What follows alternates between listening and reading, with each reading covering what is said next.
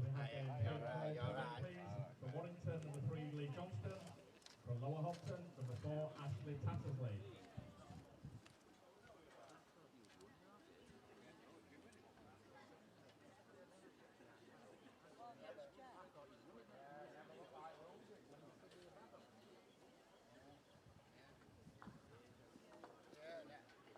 I watched the first few ends of the action.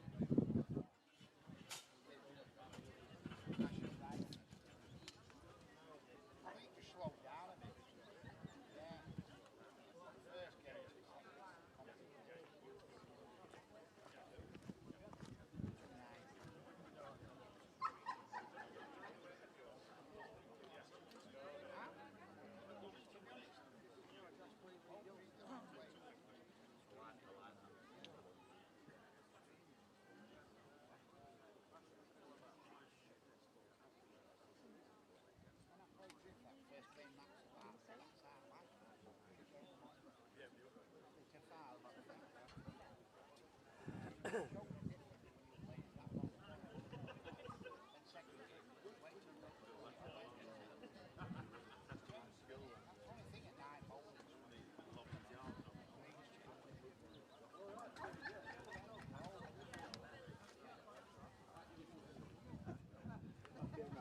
What's happening? I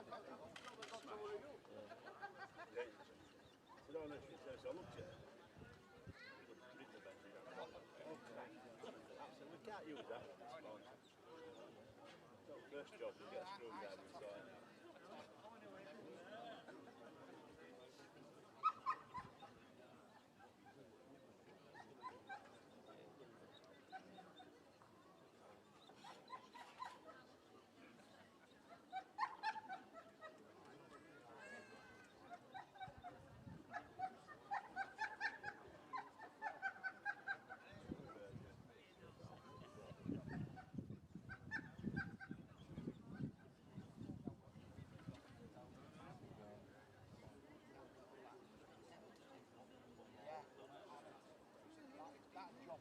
We have game 5 and 6 to the green, please. Number 5 from Crossgate, Mark Hughes. And number 6 from Birmingham, Ryan Hocknell. Well, I could throw it side of it.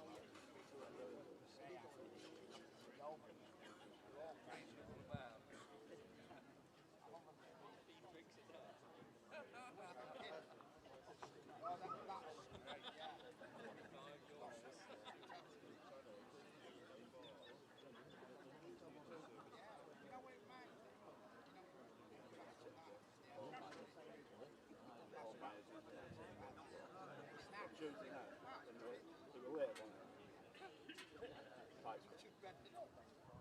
Wednesday. You're going to be on red alert.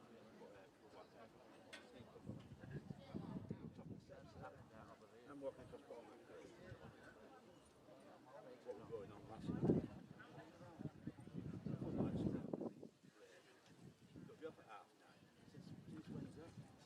So Wednesday. So we'll have a long match. I want to go to bed. I couldn't go up because lights were. I said, stop talking rubbish. What do you do to turn lights on? I said, what's going on? I said, it's a blue sports club. I said, it's Stamford.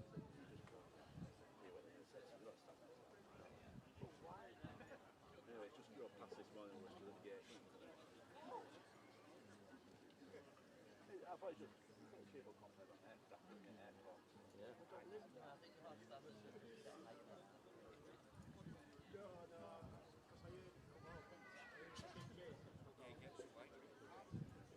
Now then, bully.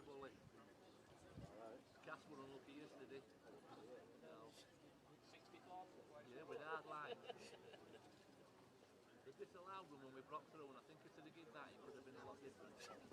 Oh, that Wakefield could have been 70 or 6. Wakefield won 48-0. And can we have the final game for the first 4 blocks, please? They're playing. From Alton Lips, Oh, number 7, Nick Turrell.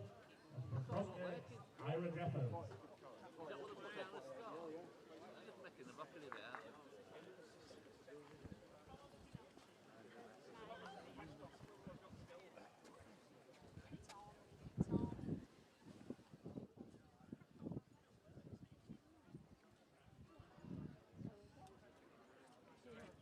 again.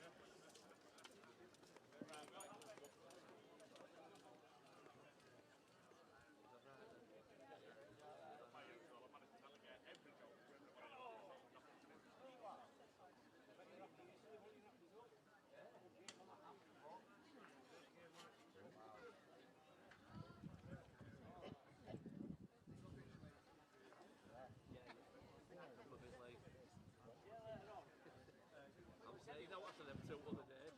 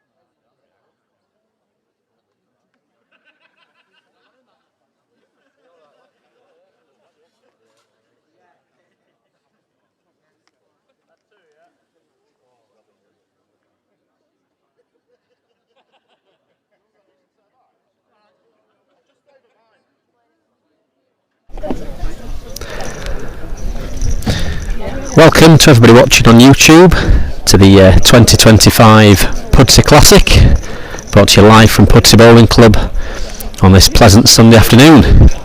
The first 4 jacks are underway, with David Bradford playing Tony Stevens. David's got off to an absolute flying start, currently 8-0 up. The second game of the first few jacks this afternoon sees Lee Johnson face Ashley Tattersley, and Lee also gets off to a pretty fast start, 8-1 he leads.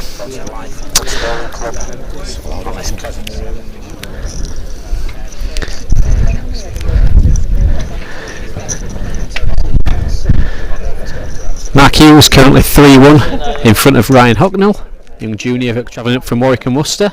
Tough opening game for Ryan. And Nick Tyrrell and Ira Jeffers complete the first 4 jacks. That game is currently 3-1 to Nick Tyrrell.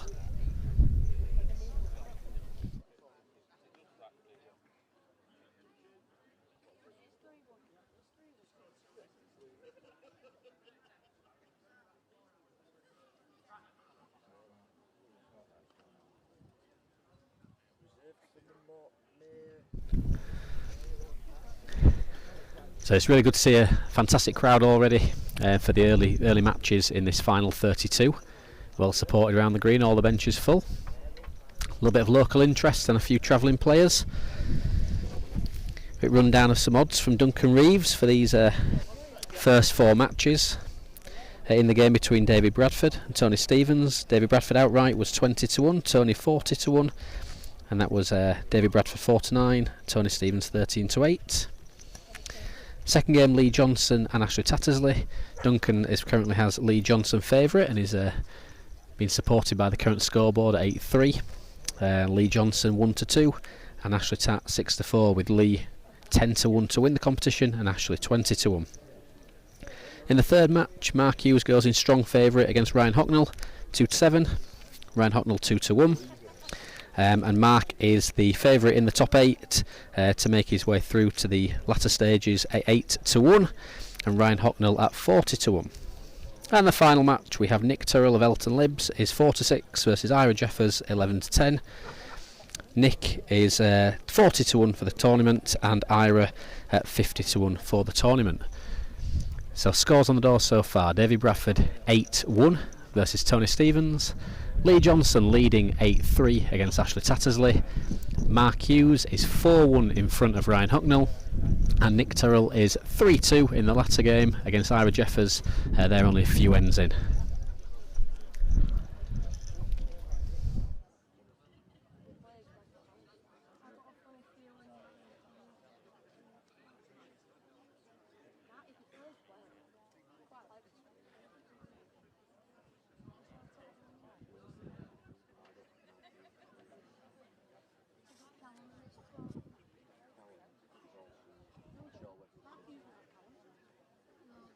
Wilcox is Callum, in his heart. Not in his. He's also got Wilcox.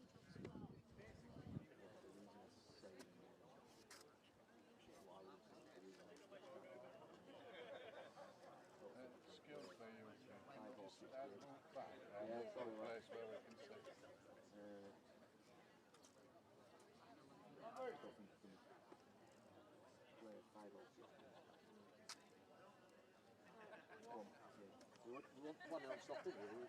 He started talking to us. It's his fault. I know. Right, Chamberlain.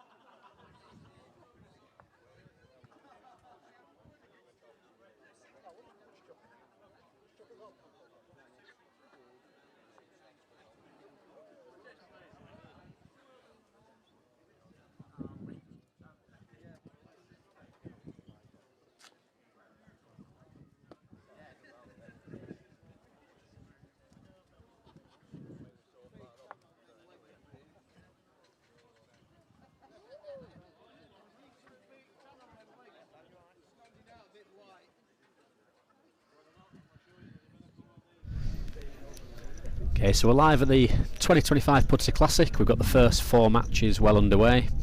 David Bradford runs into a very strong lead, 11-3 against Tony Stevens. Lee Johnson still in front against Ashley Tattersley, 10-4. Mark Hughes, 6-1 against Ryan Hocknell. And the closer match, that's the latter one to start, Nick Tyrrell 3, Ira Jeffers 4. As always, really pleased to welcome good friend, teammate, county colleague, Stuart King into the commentary box. Stuart, you had a little look. What are your thoughts so far? I have indeed. The early stages, David Bradford looks like he's in some flying form at the moment. The score is accurate to the way David's playing at the moment, 11-3, and could quite easily turn into a bit of a procession for David if he carries on playing to this level. Ira Jeffers late for practice, but has seemingly started quite well, so that's quite surprising given the green and the complexities that this green offers in terms of the speeds. He's started off quite well, Ira, so we'll see how he gets on. Ash there with a 2 against Lee Johnson just keeps him in the game there at 10-6 now, so I shall look to capitalise on that and potentially coming up this edge here. Yeah, Ashley's definitely got probably a little bit more green knowledge of the two, but Lee has been coming for many years in the competition, has been successful in qualifying for the finals a few times before. He'll be hoping to go deep today. Ashley throwing the jack off on what has been notoriously known as Greg's Corner for a number of years, after the infamous ball went off the green against Jimmy D, final several years ago.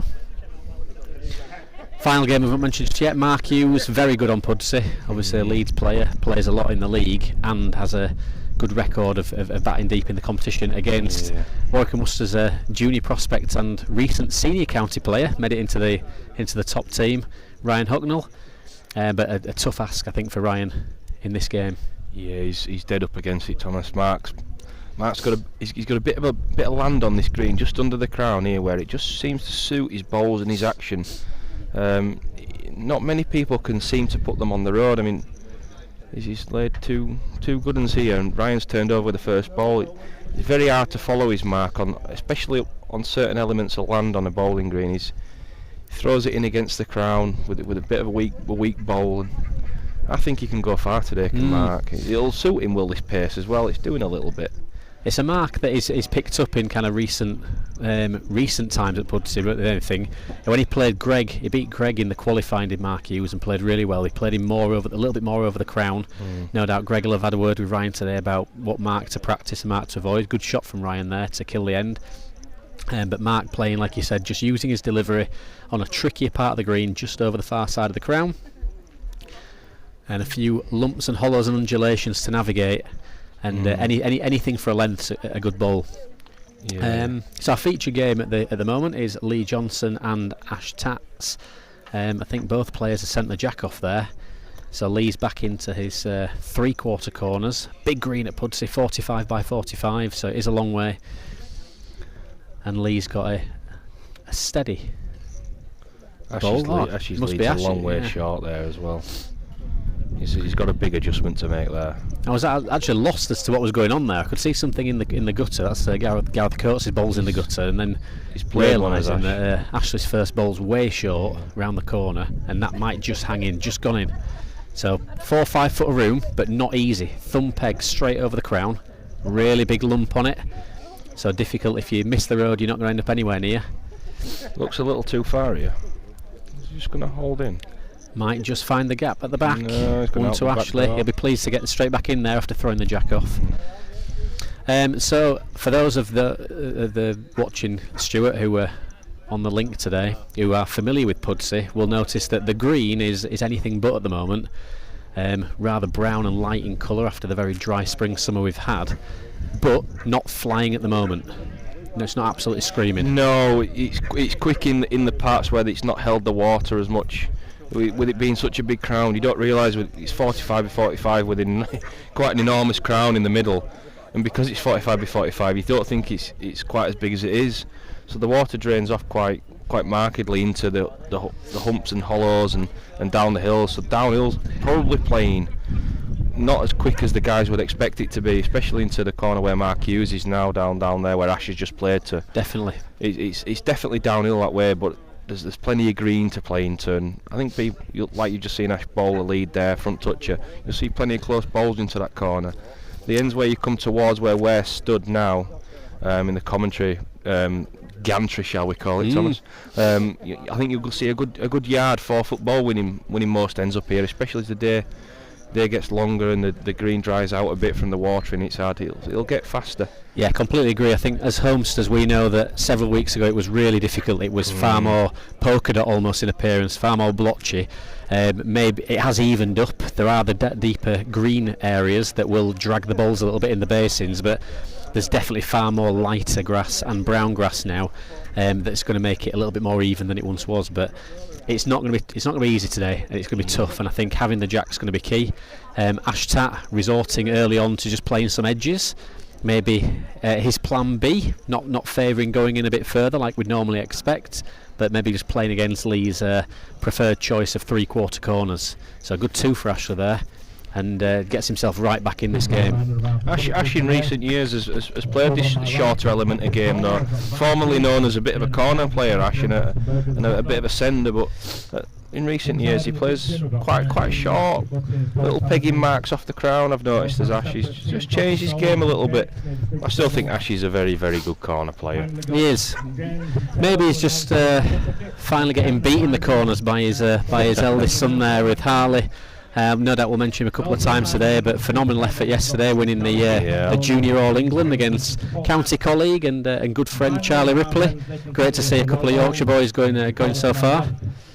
Yeah, he's probably now taken over Ash's mantle as number 1 Tattersley bowler. Definitely taken over Scott's pitch at number 2, challenging Ash hard for number 1 bowler in the Tattersley household at the moment. But Ash will be riding the high of yesterday, and no doubt coming in today feeling really good after a great weekend. Point to prove, Thomas. Yeah, dug himself back in. He was a few behind early on in this match, and he's now starting to find a length, and he's just playing these little nothing round pegging marks, you might say. But just put him near though. Yeah, laid another 2 here. 2, a little jack put into the green grass there, catching Lee short. This is short. This won't get there. Ash takes a lead. So I think that ball that Lee sent, obviously always short from the hand, but I think it just shows you how the green areas are going to drag today. And there's going to be no finish there. The brown's hardly flying, it's just running on nicely through the brown bits, but the green is really taking everything out of the bowls, so that's where we can expect to see the shorter bowls playing into the ends. Yeah, just big 5 minutes there. Lee had probably 3 or 4 foot in that top corner to get in, didn't quite make one, gone out the back door, and Ash has just gone a couple of 2s back to back and just put him in front. Lee's lead has now evaporated somewhat, and again Ash playing a little round peg here, down through plenty of brown, plenty of finish down here. This will be a good one. Good lead. It's real actually. Great lead. Yeah, finish with. I mean that might have even gone 2 foot with a miss. Yeah. There's a little damp patch behind it, a little green area. He'll definitely turn over, will Lee? I can't see him going finger at this. I mean, we'll mention a few times today, I think turning over, if you're going to do it for me, go with your first ball, give yourself an idea of the read. This is a good effort. This is a marvellous effort. This will slide now to the jack. Here we go, Kingy. Here we go, Kingy. Oh, what a ball. Great ball. Great ball. Gone in with his marvellous first. Ball. Ash not happy with that, but it's a marvellous turnover. Ash attacking the head here. Over the top at pace for me. Yeah, it might be. It won't come down if he's playing with speed. Not when the green's like this. Now, not a lot of danger. What a big ball. Just stops the momentum of the game, that. He's found an absolute smoker there, as Lee. And he could come for another, because he just sliding real in. Danger. Short. Yeah, he's just going to lay short. He's not overly short, is he? No, nothing just wrong. One of those balls where you with just don't want to be whizzing one past and just flicking your own out. Nothing wrong with being a little bit timid there. Yeah, stops his momentum. Don't want to give that momentum up there, Lee. Just 11 apiece. Lee will probably go for the corners, I imagine. No, he's coming well. Well, he's playing. I think he wants to get back on the corner he was doing well on early on. So he's just trying to. It is an strange decision. No, change of plan. Yeah. Full biff. Yeah, I think you might have heard me there, Thomas. Yeah, I think you're toying with us there, I think, on the old... I've never seen a Johnstone play a 19-metre straight mark, Thomas, if I'm honest. And I think there'll be, hopefully, Tommy sat... I don't know if Tommy's with him today, I've not seen him yet, but if Tommy's sat at home watching there, they'll be saying, what are you doing, man, going up that edge?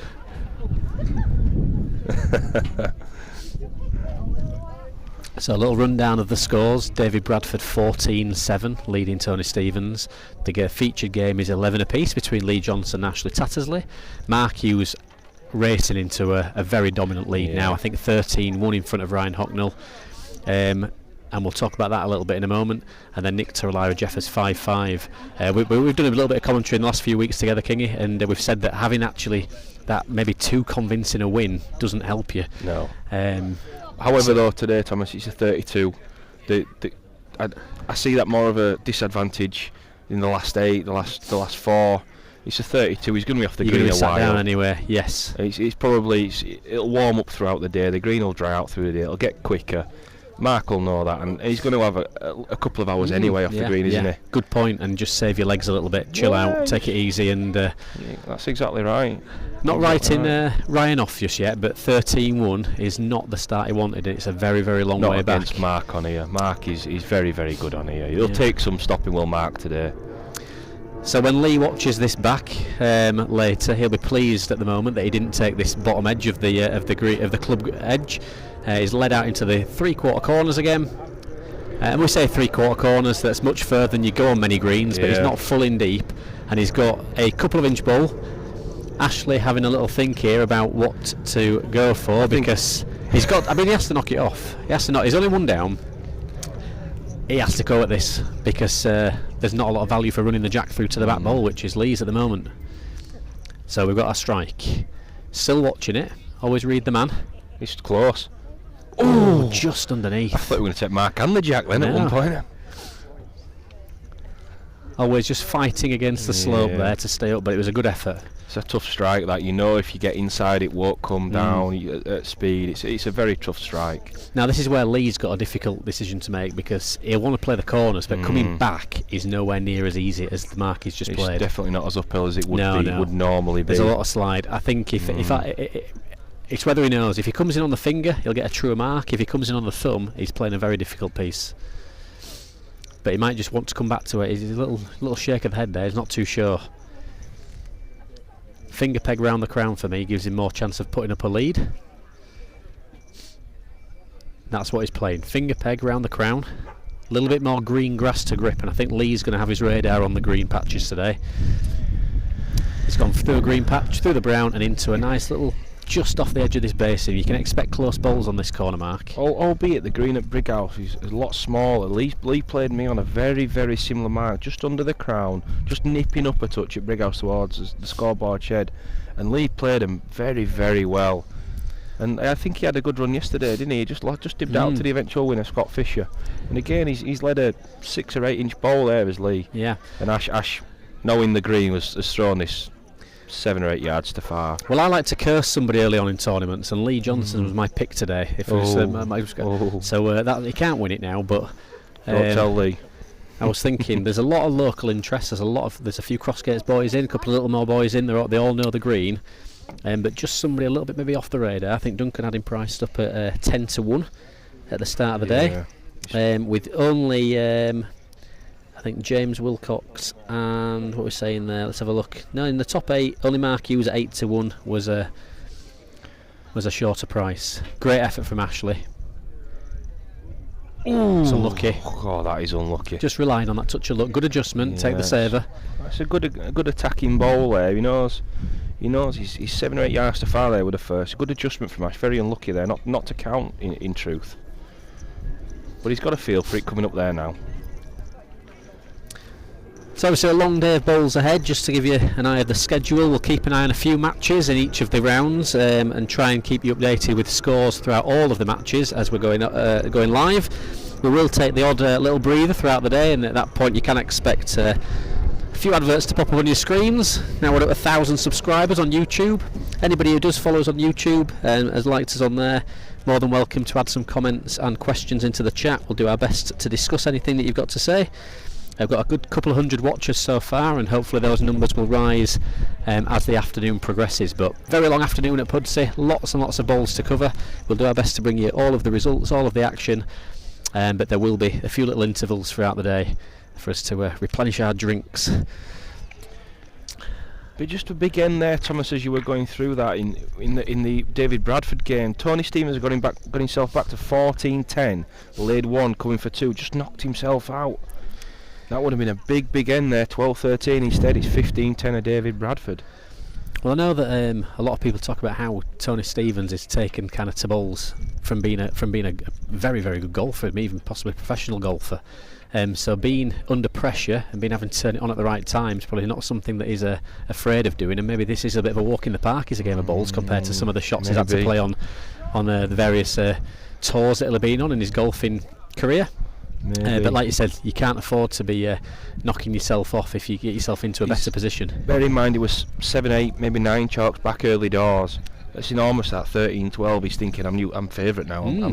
I've got the momentum. I'm definitely favourite. And he's gone 15-10 instead of 13-12. And David's led a good ball down there, 18 inch towards us, downhill. We'll take some licking that sort of level down here today. And he's coming for 2 till 17-10 instead of being 2 down. Without the jack, going back to where he's not scored. Definitely. It's massive, absolutely enormous. Good effort, good shot by Lee. Good running ball there, just pumps Ashley out. Enormous. Meanwhile, Ryan Hocknell gets in, takes Mark into the corners, and just proves how difficult the green's playing today. Look at this ball. He's still going. Great shot by Ashtat. Great shot by Ashtat. He wanted Lee's ball full. He's pushed it onto the jack, but Ashley has got the back ball there counting, so 12-13, I believe that game will be. But again, Lee threw the jack off into the far corner. Ash takes him short, straight. Well, it might have been on the peg actually, up the edge, and wins the end. It's going to be a battle of wills. Lee's going to want to go a long way. Ash will stick. I can't imagine Ash veering from this short round peg tactic of his at the moment. Looking at the early forecast suggests we're in for a cloudy day with sunny intervals, and if we do get a prolonged spell with the sun out, then obviously the green will change. But if it stays like this,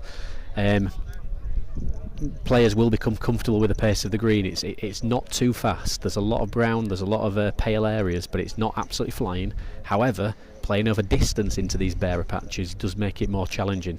So those little green buckets and hollows might come into play for 1 or 2 players. You can tell when they're playing into them though, Thomas, how much easier it is. The standard of bowling is so much closer into the green, hollowy areas. And when you've just seen like David Bradford come towards us there into quite a browny area of the green, downhill, 2 feet bowls, yard bowls are going to be good enough. It's a bit rich coming from me, but it's a bit of a concentrator's day today, I feel, especially when it's going to change.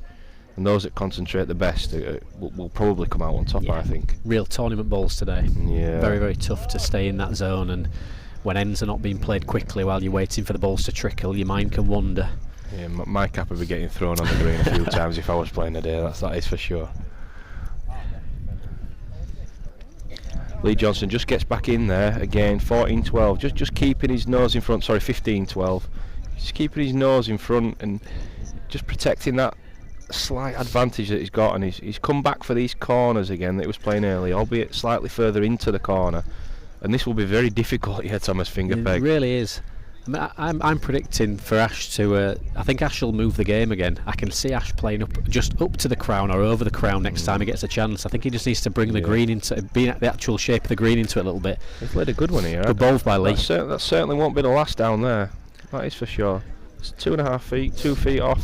Yep, unforgiving mark both pegs. Through the green now, over this little ridge. Good effort. Just starts to peg now though, Thomas. Just starts to peg. I think if Lee puts one inside his first year, I don't think I shall lick them. No. It's a very, very tough mark, especially when the green's like this. Stood on the mat as well. Ashley's like that bowl. You can't not like it. He's not done a lot wrong with it.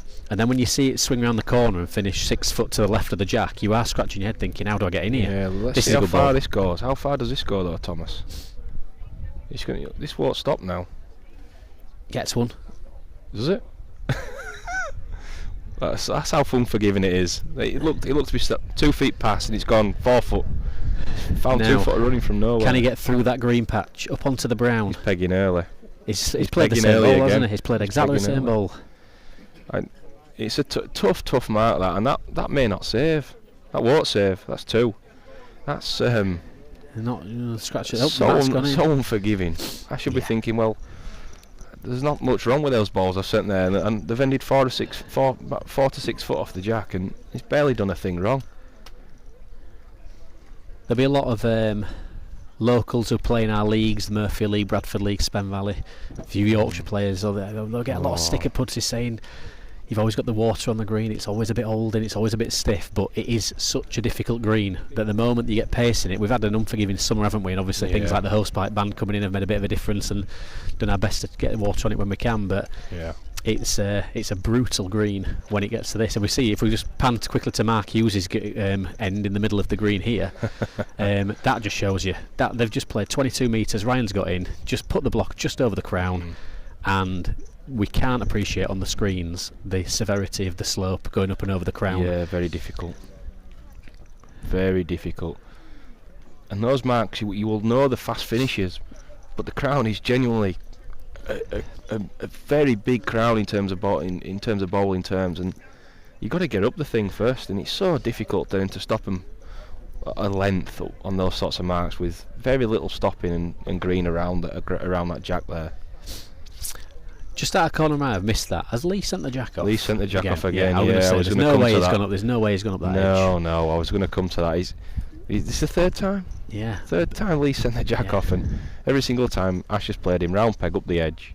And I don't think he's won an end when he sent the jack off, has he? No, but at the same time, I just don't think Ashley's attacking the green enough with his jacks. I think he's just inviting. I mean, Lee's played a bad first bowl there and barely adjusted. But yeah, he's not played a good end, Lee. It's a little bit conservative from Ashley. I wouldn't mind to see him putting the jack up on the crown and just saying, go on then, play one. Ryan with a big strike goes through the gap. So needs to score here, does Ashley? Glances his own. That is a very good hit. Wow. That was 14-17. So first result of the day. In the first match of the day, David Bradford, after a little bit of resurgence in the middle of the match, as Stuart, you correctly said that was a big hit. He's not scored, and he hasn't scored since. So David Bradford 21, Tony Stevens 10. It's going to be a case of what could have been for Tony there, having started off really poorly. He's got himself back in the game, laid in, knocked himself off to go 13-10. He's laid one, going for two, knocked himself off and never scored again. The jack's enormous on here today. Yeah, Lee sent the jack off 3 times in that game and not scored when he sent the jack off. It's enormous. It's enormous advantage, and you've got it. If you set the right marks, you give yourself a hell of a chance. Ash just led a yard past again, finger peg down towards the bar, and it's really hard to tip the balls down here today. It's going to go up and down ridges. Yeah, easy done. Just nipped it tight. Might be having a look. The other peg as a home man, but again, it's not an easy shot. Ashley trying to ride this ridge now. This looks like a good road. He's done well here as Ash. He's really read that well. There's such a fine line between. You could easily end up bowling. I don't think they're bad balls, finger peg there. Merely worth looking at these. Is he going to come finger at this? He is, isn't he? It's nearly a target to play at. Yeah. He's not going to do it when they're 4 foot away, but if he gets to a length, he's got a chance because he's found the road this time. All on his length. Just too far. Just a couple of balls too far. Straightens up. Oh, how big's throwing the jack off now? 16-17. 16-17. Lee led out at 17-12. Threw the jack off, 2 down. All of a sudden, 16-17. Ash jack in hand. Going to be a classic case of what could have been for these players. We're just seeing somebody on our YouTube channel has said my money is on young Hopwood today. Excellent player and better of the 2 brothers, so I've heard. And Dean's just about to enter the green, and he goes up against Robbie Ellis. I'm not so sure Craig would agree with that. We'd have to have a Hopwood off after the I think he's having a sit down today, is Craig, having a watch. Did notice that he did a good win at Crossland? Was it Crossland or Gorky where he beat Greg half up? Yeah. Not sure he managed to get through on the back of it though. So no, but it was a tremendous field. Them Fridays at Gorky and Crossland Moor. Yeah, we had a couple. We had speaking of Jack Bowes and a couple of other lads are saying that wow, what a day to pick. But Huddersfield prospered, I think, in those fields, didn't they? They did in the conditions, a bit similar to today. Really smaller, quick wickets, you know, and tricky pitches as well. Golker and Crossland-Bar. So Lee with a good ball to Ashley's lead, forced Gonna make Ashley two. play runner. Good pairing. It's massive good end, pairing. huge end. 19-16. I should be really disappointed with that. He's got back to 16-17 there. Again, I just think, having a look at the crown, we see that Robbie's He's done not it changed, has he? No. He's not changed. Robbie's gone straight in. He's the Robbie, only think- player to beat me on here this year, Robbie, and this is Yeah. exactly the sort of marks he played. well, I think this shows Robbie's intent today, because Yeah. he hasn't. He's attacked it straight away, straight up to the Yeah. crown. Mark Hughes gets a cheap 2 against a strike. A bit unlucky there, Ryan. He missed really. He caught his own. So Ryan gets a cheap 2. Sorry, Mark gets a cheap 2 to go. He'll be 20 points to 5. Robbie Ellis with his first end against Dean Upwood gets 2 to get him off the mark, and he'll just be dibbling up and over. I tell you what, Robbie will test that remark out slightly earlier about being the best Hopwood, because he'll put Dean right to the test here, up and really down this crown. He really will.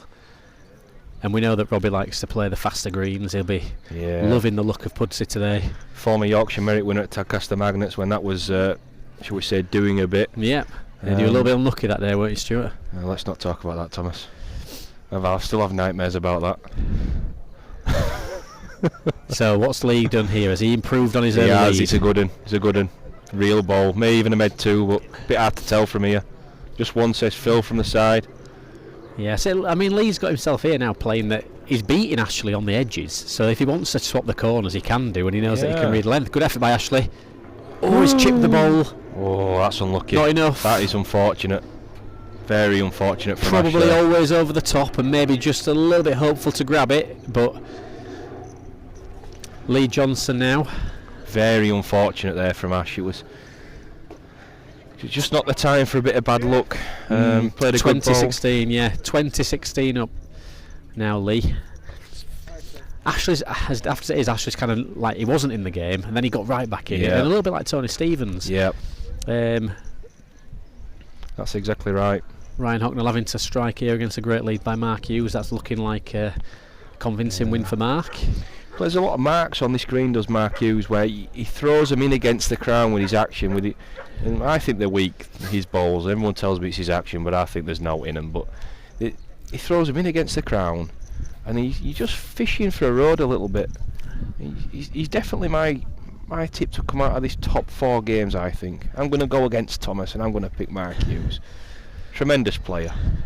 Well, your man's through then, because he's just won 21-5 against Ryan. Again, it's all good experience for the young man from Warwickshire. Getting his name about there. He's a talent, though. He really is. He is a talent. We'll be expecting to see his name on the sheet in the Crossfield Cup final, maybe. Oh, what a game! It's his first year as well. First year in in senior county bowls for him. On the sheet for the Crossfield Cup final. What more does he want? One thing we do know about him, he won't shy away from it. He plays aggressively. Yeah.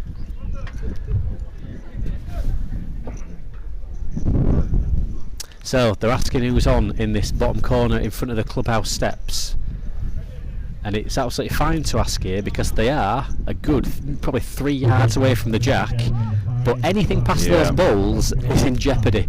There's not a lot of room actually to land a bowl here. You'll see Lee stand on the mat as long as that when he's looking at a 3-yard ball quite often, Thomas. So he's fully aware that that's not a bad bowl really.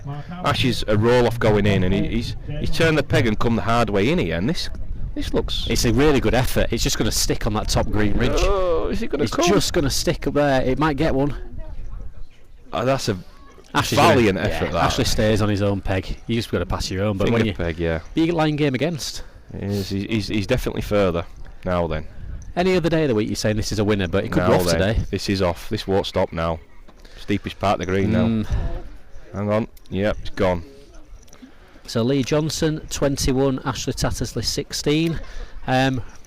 Bit of a bizarre game really, but it was only 2 marks played. It was either an edge or a 3/4 corner, and I think if Ashley watches back and has a little think, I don't think he mixed it up in the middle of the game enough. Maybe not. Finding the crown a little bit and playing a few of these awkward sliding marks and up and overs. He's just thrown a bad end in there at 16-15, hasn't he? In there on his thumb peg 16-15, he's thrown 2 bad ends and Lee's never looked back. But that's very clever from Lee there, and saying, do you know what, that 3-yard ball could be good enough. Try lick it on the thumb. All right. Very clever from Lee there, I think. Very clever. Well, Ash maybe will want to think about using the crown. I think there. I think Thomas is right.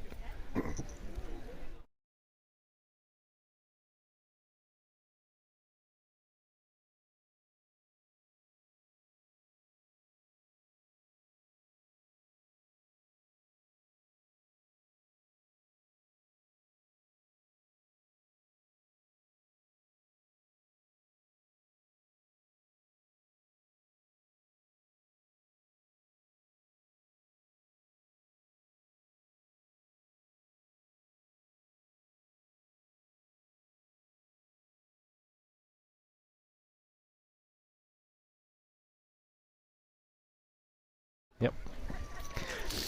So a little rundown of early scores at the Pudsey Classic. David Bradford 21-10 against Tony Stevens. Lee Johnson 21-16 versus Ashley Tattersley. Mark Hughes 21-5 against Ryan Hocknell. And a little bit of a lag for the final game. Nick Terrell is 13-9 in front of Ira Jeffers. So on the green now we have Robbie Ellis and Dean Hopwood. And just starting, first end is a probably a little bit of local interest in this one. Mark Armitage of Pudsey Littlemore, James Wilcox of Crossgates. James has always done well in the competition here, never quite got his name on the winning side, but has been, I think, up to the final. Mark Armitage, ex Pudsey Bowling Club Junior, somebody who knows the green well. I think that the green and how it's playing is just going to favour James more than Mark today. If there's a little bit more speed in it, I might be thinking Mark Armitage. Yeah, I agree. I definitely agree with that comment. I think if this game was in a round or two's time, the green just drying a touch, a bit more sun on it, I think it'd be. I think Mark, I'd fancy Mark, but early doors, I've got to fancy James. He's a class act, and it will suit him on here in these corners. So we're just going to take a short break from commentary for a couple of minutes. Let the cameras will still roll as we look ahead to the start of the Callum Wraight and Dave Robson game.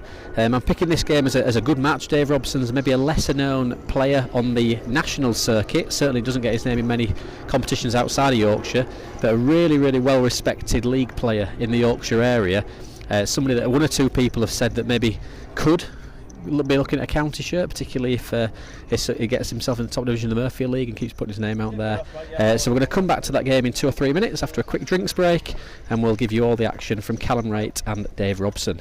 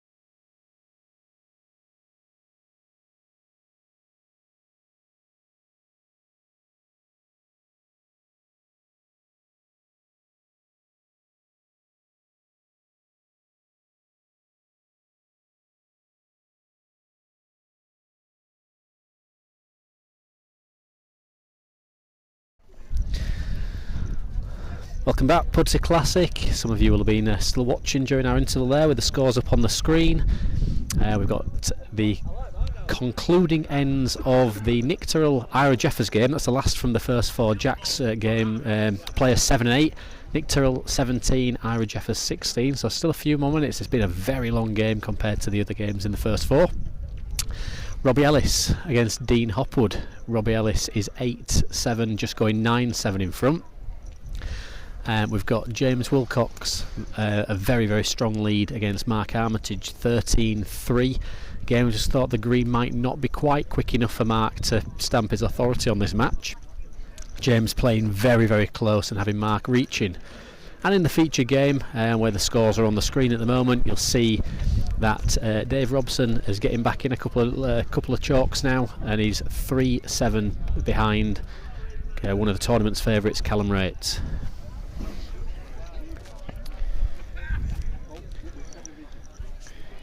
Callum using his technique of finger pegging up to the crown. Well, I think Dave won't be too dissatisfied with playing this length, because he's a bit of a touch player himself, is Dave. So, albeit Callum's the best in the country at this type of thing, Dave's game will suit this a little bit. I think Dave will have been happy today. I mean, Callum will have been really pleased coming and seeing the green in this condition, but Dave will have been happy with it mixed. He's done well a couple of times when we've had a few brown patches on the green, and Callum obviously last year's winner, but does far better on Pudsey when it is a little bit brown and a little bit quicker. I think if anyone's took us, 3-1 Callum. 3-1 Callum Wraight. Callum Wraight 3-1 tournament favourite. He will get better as the green gets faster, and that 3-1 could look rather big in a couple of hours' time, I think. So setting himself up for a shot here. He's actually striking Callum, so he must not be able to. I don't think he can see the jack or his own bowl. So he'll be probably expecting a half of and he's so accurate, I can see him hitting the left-hand side of David's bowl as we look at it now. Callum's bowl goes left, David's goes right. Very, very accurate when he's striking well, and he's just missed. Commentator's curse, eh? He's not happy with that one. That seems to come out like a bit like a washing machine. A couple of whispers in the clubhouse before the game started that from a little bit of those that have a bit of competition knowledge, saying Callum doesn't seem too happy again with the bowls he's playing with, and I never know. I never read too much into that. You don't know the ins and outs of each individual player, but he went on the green for a little bit of a practice with some red ones, I think, for a few minutes. Yeah, he seems to think that these Harlequin, coloured Harlequin balls, and I've got to say, they run a little bit better, and I think they do. I think they do run a little bit better, and they're a little bit keener on the bias. But Callum's got an enormous amount of sets of balls, and he'll turn up with some 2-8s, some 2-12s, and whatever else, and he'll put whatever he plays with near that. Yeah, that's a given, I think, with a man of his ability. You know, top 2 in the game. It doesn't matter. He could play with 2 watermelons. He still put them near, I think. Yeah, pace of the green today. 2 10s, 11s, absolutely fine. 2 12s even. It's certainly not flying. No, it's not. It won't be what the pictures are necessarily suggesting. Although I think they always come across a little bit darker on the screen. David with a good lead now, down towards the clubhouse. A shallow finger peg down a channel. You can see the little green channel in front of the jack. Callum finds the brown straight out of the back. Interesting. He's playing his own game here. Callum might think, well, he's not supposed to play me short. No one plays Callum short, but Dave's gone, well, do you know what, I'll play your own game, and why not? Thing with David, he's going to go into this game, he knows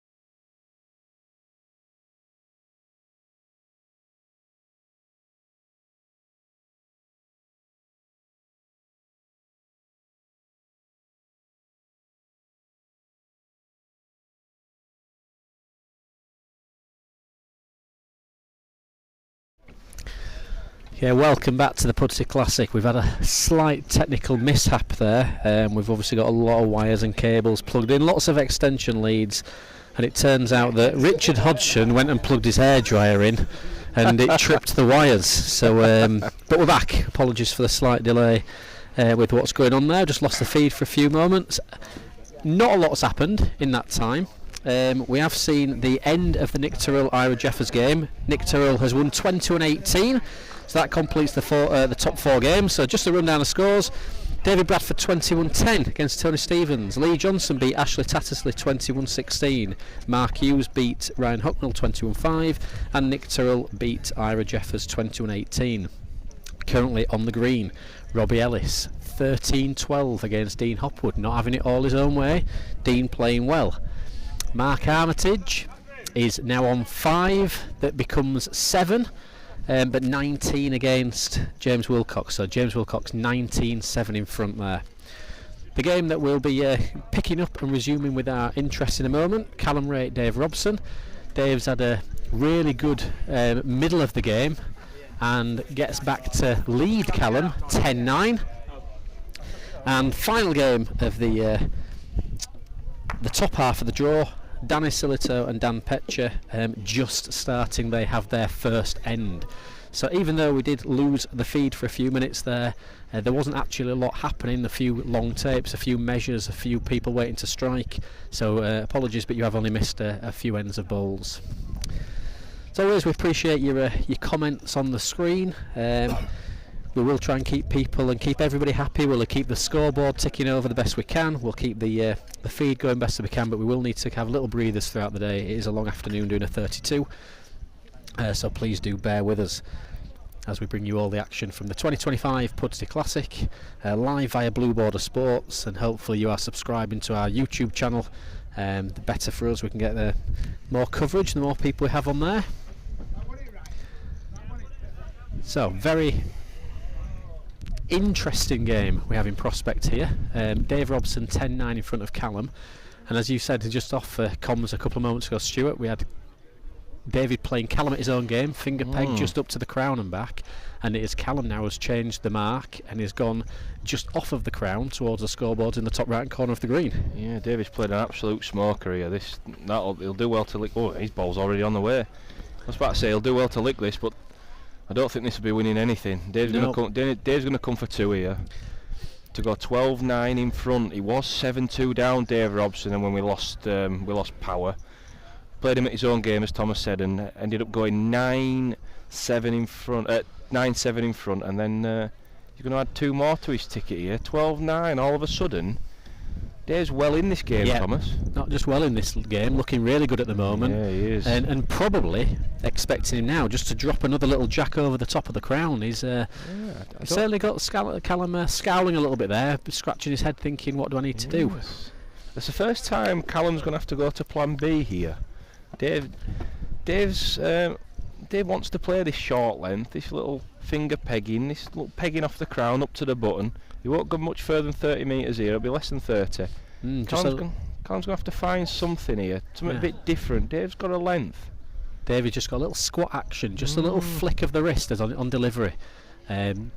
Naturally quite sporting, I think he's played several sports in his time. Back into the green basin. Nice kind mark, finish, but a good lead.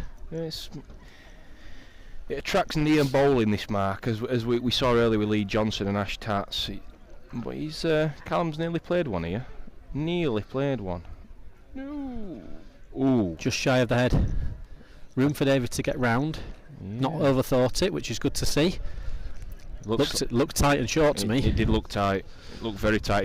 He's not short at all, is it? Wow. Ooh. Bit of a basing though, Thomas. Plenty of stopping in that greenery there. Yeah, it's just whether or not you catch the green or you run round on the brown, isn't it? He's played one. He's played one here. Real bowl. Great bowl. Great bowl. That's a little glance our way to say, yeah, right. Here we go. Bit of a nod. Here we go. Right. Yeah. Back to plan A for Callum. Finger peg across the button. Downhill finish.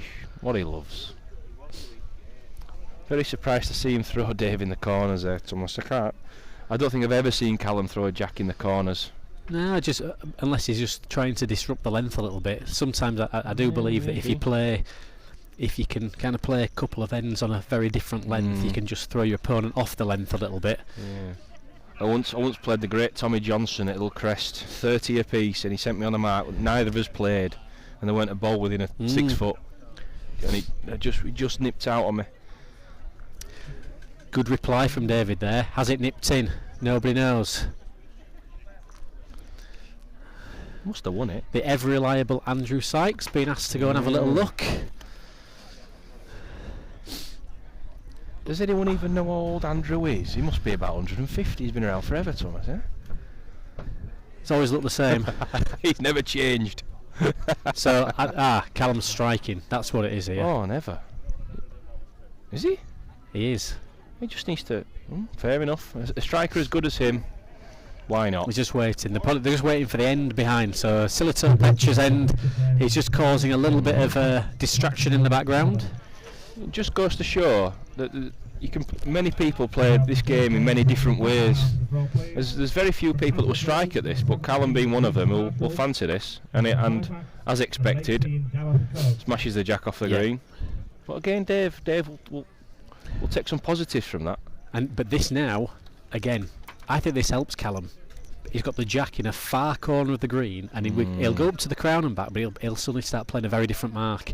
Now this is a very good mark for up to the crown and back. It's hard. It's a big difference in pace. Yeah. If he's just. Oh no, is it? He's got to go up to the crown, surely. Got to go up to the crown. I'll be surprised if he doesn't. He'll be surprised if he doesn't. I think he might try. I don't think he'll quite play up to the button. I think he might try play underneath. But we've just heard James Wilcox 21-7 and local player Mark Armitage. Mark will be disappointed with that, but James obviously showing his early form. Convincing win. Very convincing, and sets a bit of a statement out for the rest of the competition there, does James. Many people fancied Mark, having played well this year, but James made light work of that. Robbie Ellis 14-13, real nip and tuck game with Dean Hopwood. Line 1 here is Robbie.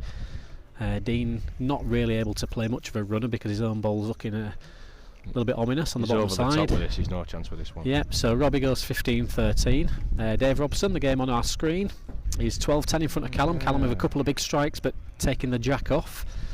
And really early days, Petcher goes 3-0 up against Danny Silito. It's a very tricky mark, this thumb peg up to the crown. It's very unforgiving. Very easy to be short and very easy to do what Cal's done there. I don't think David will play a runner, but I don't think it's a bad shot to play a runner. No. Getting the ball to stop where that jack is a very, very tough shout. This is to far missing. Yep, sliding up and over. 1 to Callum. See, I don't know if he will, but Callum going back into what we call the gate corner, where we've got a second entrance to the club. That far left-hand corner, as we look at it on the screen, I think it's the right. It is. 100%. I'd be putting it down where the lady in blue in the blue cardigan is, but he's going to come down to us on the fast bit. But this again, he's going to know it's fast coming down here, all through the brown. He half duffed that jack away, Thomas. It's going to get to a length. This gives you a really good idea about how big the green is, because it's actually well more than comfortably. This is 90 metres. You watch this ball finish here. He's got good touches, Callum, for a big lad. Drizzled on nicely. Very good. Very good. There's a little bit of room. He knows that's a good one. He knows that's good. Yes. And then the loitering sneaks in as well. Callum not happy. He thinks his opponent's got the pace all over, and he's very much trying here, but it's going to go into the win it. Gonna win it. Is it a strike? Good ball, Davy Robson. Very good ball. Could be a strike. But even if David's not on now, he's just opened it up and giving himself something to play with next time. He certainly has. He's got to play aggressively against Callum. He's got to attack the jack at every opportunity. Good ball by David there. Wants a second opinion. He wants Andrew to have a look at that. He's a good judge, is Mr. Sykes.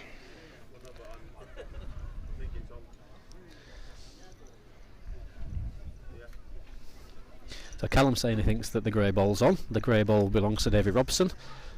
Andrew positioning himself, not being told that there's a strike or anything coming through yet, but is it a strike, Kingy, here? It will be for him. Do you think so? It But will be. there's a lot to wiggle into, isn't there? He's after the first strike where it were a shocker. He's hit everyone since. Yeah, I still think there's a lot to wiggle into here. Just coming down. No, he's not struck. It favours you just playing a length. It's a tricky ball to play. He's got underneath. This is Barely gets. well.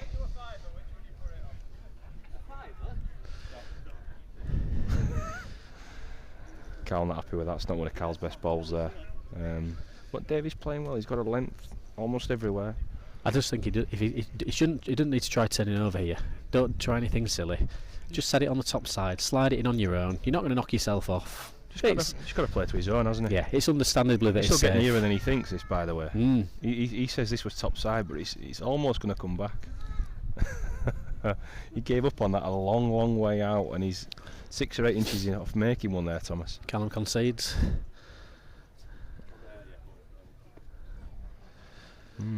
13-11. No then. Bit of a game on here. Gareth Coates now on the green against Reece Marshall. Not somebody I'm familiar with, but I think an ex-junior Reece Marshall from Castlefields area. His action's very similar to that of Callum Wraight, albeit a little bit more, not as big a stride. It's very, very similar. Flicks them up in the air off the finger peg. See? Very Similar very mark as well, just up to the middle. Maybe everyone in Shropshire just wants to be like Callum, Thomas. I like to play 19 metres, don't they? Oh, 19 metres finger peg up to the button. A good ball from David Robson, good lead. Not many are as good as Callum at doing that though, unfortunately. David's proving his contesting today though. Yeah, he's played Callum at his own game here. Callum's played he's done the gap. He's got a length over these lengths. I think if Callum's going to win this game, he's got to throw him 40 plus metres, I reckon. Potentially on the round peg. Yeah. She's very un-Callum-like, but this is not the best ball from David. No, that's a shocker from Dave. I think it's sitting pretty plumb in the road. The way he lips them up off the mat, though, I can't imagine this being. Is he going to try and get this from underneath that bowl? I think so. I'm really interested to know which side of that bowl Callum wants to pass here. I think he'd be underneath it all day of the week, every day of the week. There's plenty of green as well. At the pace he's got 25 metres behind the jack to play in. He's looking at stepping over, but if you play a length, you need to be passing David's bowl on the left. And if you can see any of it, you can scoop from underneath. But it's a tough shot getting it underneath. 100%, I'm coming underneath that ball. Unless he's coming thumb. If he's yeah, coming but thumb, you can do the old cross legs, can't you? Yeah. That's the thing. He's gone thumb. He's gone thumb. Always look tight. Yeah, I'm very surprised with that. Callum will know from the mat, but I think he could have got underneath that ball. The lower you set the ball on the action he's got, the less it will fall. For a conventional delivery, top side was 100%. Just top side and playing 2 foot too far. 100%. Naturally fell into it, but for Callum just wants to play with his arm, doesn't he? Yeah, exactly. David's bad ball ended up actually being a very good ball. One game off there, and a special update for the chap that has an opinion that Dean Hopwood is the best of the Hopwood clan. He's just lost 21-14 to Robbie Ellis. One may wonder how many Craig would have got against Robbie Ellis today. He's played pretty well there, struck very, very well. So well underway at the Pudsey Classic 2025, but still very much in the last 32. Repeat of the scores for anybody just joining us on the live stream. David Bradford 21-10, Lee Johnson 21-16, Mark Hughes 21-5, Nick Turrell 21-18, Robbie Ellis 21-14, James Wilcox 21-7. On the green, Callum Wraight versus Dave Robson. Dave Robson leads 14-11 and playing very well. Callum not having it all his own way. Hit a few gaps, a few glances going against him. David putting up a really good performance so far. Dan Petcher 8-0 against Dan Silito. And the game between Reece Marshall and Gareth Coates has only just begun, and it's 2-1 to Reece Marshall. Next game coming up, just about to start. Conor Chamberlain versus Craig Hill, but that game is yet to begin. Could be a fairly interesting game, that, Thomas. A lot of people. Craig's playing rather well this year. He's got a good record in the Murfield League and played well in the league on here against Finn Hickey. I think he's a bit of a squeak. Found his way a little bit. Yeah, 2 to Dave Robson. Callum struggling to keep him on in the corner. 16-11. What an interesting choice amount that is from Dave Robson there. Downhill all the way. An impossible jack. An impossible jack. Finger peg back up to the crown. Callum did say to me that before he went on, they do like the water at Pudsey, Thomas, but you've got to look after a green a wee bit.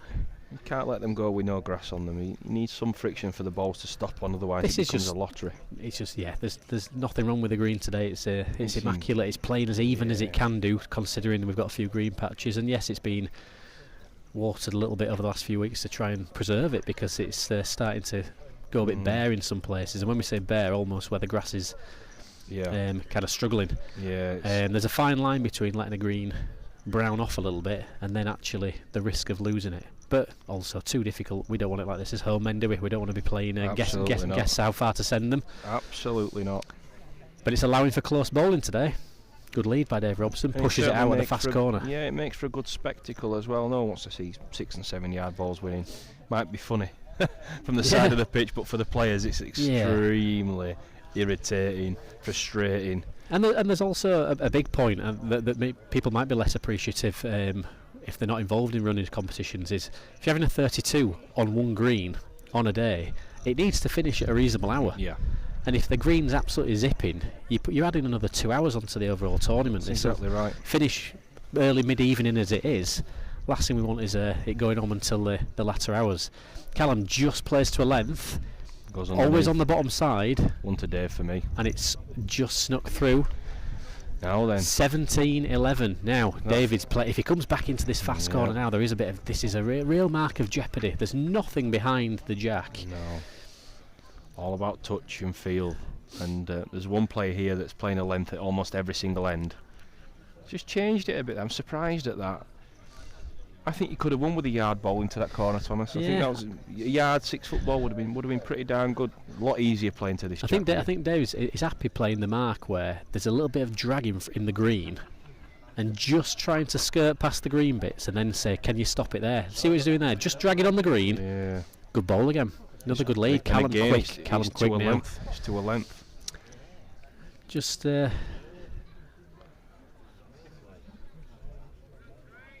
Oh, goodness, I just looked inside and nearly came back. A little bit of keener bias in them, I think.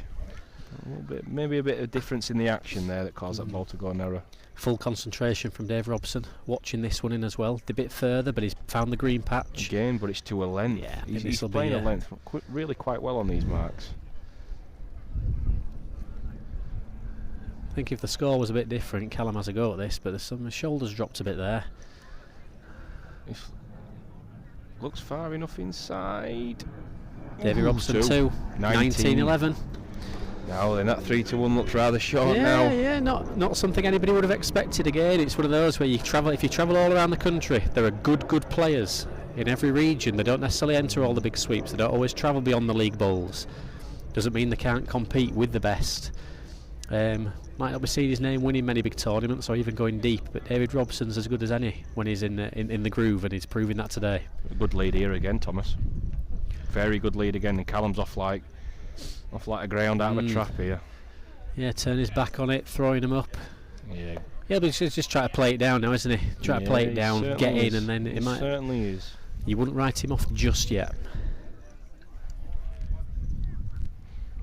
Very good at this though, Callum. Just changing the pace of the game, turning the pace up and down, and he will try and get Dave just thinking a little bit. Will Cal?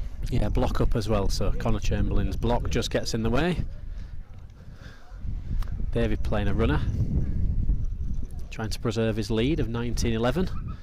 Certainly not the same venom that Callum strikes with, but just underneath. Pace didn't allow it to hold a true line. So Callum needs to breathe and fight another day. He's over the bar here.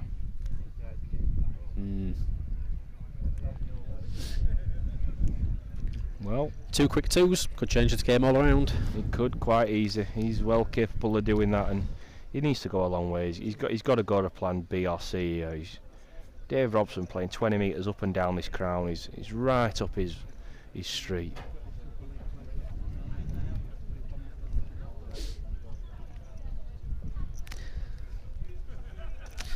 Little message through here from Tom Hayes saying thanks for the coverage. Sat in hospital, so it's a great help.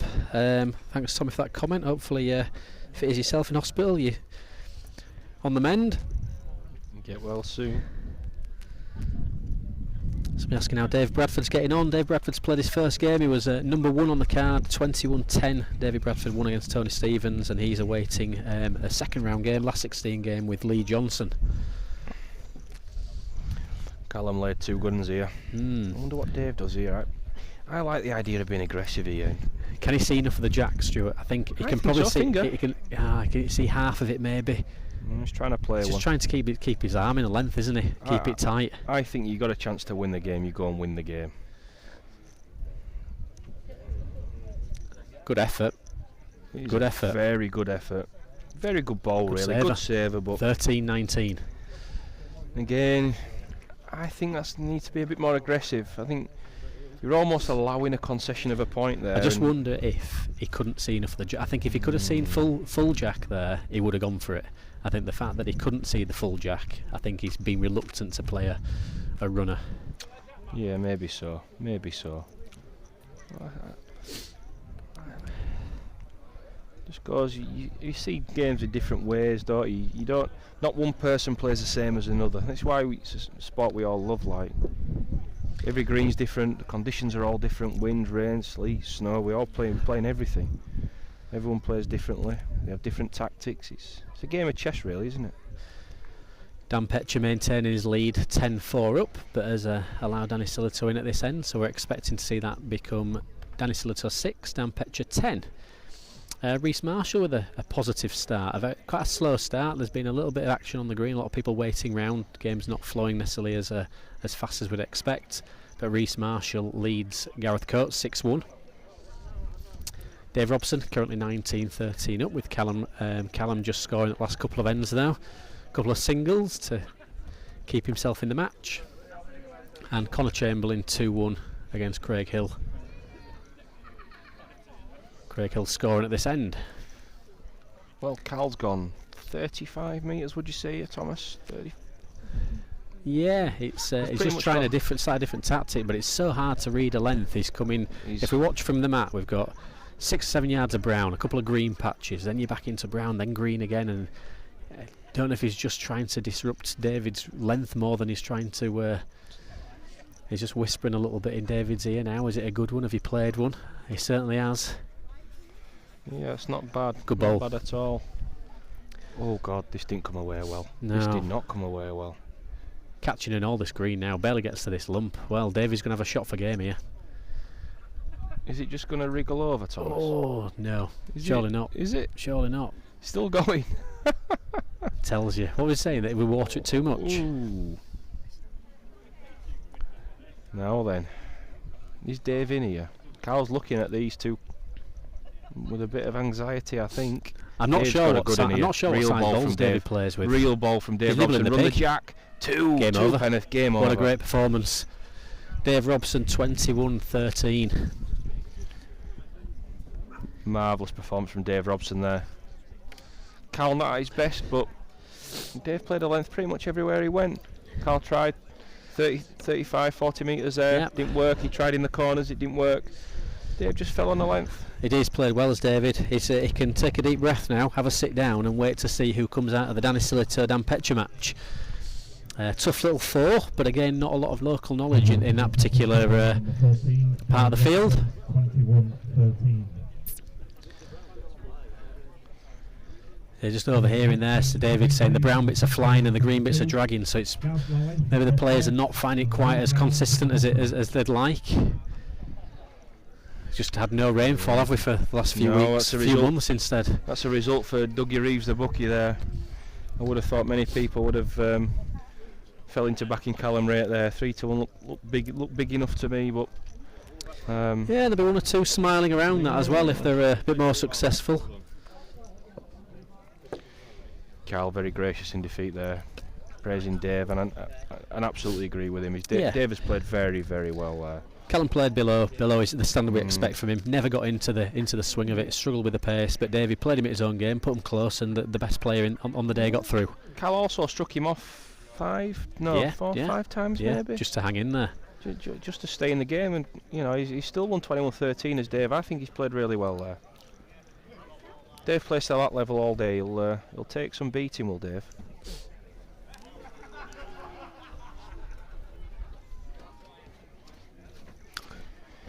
Early doors in the other games.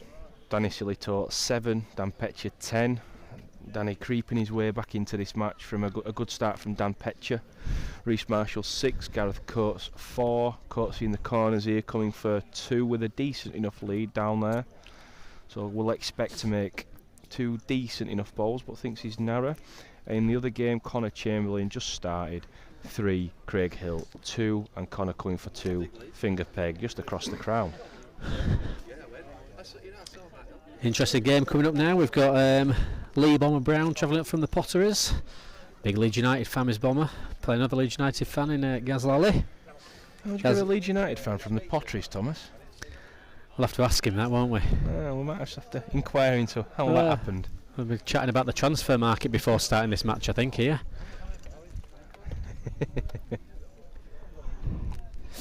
All very, very friendly, but that will soon disappear as the game gets underway. Right. I fancy Lal to do well today. I think he's got the game to go near. Well, Craig Hill's left this well short to leave to. I can only put that down to a delivery, really. He must have just scuffed it or stubbed it. It's easily done when you're playing so many balls in a match or over a competition. You can easily get one away badly, but never sent that. So we're just going to let the games progress a little bit early on in these matches. No particular feature game at the moment, and we'll rejoin you for a few words in a few moments' time. I'll just let you watch some of the images and footage from across the games at the 2025 Pudsey Classic Finals.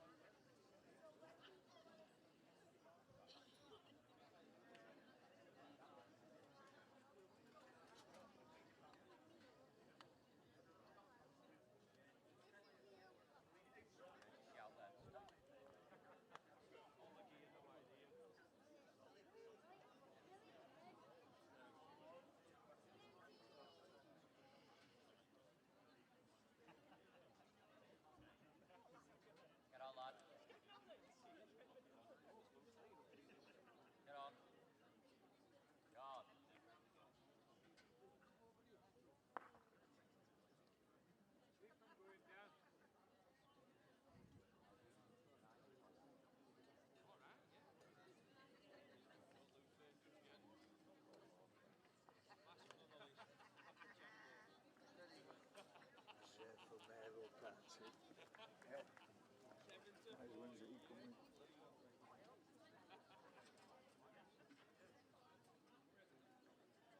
Right, lead on now.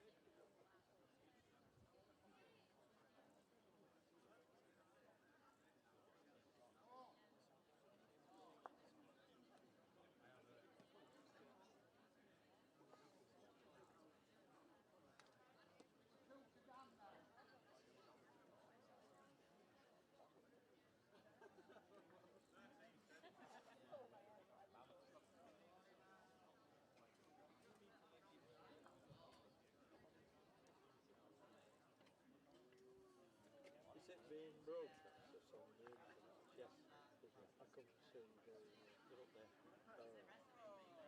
I know it usually. Yeah. I'm usually on it, so it's something like that.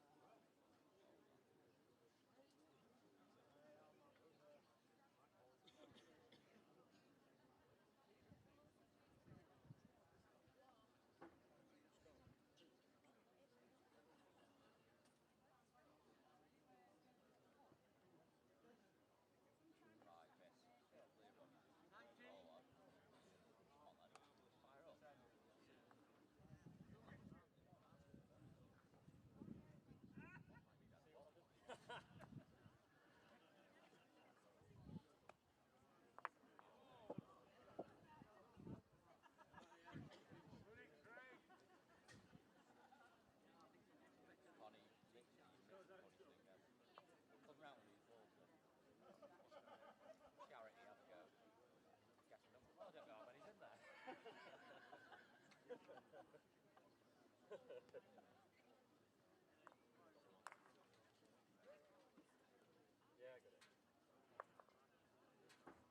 Yeah, ball lad.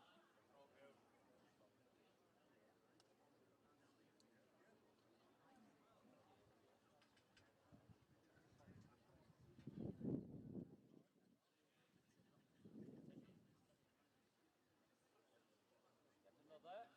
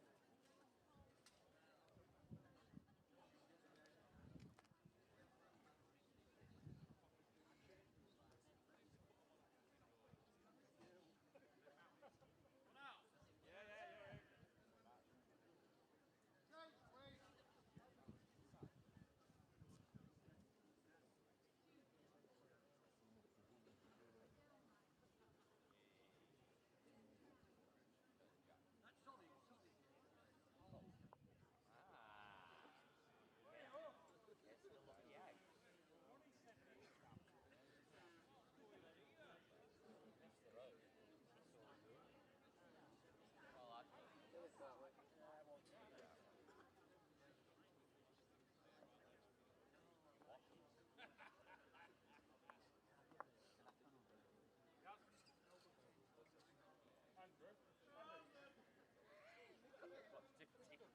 He's happy then.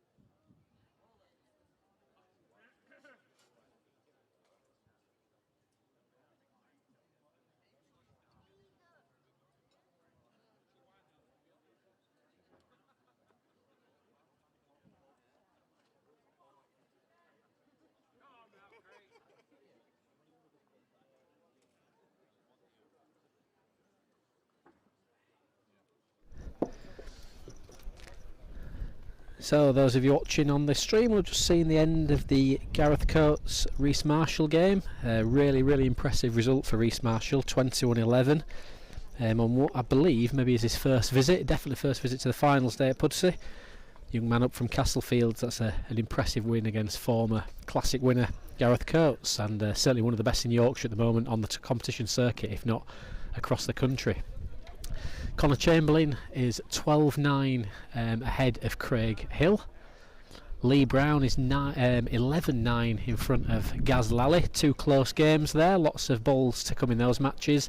And Dan Petcher just as persistently maintained a very narrow, very slender lead against Danny Silito throughout the match. He's currently 17-14 up. So lots of bowls to bring you this afternoon via Blue Border Sports live at the Pudsey Classic. Still at the last 32 stage of the competition, and still several games yet to go on the green. We are yet to see Johnny Wood versus Darren Plenderleith, Ross Meese, Dave Worthington, Michael Sweeney against Ryan Clark, Andrew Wagland against Nathan Haig, and the much anticipated throwback to maybe the 1990s, Gary Smith and Paul Chamberlain. And it is worth noticing for those of you that might be liking a little bet and getting in touch with Duncan online that it is Gary Smith of Lower Hopton playing Paul Chamberlain, not Greg Smith, so just be mindful of those odds when you have a little look. So like I said, lots of balls to bring you this afternoon. And we'll really get focusing on a few matches when we get beyond the last 16 into the last 8, and we will be having little short intervals and breaks between now and then, but hopefully covering as much of the tournament as possible.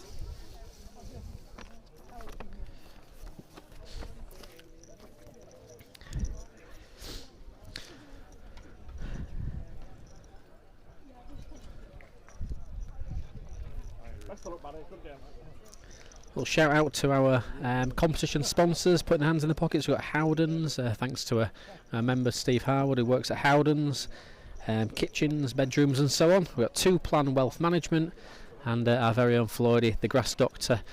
Obviously tournaments can't be run without the kind and generous donations of our sponsors, so please check them out. That's Howden's, Two Plan Wealth Management and the Grass Doctor.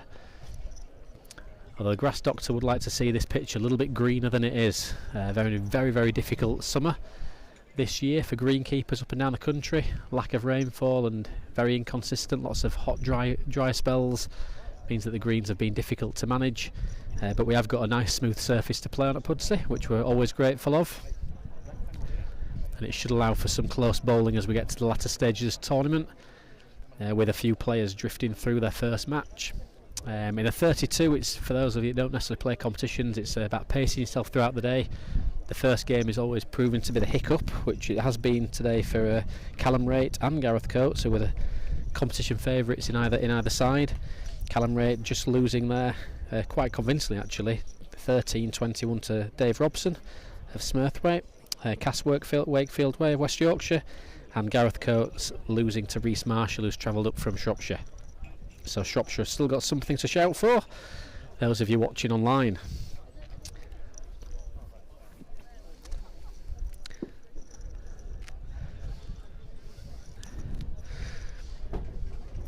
Couple hundred watchers on our YouTube channel, which is fantastic to see. We're sure the number will rise as we get to the latter stages, but if you have got any questions or comments, please feel free to put them in the chat. If you are logged into YouTube, and give us a like if you can, keep those numbers going.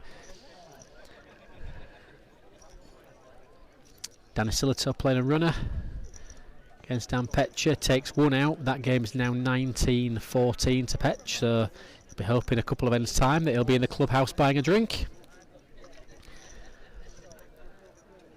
And Conor Chamberlain just stretching his lead to 5 now. Goes 14-9 in front of Craig Hill. Anybody just picking up on the feed later in the day will see that the greens playing rather difficult today, but predominantly brown, not flying but definitely quick, with a few green patches a little bit sticky, making it hard to read a length, and a few of the competition favourites have certainly felt that as having come off the green on the end of a defeat. Two good balls from Gareth Lally, bottom left hand corner, after just sneaking in front 12-11. Lee, not necessarily new to the competition, but hasn't played every year since it started, so doesn't have a great deal of green knowledge against Gaz that will come in the leagues. So Gaz Lally, a nice little mini break in the middle of that game, sees him go 14-11, and he'll be just feeling a little bit more relaxed than he would have been 5 minutes ago.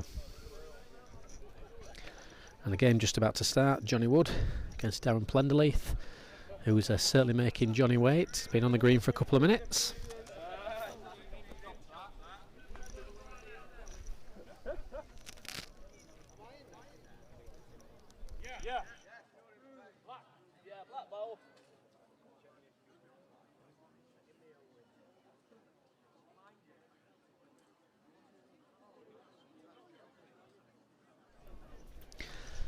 Obviously, thanks to the very hard work of all our members, put on a really good competition, well supported. We've got a lovely kitchen, as our commentator Mr. King is enjoying a couple of hot dogs by the looks of it over there, and a little sit down and a rest. So when the commentary does go a little bit quiet, that's what we're all doing. We're just filling our faces.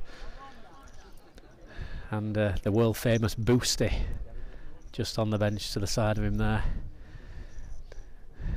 And if anybody does more miles for league bowls than James Cosgrave, travelling up to the Murfield League on a Tuesday night from working away in London at times. So really nice to see a good crowd filling up around the green at Pudsey. Every bench taken, the clubhouse is full. The stand on our right, as we look, beginning to fill up with a few watchers, and it's obviously a Sunday afternoon with a few games taking place. And we'll expect to see the crowd certainly increasing in numbers as we move to the latter stages of the competition.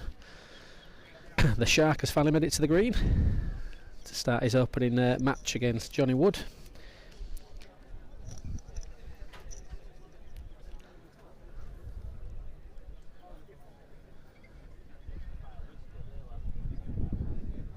Dan Petcher will be leading out against Danny Silito at Albert, or 2014. Hoping to book his place in the final 16.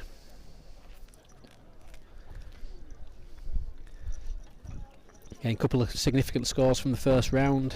Dave Robson beat Callum Wraight to favourite in the top half, 21-13, and Reece Marshall of Castlefields beat Gareth Coates 21-11 in the bottom half. So two of our tournament favourites have gone out in the last 32. And that probably really opens up the field for somebody else to get the name on this competition that's been running for 20 years.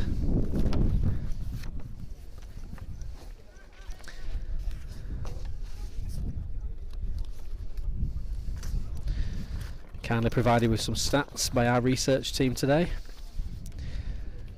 The Yorkshire Butter Pudsey Classic, approached through Yorkshire Evening Post many years ago in 2005. Was won by Gary Ellis. Some of you will recognise the name, who beat Manchester teammate Paul Dudley 21-16 in the final. Noticeable semi-final efforts there from East Leeds, with Peter Wilcox getting to the semi-final, and Dave Tinker.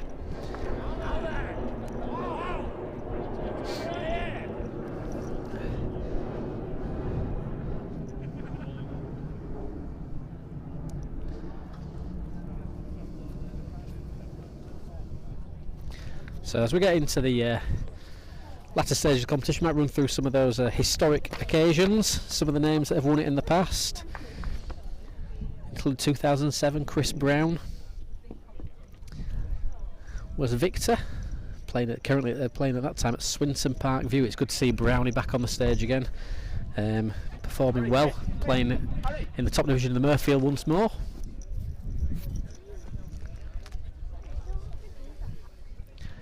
Dan Petcher, line game here, but what a ball this looks like from Danny Silito. If it sticks in there, great ball.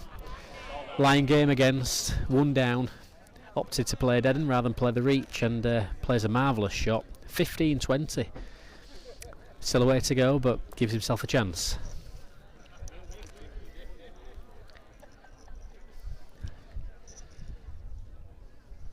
Conor Chamberlain, 16-11 up, trying to find the fastest marks on the green.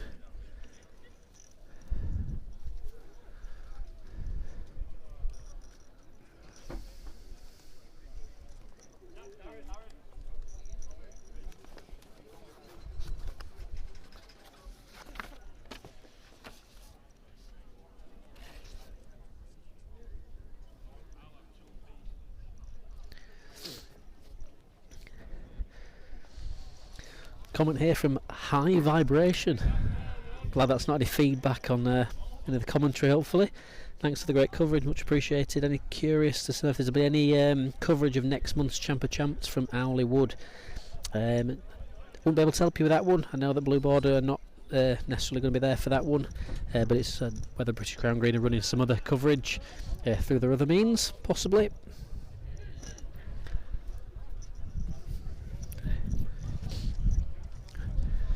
So after that marvellous shot from Silito there at the last end, he plays a poor lead into the far left-hand corner, slightly uphill, particularly on the finger peg that he's just played over the crown. Definitely improving with his second. Glances, it's counting. There's room though. We'd expect this to be probably expect this to be beaten.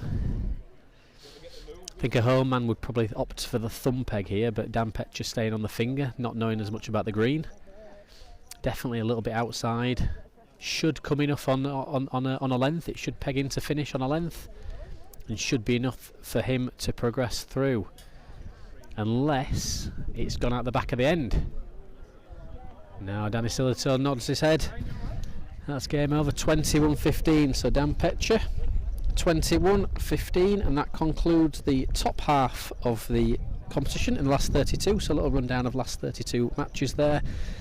David Bradford 21-10 versus Tony Stevens. Lee Johnson 21-16 against Ashley Tattersley. Mark Hughes 21-5 against Ryan Hocknell. Nick Tyrrell 21-18 against Ira Jeffers. Robbie Ellis 21-14 versus Dean Hopwood. James Wilcox 21-7 versus Mark Armitage. Dave Robson 21-13 against Callum Wraight. And the final game in the top half, Dan Petcher 21-15 against Danny Silito. In the bottom half, only one game completed to date, and that's Reese Marshall of Castlefields beating Gareth Coates 21-11. Currently on the green, Conor Chamberlain 16-14 in front of Craig Hill, who's just found a big bowl at line 2 again, so that's a big bowl there. And Lee Brown just hanging on the coattails of Gaz Lally at the moment, 14-16. So Gaz Lally is leading that game 16-14 with Lee Brown leading out. Very, very early stages of the Darren Plenderleith Johnny Wood game. Darren Plenderleith 3-0 in front, and we'll be pleased for a settled start. Wearing the knee brace today. Obviously struggled with a few injuries the last couple of years, but forever gaining a bit more fitness.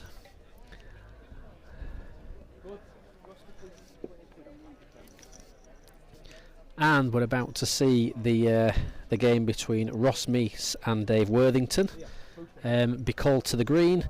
And then to complete the final 32, we've got Michael Sweeney versus Ryan Clark, Andrew Wagland versus Nathan Haig, and Gary Smith versus Paul Chamberlain.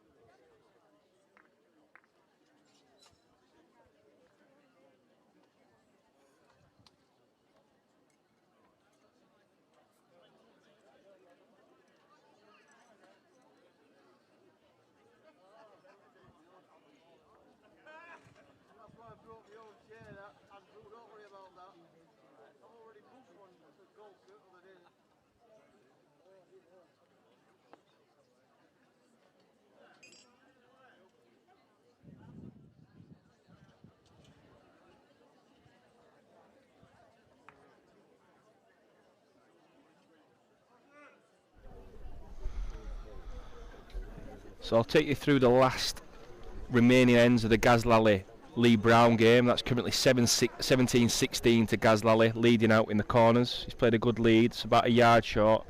Bomber Brown a few yards short. And the other remaining game, which is a bit nip and tuck at the moment, Craig Hill's working his way back into the game. He's 18-15 down to Conor Chamberlain. And Craig trying to urge this ball on down into the far corner. Conor currently laid in. Just tends to be short, I think, there. I think Conor's going to come for 2. Which could see the curtain drawing closer for Craig. But he has played rather well as Craig. He's probably saved 6 or 7 chalks in that game against Conor. Conor coming for 2. Slightly inside the line, but he's far enough to make 2. Just holding into the green. So that's 2 to Conor. Craig will be a bit disappointed with that end there, having worked his way back into the game. But he's now all but 15. Conor Chamberlain leading out. One when him adding Chosen would go into a corner or an edge. He normally likes to play up to an edge or up to the pip, so we'll see where he goes here. I'm going to go thumb peg, I think, under the crown. Just going to try play a bit of an easy mark down a strip of green and put one near. In the other game there, Lally 19-16 there, 2 good ones into the corner. He's leading thumb peg into Kempy's corner, down towards the barbecue into the far corner. We'll just close these 2 games out and we'll move on to the Plenderleith and Wood match. Chosen's led a shocker, 5-6 yards short. He won't be happy with that. It's exactly what we're trying to keep. Craig guessing at the length, but he's sort of let the water in. Craig's not overly far. In fact, he's done the back of the Swede. It's just gone in.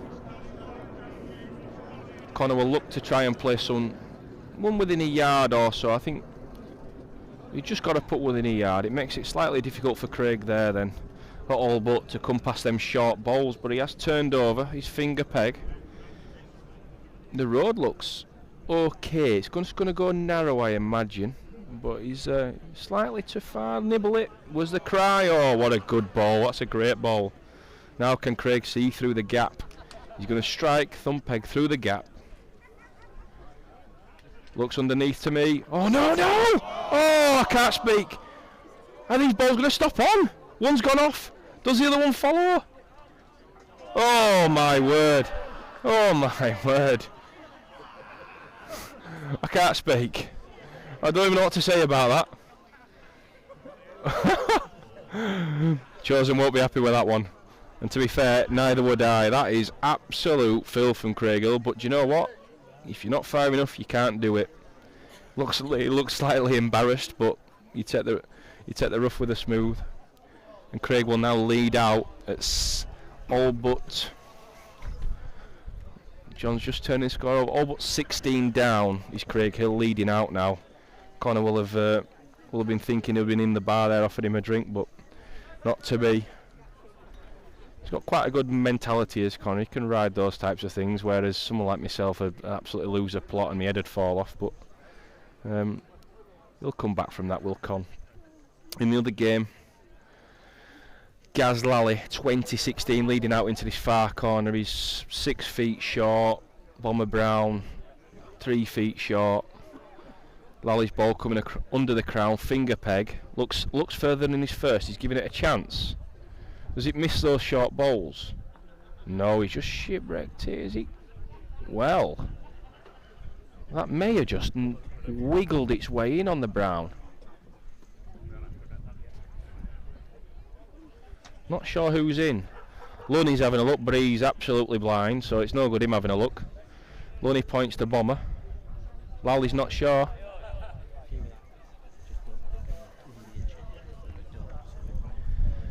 Lally not sure who's in, but thinks Bomber might just be holding shot. That's all but 16, so Bomber potentially coming for 2 here. As soon as I plug this in, you're going to be in, so just don't say anything until the... Is he going to lay short? Just going to be short here, could be a measure.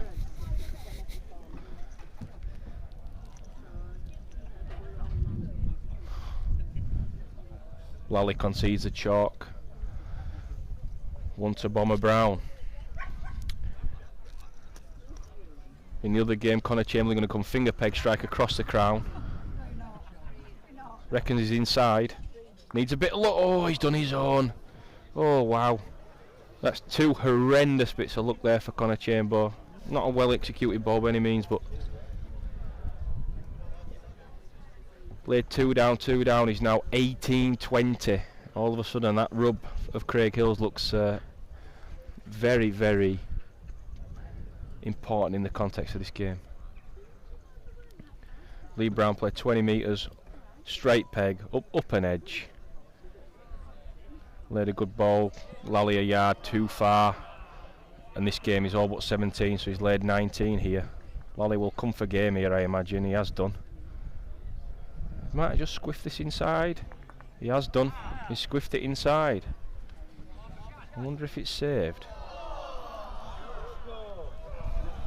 2 to Bomber Brown, 19-20 that game now. Now getting nip and tuck here, boost of these games. It's going to the wire. We've got James Cosgrove on the comms with us at the moment, doing a bit of guest comms. But his good pal chosen under the cosh here from an in-off. Yes. Terrible bit of terrible bit of fortune there, but you've got to take advantage of it, and this is a good lead from Craig Hill on a tricky mark. Very good lead that. Ooh. Side toucher. Wowee.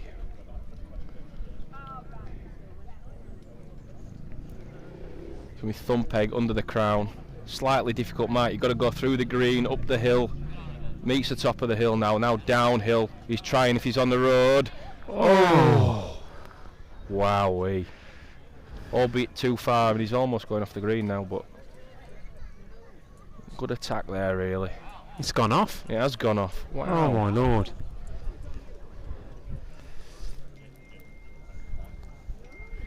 Craig's ball going to make 2. Connor's off the green with his first and looks slightly inside the line this time and a bit short on the length, but it's a sensible enough ball. Don't want to make a big target.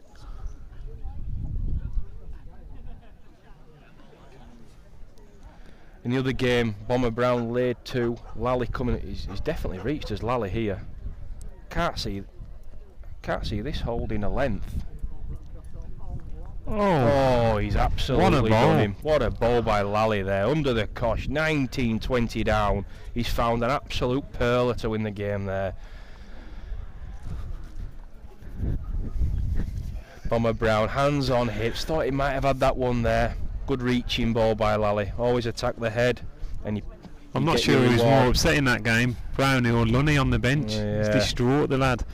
Yeah, Lunny's not happy. He's done his one game in his old Lunny. Well, Lally, on the balance of play, probably deserved just about to win that game. So that's the finish of that game. That's 21-19 to Gaz Lally. In the other game, Craig Hill laid 1 in this corner, and he's 19-20 and has led out finger peg across the button of the crown. Slightly difficult mark, really. It throws out a bit and comes back at the death. He's not led a good one by any stretch, but it's not an easy piece, this boosty. No, it's not. It's easy to be short, and it's also easy to nip inside as well. Connor's ball on the way. Meets the brow of the crown. Now downhill from here on in. Stays on the brown. Ooh, has it made one? Just gets in for me, that. Ooh, has it made one? Craig quick off the mark with his second here. Further than Connor's. Yeah, it looks too far to me, Boost. And it's round the corner, I think. He's definitely inside, as we said earlier, so you can't get inside there. It will throw around the bend. Is Sanka going to go and try shake hands here? No. No. Clearly doesn't think he's in. He's walked the ball all the way up, looked at the end. He's come back for his second, which says to me that Craig should be in with that first ball of his. We'll just look to lick his own by a foot or so. Should make one if he does that. Is he going to go thumb? Is he going to thumb or stay on the finger? Nope, stayed on the finger. Looks slightly further boosty to me. Yes, definitely fur, and it's a good road. Yeah, winner's in for me, this. Can't fail. Great last ball by Conor. Ball. Chosen will feel slightly relieved. On commentary now. Lunny giving us some stick there after doing his money on Bomber Brown. Bomber Brown. Get to the cash point, Lunny, lad. Conor there with a fantastic ball there on a tricky mark. A couple of bad rubs against him, done well. He'll breathe a sigh of relief there, will Conor. He's many people's tip of the day at, I think, 16 to 1 at the start, yes, Conor. He's a man with proven credentials in this county, having won. Has he won the lot? He's won this before. He's won this, he's won the Clec. He's won Clec twice. Yeah, he's got proven He credentials. likes it up here, does Conor. He loves it. Loves taking money off us poor Yorkshiremen, does Conor. The beard to be feared. Many choices picked today. I've heard that enough, said by my mother. Thank you, Stuart. I think your mum might be trading your dad for Conor at some point, Booster. And myself. So we're going to focus the coverage now on Johnny Wood versus Darren Plenderleith. The game at the moment is 8 across. Johnny Wood leading out, thumb peg into the far corner where his score is. And it should be a close game. The bookie had this up at 4-5. Bit of a pick and match. Take your pick, yeah. I really rate Plenders though. A few health problems and some operations and a dodgy knee, as you can see, with a blue strap in, but he's a class act, is the Shark. Yes, he is. Johnny was up against it here, but we'll have green knowledge as his advantage here. But Johnny uncommonly going for the corners. Johnny Wood's a bit of a 25 metres round peg he likes to play. Yeah, I'm this job. surprised he's playing this against Plenders. Plenders doesn't mind a good old reach. Right. He's played 2 good ones here, is Johnny, though, but it'll be to his liking, will the green today. Nice little some running pieces on here, Boost. It's definitely reached here, Darren. Yeah, the Shark's too far. He needs a connection. He's close. Oh, he's done it. What a ball, Shark. He'll tell you he played for that, but I'm not so sure, Boost. No, and if that happened against him, his hands would be on his head. Has he won anything this year, the Shark? Normally he's had a pretty quiet year by his standards, hasn't he? Yeah, he's not playing Warwick and Worcester main league this season. He's playing in the Coventry League at Atherstone. I think he's been playing quite a lot with his daughter lately, and he's he's a top player. He's the only man ever to absolutely destroy me at Spen Victoria. I remember it like it was yesterday. I managed to get an handful. Let's play me on a mark I've never played since. Brilliant player is Shark. Want to see him back to his best, firing on all cylinders. I think that'll come next year. Is he too far here, Boost? Just slightly too far. Yes, in that brown. Would have felt good from the hand, would that? It's not a bad one by any stretch. I was about to say, not a bad one where that jack is. Yeah, just before the brown patch. Just over a yard too far. Trying to make that last end make a big difference there. His Plenders 10-8 in front. Johnny is slightly inside the line. Might just go around the corner. Might just hold his shot. In that green. Who have you seen play well today, Boost? You watched a lot of bowls. Who do you think's been the pick of what you've seen so far? Mark Hughes played very well first game. I won't disagree. Dave Robson as well. He played well against Callum. Just his going, he's Dave Robbo. Yeah, found a nice little piece across the middle, kept it simple. Yeah, he's one of the only men I've ever seen beat Callum at his own game. Yes, true. And I must say that Royce Marshall as well played very well against Gareth Coates. Yeah, bit of a turnout. The bookie will certainly be happy. Callum Wraight losing out to Dave Robson, and Mr. Marshall beating a certain Gareth Coates, the All England winner. Many people's choices on the book, a couple of favourites going out early doors, but it can happen in a one-day 32. Just going to the green now, Nathan Haig, the whiz kid from Huddersfield, against Andrew Wagland. Nathan favourite on the heat. Good hit. He's got his own. He's got his own. Wow. Ryan Clark just gone on the green against Michael Sweeney of Dewsbury. Michael Sweeney now 4-0 in front against Ryan Clark. Won the first 2 ends, 2 up, 2 up. Johnny Wood leading out again into that far corner where Plender's just made a double, 10 apiece. I think he's turned the peg here, hasn't he? He's gone Johnny's finger, Darren's thumb into the far corner. Not necessarily a bad idea against a left hand, trying to drag him underneath.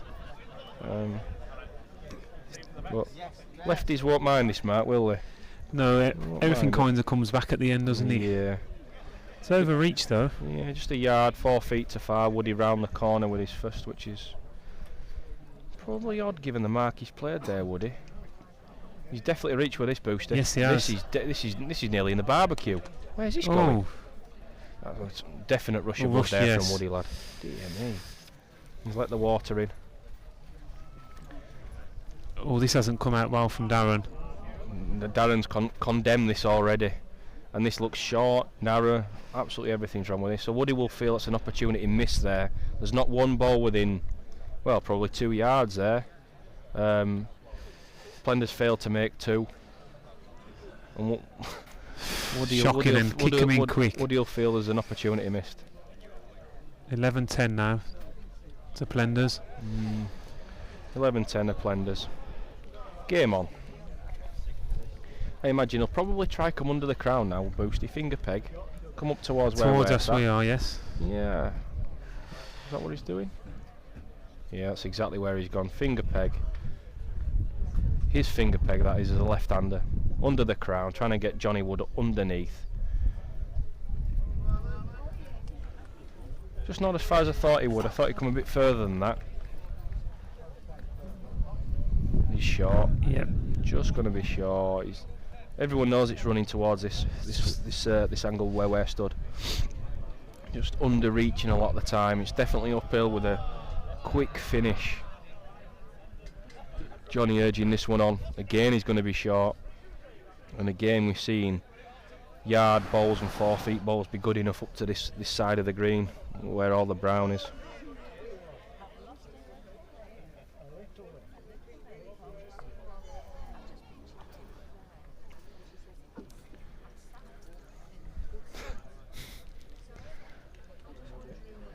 Darren further up the green this time, but is he? I don't think he's much further, you know. He's just going to wobble in, I think. He's going to wobble in. He's still going, Boost. Oh, definitely got further than I thought. Yes.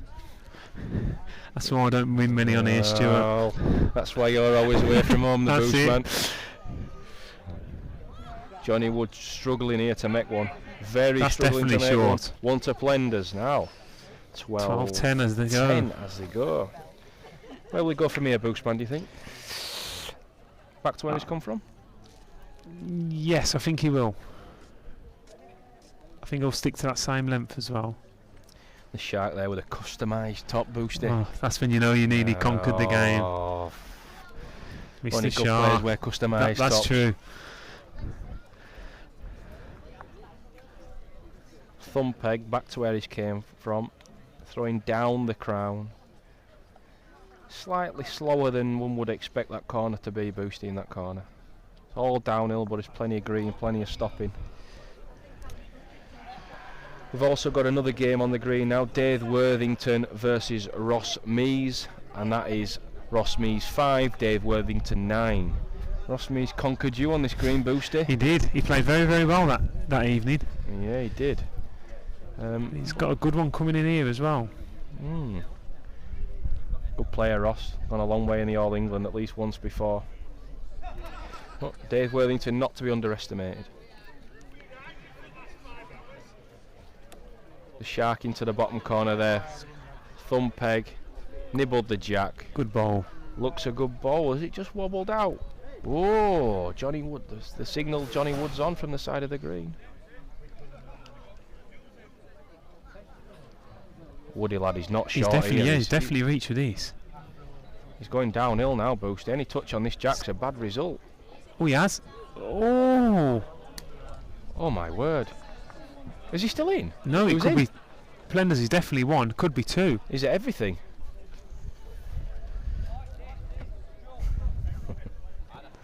Thanks, others. Much appreciated. Oh, just one to One Plenders. to Plenders. Plenders will take that. Being laid one down prior to that bowl. That's a couple of times Johnny's been absolutely zooming into that corner. I think you can probably see all the green. He's over attacking the head. And yeah, he's just seen all the green and he's thinking, oh, there's plenty of stopping, but it's still downhill. Still got to control him going down that hill. Big M that. Plenderleith back under the crown, his finger peg. Exactly the same jack as before. He's definitely a better jack sender than I am, Booster. That is for sure. This is plenty far plenty far enough up the crown. We'll slide back now, all the way back to the jack with the length. This is a really good bowl. Very good Yes, bowl. very good. Much improved on his last effort down here. Just turned up at the death. This is definitely higher as well. Yeah, Woody's got to come uphill now. He's just buzzed one into that corner. Just upset his rhythm a little bit. He's short again, shorter than last time. Unusual from Johnny Wood. Flinders will look to come and make 2. Oh, doesn't like it. Didn't come out very well. But as long as he makes 2, Johnny's got a bit of a tricky bowl here. Could it just reach the brow and go a yard? No. We'll be disappointed with that, Will Plenders. That is for sure. Johnny's a good effort coming here, Boosty. Yes, Very I think good it's effort. winners in. Very yes, good very effort. good ball by Johnny.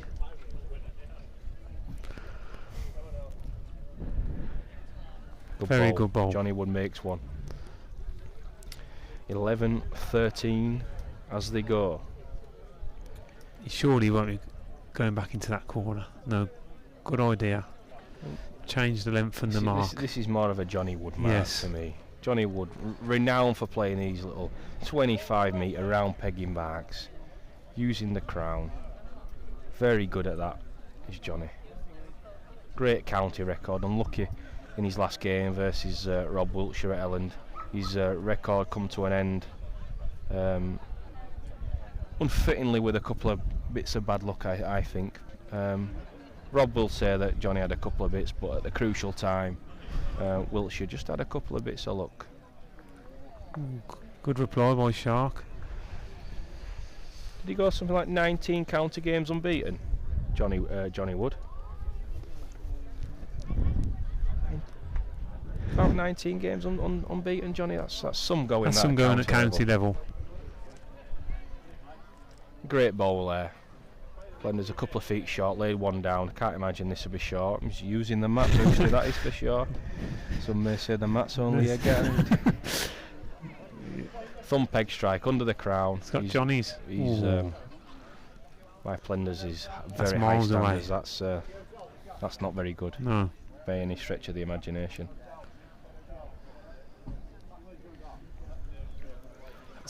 12-13. Who wins from here, Boost? I'm going to say Johnny Wood wins 18. I'm going to put my neck on the line. 18 was the cry. Again, this is more of his mark though, but I'd be surprised if Blenders goes this round peg here with his left arm. He's got to come straight peg, Got to flick peg first ball, hasn't he? There's plenty more stopping. I don't know if you'll see it from the camera, but there's so much more stopping on There's a lot more green to get through. Yeah, on Blenders' finger the other way there's a hell of a lot more stopping. This is a good lead by Johnny on the round peg. Really, it's not disastrous by any stretch. He's going to go on the round peg. I'm surprised at this a little bit.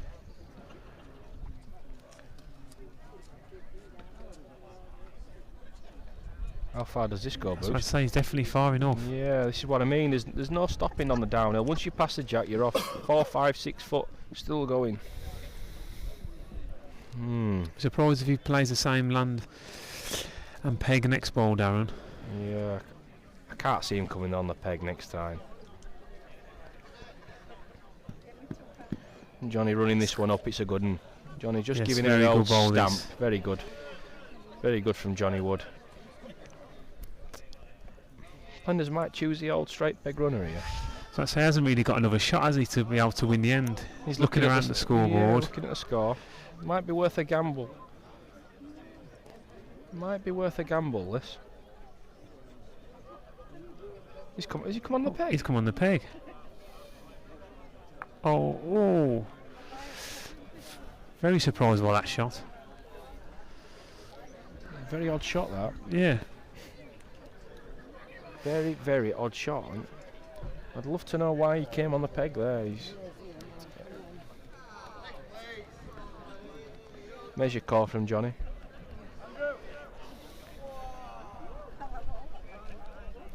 Odd shot that. I've got me bamboozled, that shot by Blenders there. In some of the other games there, Michael Sweeney 7-4 up versus Ryan Clark. Andrew Wagland versus Nathan Haig just started.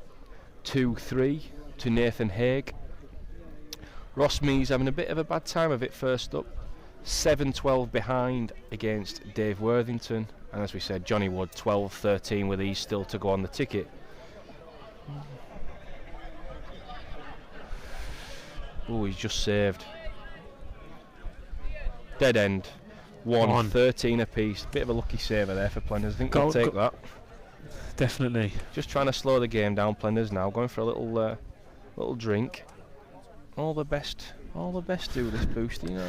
Well, I have noticed, Stuart. Yeah, it's just got to slow the game down here and there. And sometimes that's what you just need to do. Just compose yourself a touch. I don't think you'll be happy with that end he's just played there. So it took a couple of minutes just to compose himself and try win this next end. 13 apiece. Johnny's gone from straight over the middle. Yeah, again, this is more of a Johnny Wood mark. Using the crown, always playing 25 metres-ish over the crown. Just wicks him across slightly as well, so Plenders will... Painted road here. We'll just try to use the road a little bit. Bit bigger than Johnny, he'll set to try and drift it back with the left hand. Very good lead there, boy Johnny. Yeah, very good. Plenders is narrow already. Now narrow out the hand. This will go narrow quite a long way, I imagine. There we go. Good mark by Johnny Wood. This is the green knowledge Johnny's got, which is why I was very surprised he sent him in the corners about 15-20 minutes ago. Johnny just lifts him across slightly, doesn't he? Does, yes. This should be a good one. This won't be a bad one at all. It won't make a target and make Plenders play a little fiddly bowl here.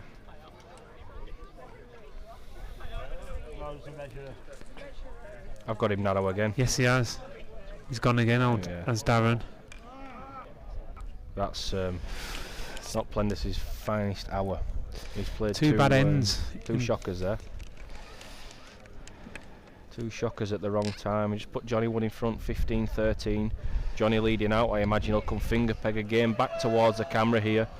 Let the jack swing all the way around off the crown.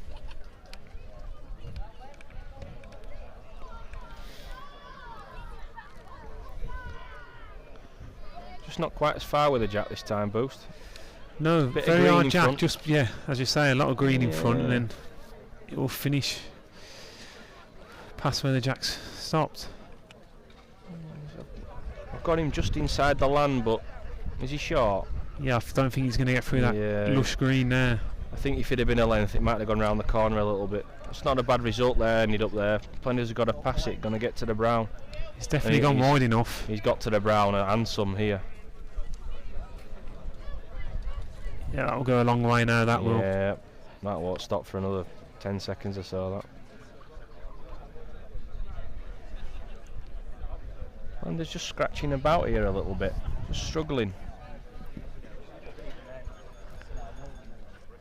I don't think Johnny will be dissatisfied with these two. They won't look near on the camera, but I think they're good bowls on that mark. It's a where the jack is. fiddly mark to play this. He's running after it. He's not overly far. Yes, good ball. That is a great ball. Considering the scratching around he's done there for the last couple of ends, that's a very, very good ball. Laid two down. 17-13 to 15-14 is a big swing there, Boost. Keeps it's all about the lead now for Darren. Him well in the game. He's having to think where to go. Yeah, he keeps looking at that top corner. They've only played from where they are now to the right side, haven't they? On this green. Darren deciding to play him on a very similar mark here, but instead of where Johnny was putting the jack, this is pretty much where Darren was basically putting his balls inside the land, weren't he? And again, Johnny's got some green knowledge here. He'll probably play on the round peg, but I wouldn't be surprised if he turns the wheel with the first ball, just to get an idea. And again, there's plenty of stopping on the other peg. Yeah, he's gone round peggers, John. This is pegging early. As I say, he's definitely inside. I don't think he's arriving either. No, he's not arriving, he's short. Oh, tactical masterclass here by Plenders, maybe. Plenders has got himself too far. I don't think he is. I don't think he is. I just think he's frightened of a bit of a downhill finish. I think it's a good one. Yes, very good ball. Smoking ball. Now then. Now we'll wish he'd come other peg with the first ball, won't he? I don't think he'll be short here, Johnny. No. I think he should have come. Oh. Now then, it's gone belly up. Does this stop on in the corner? I think Does it stop on in the I think corner? it just stops on. Oh, just gone off. Just caught enough of the jack. Good Very strike. good strike. Good strike by Johnny Wood. Good saving ball there. Dead end. Nullified end. Nullified end. You correct terminology there, Boost? I'll teach you, Stuart, don't worry. There's Not my first rodeo. There's only one place he's going here. His finger peg under the crown. 35-40 metres. Can't imagine he'll be thinking about going anywhere else, surely. No, he can't. He's played well on this mark. I feel like Plenderleith needs to throw it another I was about to say, couple of yards further. Yes. Bit more of a downhill finish. He's got Johnny short all the time coming up here as well. From that position. Yes. But it is so easy to be short coming out of that corner. Very much so. He's got to come up here. Well. No. Well, he's decided to play Johnny Wood at his own game.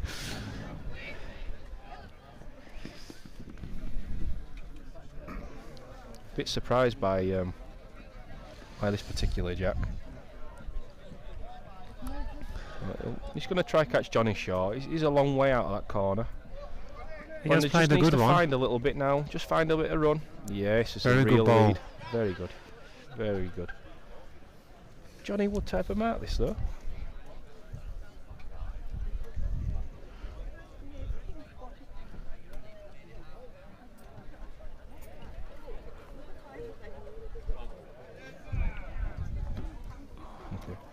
Very good effort there by Johnny Wood. We've had a very special guest just arrived to the Pudsey Classic this year. We've had Councillor Dan Cohen, Lord Mayor for 2025-2026 in Leeds. He's attended today's Classic. Hopefully bring some well-needed attention to the game, and he's doing a bit of a meet and greet round the green with everybody. It's nice to see someone of such prestige and attending such events. We had the Lord Mayor of Ribblesdale, I think, attend there as well. So it's nice to have such good attention being brought to the game from people in of a prominent position. Very good effort by Johnny Wood there. I don't know if he might just have caught that on camera there, but he's played a runner and he went very, very unlucky. Very unlucky. Young Seb on the green there. loves a bit of attention. The Fleetwood conqueror, old Seb. He is the Fleetwood conqueror. Must be one of the youngest people ever to qualify for the latter stages of the competition. Fleetwood Waterloo, yes. shall we call it. Very good achievement by the young lad. 15 apiece now in this game, Stuart. It is very good. I mean, Plender's surprised me a bit here, but he's played 3 really good ends as Darren. Now he's just putting together some good stuff at the right time of the game. He's inside here. Yeah, he's not laid a good one. Just going to go around the corner. Just wants a bit on the land and a slightly touch more on the length.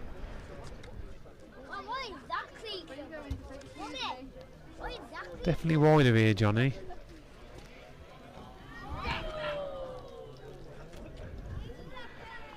Johnny played a good ball. Plenty's going to try draw one on the round peg. Difficult ball to play this. It's going to have to be an exceptionally good ball this to beat that. Definitely bigger and further boosty. Yeah, he likes it. Does Plenty? He's trotting. Is he trying to try urge this on?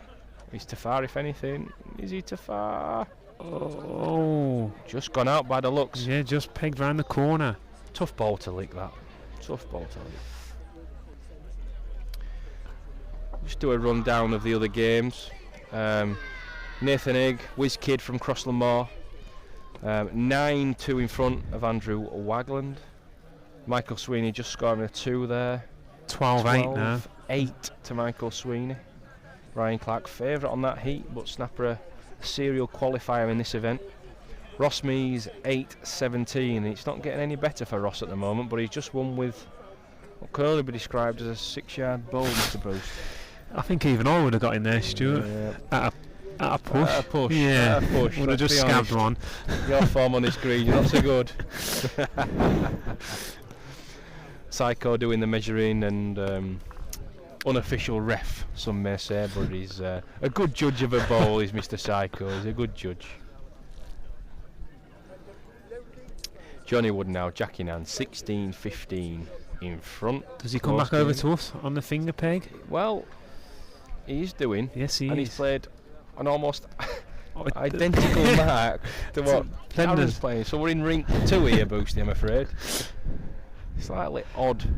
I think he'll be having his back. I certainly wouldn't. I wouldn't. What's he? Ooh. No. He can definitely get round that ball. Play a good one and with put the Darren's pressure left on. hand, that is directly in Darren's And he'd have to eyesight. wait, wouldn't he? Maybe I'm a bit cruel. You are. But I'd be certainly making Plenderleith wait to send his ball there. Don't you worry about that. It's too nice, Johnny Wood. And I whip one round there, no questions asked.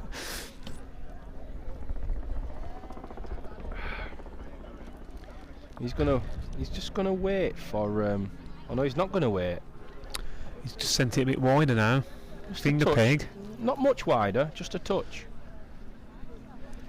But it's not dissimilar to where. Well, it's Exactly the same it's spot. exactly innit? the same spot. Lush isn't it? green patch. Rink 2 to the green. He's on a good road. He's a good ball, isn't he? Just I gets. don't think he's gonna. Just gets is he? over. Oh, that's not much short. It will look 3.5 feet short, that, and there's very, very little short. There's nothing more Johnny Wood can put in that and stop it at length. It's quite unfortunate, really. Plenderleith with a left hand, just slightly inside the road, but he's left-handed, so it should hold a touch better. He's short as well. Short and a shade narrow. Might just have won it. Not a good one. Johnny running this up. Tight as well, I think, like Darren's. It is tight. Should. He's just going to hold Has shot. just one shot. Just hold shot. It's probably not bad there, you know, Stuart, from on that mat. Yeah, It's a fiddly old piece, isn't it? he put one on the land or slightly big. He's got plenty of green to stop it in. He's definitely bigger this time. I don't think. He's short. Oh, yes. He's short. Oh, Plenders. Wow, I didn't think they'd be good enough. A fully fit shark throws them in there right-handed, I think. I don't know what to say. I did tell you, Stuart, but what do I know?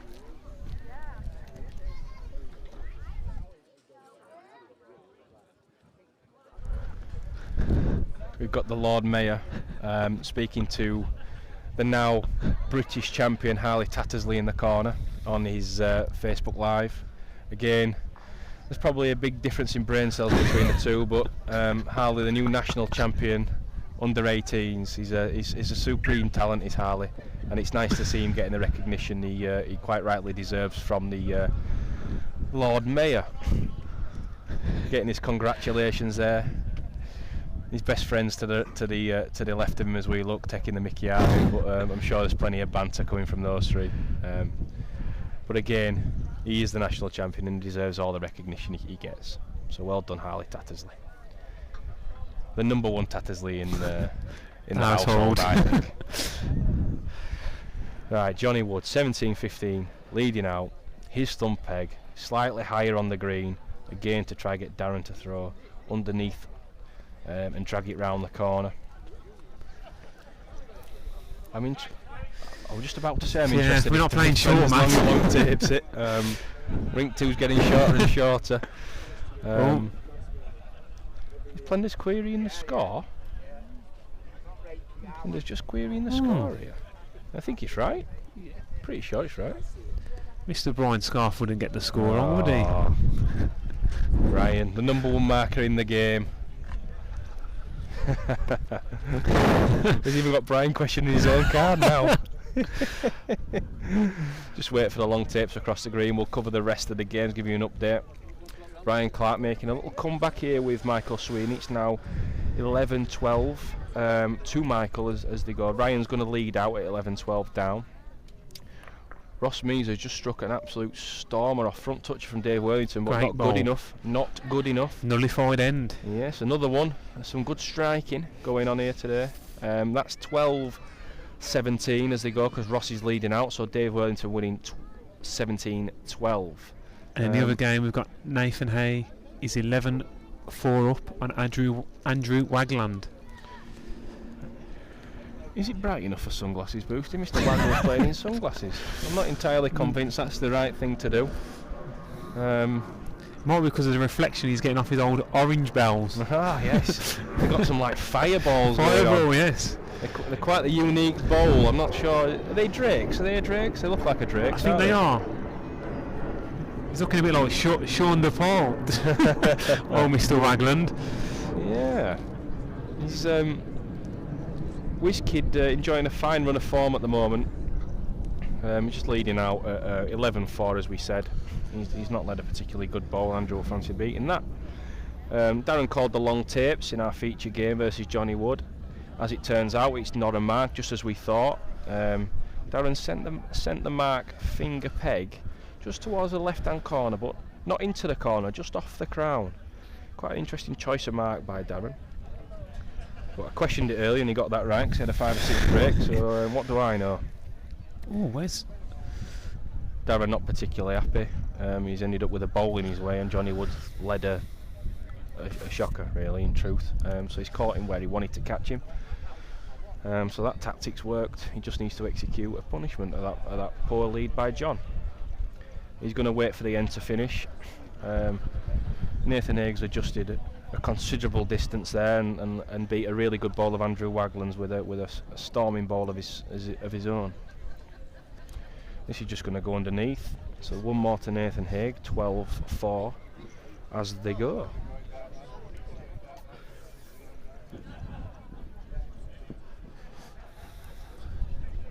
Ross Mees is counting 2. Oh, Dave Worthington, he's not paired reached. them. He's paired them, 7 yards short, the pair of them. Wow. 2 to Ross. All of a sudden now that's 14-17. You fancy him to come back and win this now? 14-17 leading out. I do. I do, yes.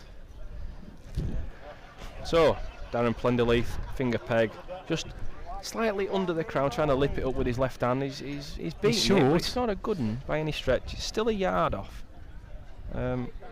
He's definitely got a better route here, Johnny.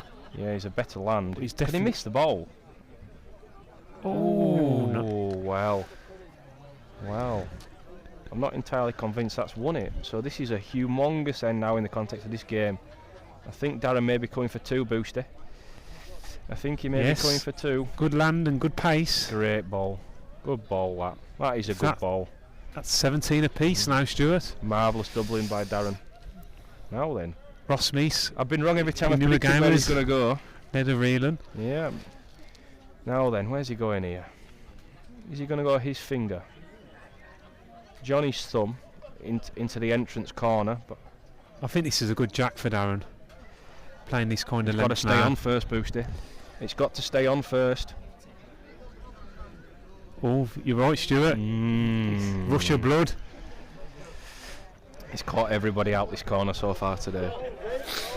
The old aim was good by Darren, just the execution was a bit poor. You won't be happy with that, won't Darren?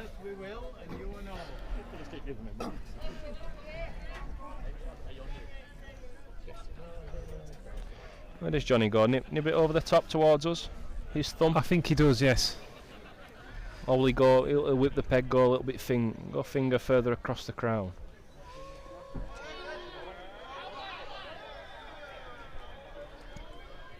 Yeah, he's just gone further across finger. Still waiting for Darren to turn over with his first, with an early ball. They're playing some cunning marks here, Boosty, and really easy for the other man, the left and right combination, to miss the road considerably. Darren looks like he's a touch too far. Touch too far. Not so bad. Not so bad. It's not drastic, is it, on that piece?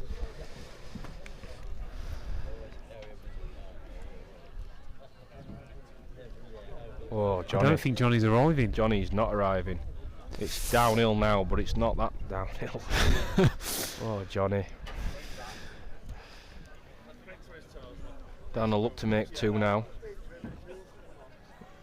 He's after it, likes it, giving it the old stamp. Good job the referees out here, Boosty. Yeah, yellow card there by Darren. Marvellous ball Great there ball. by Darren. Great ball now then. Pressure ball here, Johnny. 17 apiece.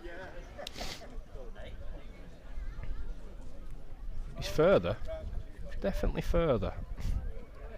He's definitely further, Boosty. Definitely further. What a ball. Oh, what a ball that is. That is a marvellous ball by Johnny Wood.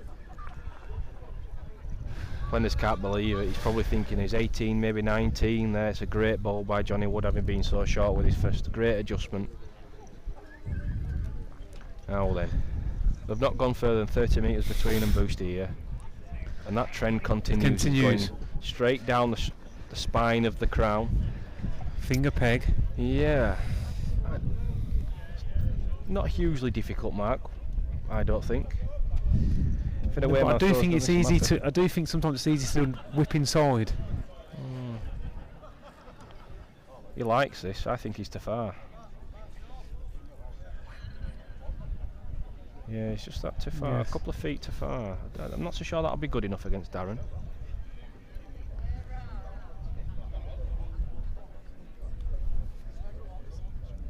He's too far as well, isn't he?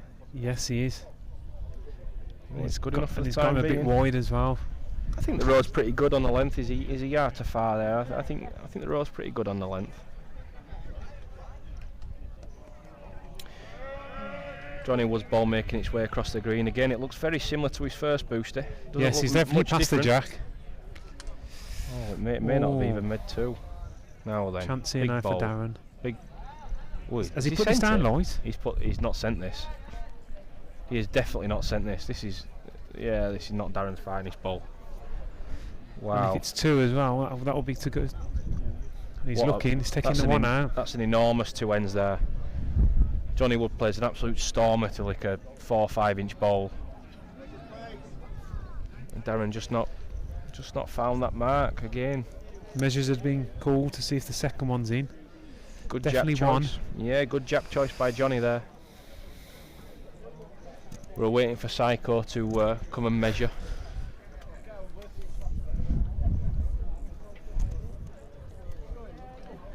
Just a brief update on the rest of the games while we wait for this measure. Nathan Egg 13-5 up, Andrew Wagland leading out, however. Ryan Clark and Michael Sweeney has Michael Sweeney in front, 15-12. Ryan just laid 1, but he's probably a good 2 feet past there with that one. And in the other game, Dave Worthington has just managed to get in at the right time versus Ross. And he's now a great lead. 19-16 up and has laid an absolute peach.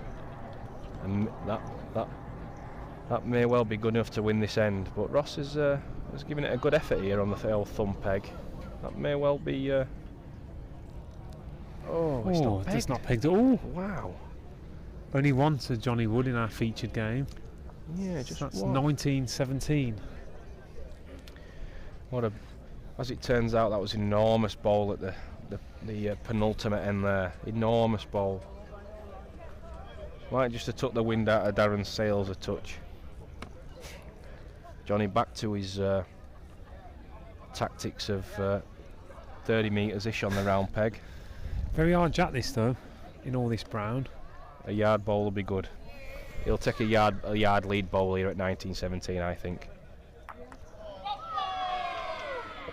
Ross Mees, the crowd favourite, just struck Dave Worthington off to keep his hopes alive. Johnny's ball's going to be a good one. That's a really good ball in my eyes. That is, I'd have took that all day long. Very good ball. Is this going to arrive? Is this going to arrive? It will. It will square back a touch, but not that much, surely. He has left it. He's left it. Johnny going to come for game here. He'll just look to pair him any old hour here. He won't be looking to pop one on the jack. He'll just be looking to just make 2 any old hour, because that's a treacherous jack. On a better route.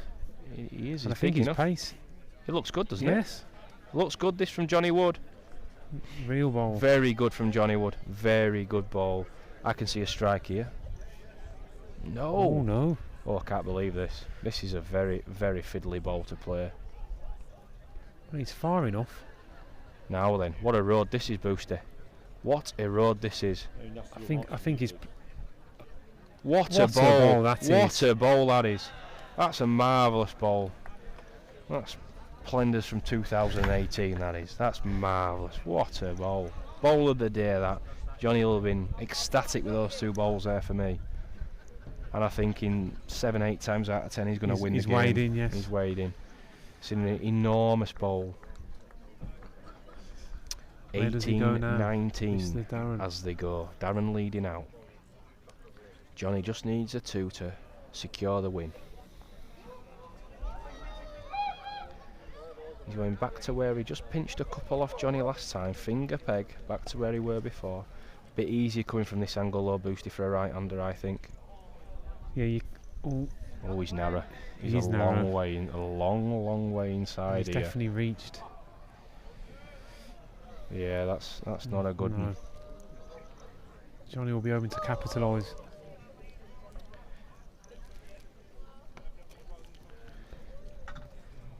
Johnny on the thumb peg. Better. Is it underneath? I think he's underneath. It's a long way underneath. It will come back up a touch, but it certainly won't come back up that much. He's still walking it up, but it's going to be. Well, it's 3 yards off, Boosty. Ooh. Darren's just squiffed this a little bit. Better route. Got a peg. Needs to peg, Boosty. Weight of peg. Well, it's not. That's a good one. It's not a bad one by any stretch. Johnny clearly doesn't like it up here, thumb peg. Get this in your notebook, Boosty, for next year. Sends it, thumb peg, it's on the way. Looks a better line. That's what I say, better route. He's just leaning a touch. Just leaning a touch is Johnny. I don't think it can. Is he got there? Is he sure? He might have left this. I think Darren's convinced he's in. Yeah. Darren looks Darren's pretty confident he's in. He is. Yeah. He's giving the eye. 19 apiece and all to play for. That's my bet out the window, Stuart. Oh dear, oh dear. Johnny Wood winning to 18, didn't I? And you did indeed. You did indeed, Mr. Boosty. Very honest. Now then, Darren. He tried to play this a few ends ago, didn't he? But he took the jack off. He did indeed. He's come his finger. Another treacherous little mark. Very hard treacherous jack. mark. They've played some cunning pieces, these two, today so far. He's come his finger. I've got him far enough. I was going to say, he's definitely reached. It needs to stop. It definitely needs to stop. Wants to find some green quickly, otherwise... Oh. It's still going. Too badly. No, it's not bad. It's not disastrous. I think it's good enough. I don't think it's good enough. Johnny's played 2 smokers down here, thumb peg last time. I think winners coming in. Yeah, this is played one. Marvellous ball. Marvellous ball. Very good now ball. Then, this is a big ball. Game off. Ross Mees has lost to Dave Worthington 21-16. Shark likes this. I've got him to far again, Boost. I've got him to far again. Can it stop? Can it run the jack? Ooh, what a brilliant ball. Brilliant ball by Darren Plenderleith. He's finding some of his old 2018 standards here, is Darren. Marvellous ball. He's turned Johnny over, coming on the Johnny. turnover. It's not a hard turnover, this Boosty, but he's just going to go inside. He's just going to go inside. Yes. 2019.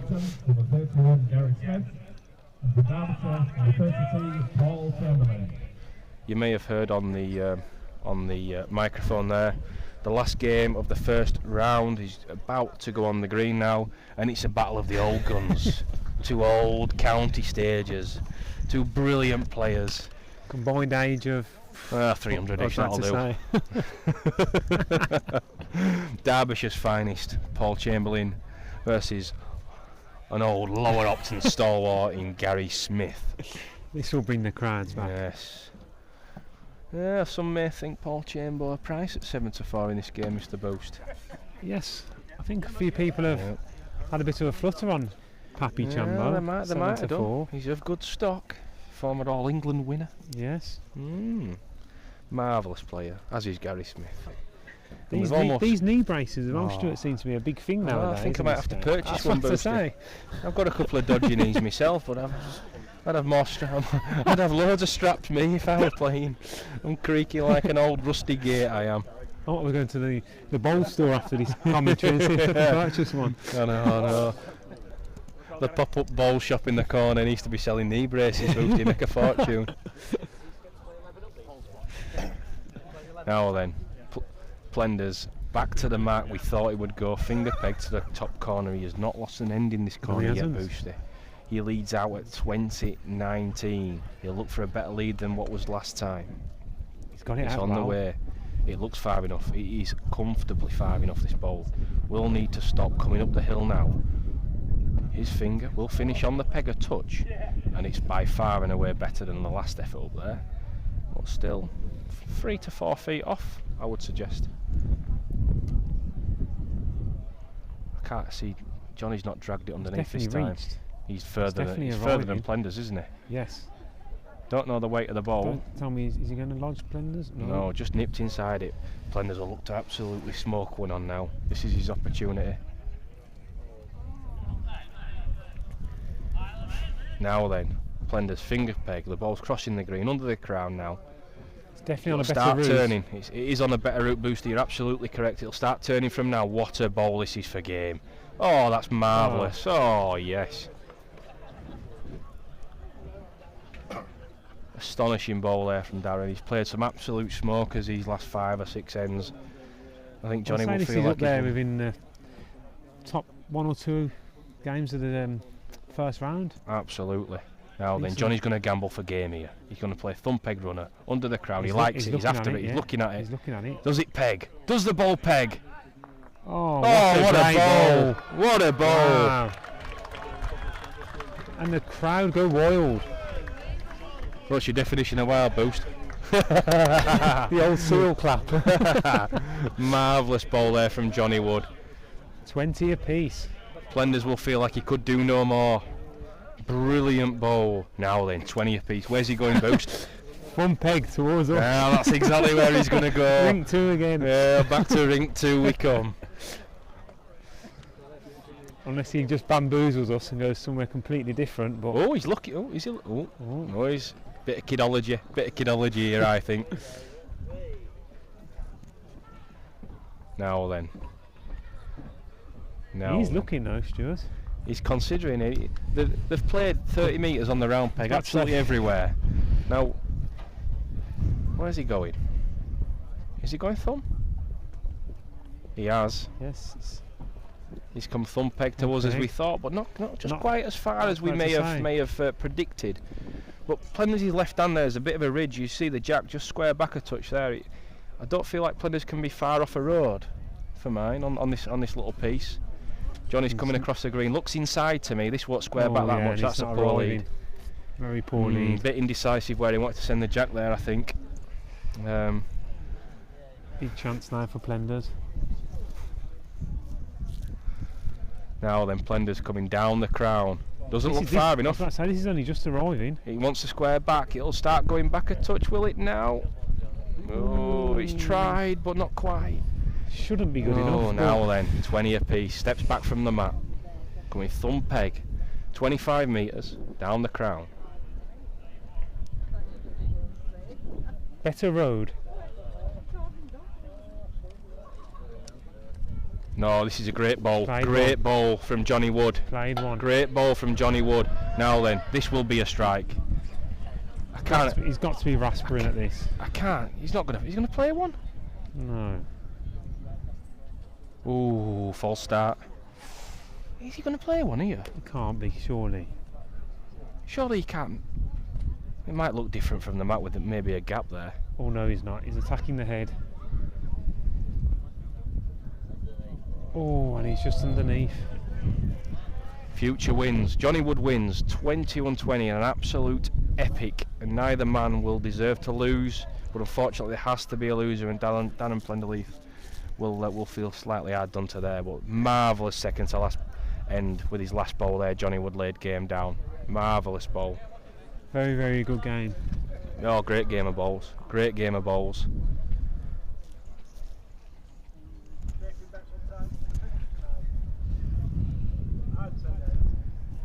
So Johnny Wood wins 21-20.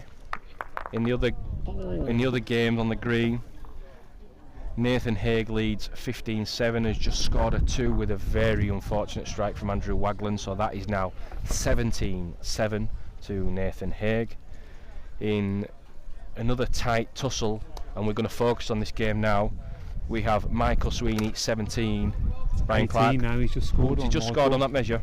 18-17. 18-17 up Michael Sweeney, and Michael will be leading out and has led out a thumb peg to exactly where his score is, on a nice little 3/4 round peg. This is the mark, this is, Stuart, let me tell you. Gary Smith's won the first 2 ends versus Paul Chamberlain and leads 2-0 with a good lead in the corner. So we'll focus on Michael Sweeney to conclude his game versus Ryan Clark. Ryan Clark was the favourite, but I think everyone thought this might well be a tight game. Michael Sweeney has led a yard or so short there, playing in his Wakefield Trinity top. They're enjoying a bit of a renaissance, Wakefield Trinity, this year. Plenty of money ploughed into them, and they're doing very, very well. Very good ball by Ryan. Great ball by Ryan. Number 23, Johnny Wood, 21-20. We'll proceed with the first game of the last Snapper's ball on the way to the head. Thumb peg is further than his first, but does it make one? Does it make one? Oh! That might well have won it, that. I think it has, sure. One to Michael Sweeney. Last ball in hand, Ryan Clark. What will he do here? He can't really strike. Will he play a bit of a runner? A bit of an aggressive runner? He has. He's a wee bit further than I thought he'd play. This is a very aggressive ball, this. He's looking at it. It's just unlucky. Good effort. Good attack. 19-17. Good attack. 19-17, Michael Sweeney leading out. We're not really focused on this game much, Boosty, but Snapper a serial qualifier in this, but Ryan qualified at the Metro last night and seems to be finding some form, so this will be a good win for Snapper. Well last few weeks, doesn't he, Ryan? Yeah, he's Ribblesdale Classic runner-up. Played very well that night. Across the moor on Friday night. Yeah, he's just finding a bit of form, Ryan, so this will be a good win for Michael if he can just chip out at this end. Whoa. What a jack this is. Jeepers. This will have to be good. Thumb peg. 45, 50 metres on the round peg, maybe 40 metres on the round peg. And he's playing downhill all the way, and this is not a particularly good lead by any stretch, but no, it's just short. Treacherous jack down this hill.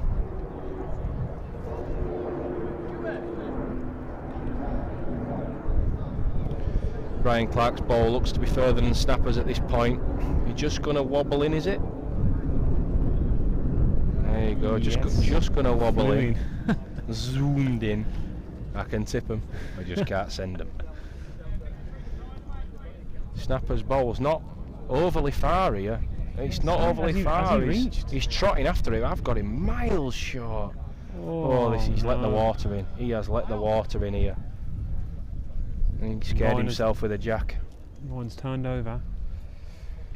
Oh, finger. Easy way in, yeah. I think. Is it? What's he done here? Peg quick. He's just going to do the gap. Look at Ryan. Ryan, I look like he knew what we're doing there. He had a bit of a worried face. Oh, did he? 19 apiece. Now then. Game on. Just takes an extra couple of minutes here to decide where he wants to send the jack.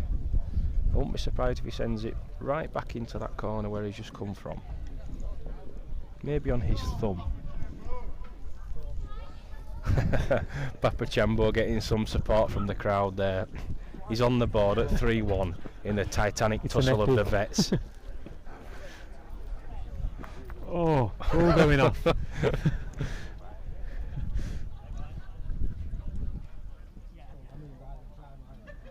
Papa Chambo's causing carnage here. The knee brace.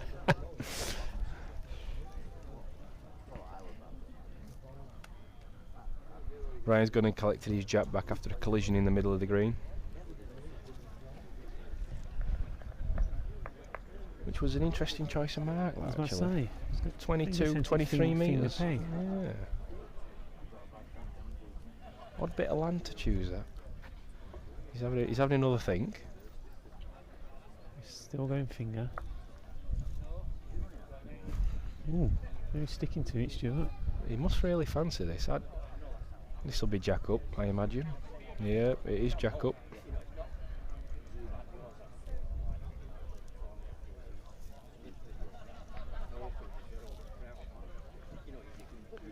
Lee Johnson's entered the green in his second round game versus Dave Bradford. Not so sure what the bookies price is up at. I would imagine Lee would have been slight favourite on the game. Favourite, yes. David played well in his first game. I think he played very well.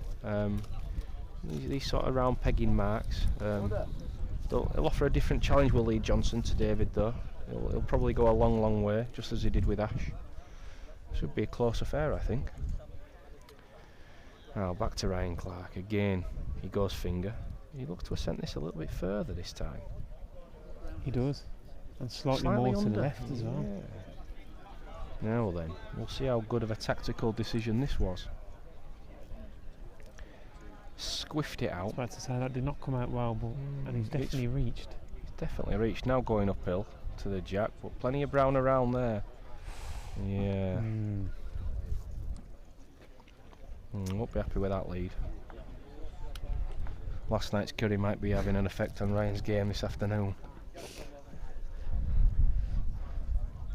Did Ollie treat him to a curry last he must night? have. Ryan might have got a spoonful. Snapper with a really good ball there. This is some Michael Sweeney type of mark. This. I thought he might have fired him into the top corner. I've got him tight. He's not big enough. He's tight and he's short. Oh wow, he's let the water in. Wowee. Coming in for game. Snapper's further up the crown, so if he's too far, it'll do him some good being further up the crown. Yeah, he can't fail. Well, what a last two ends they were. Yes, Ryan will not be happy with that. The Jack's gone for a triple jump. Yeah, he won't be happy, won't Ryan? He'll be fuming with himself there.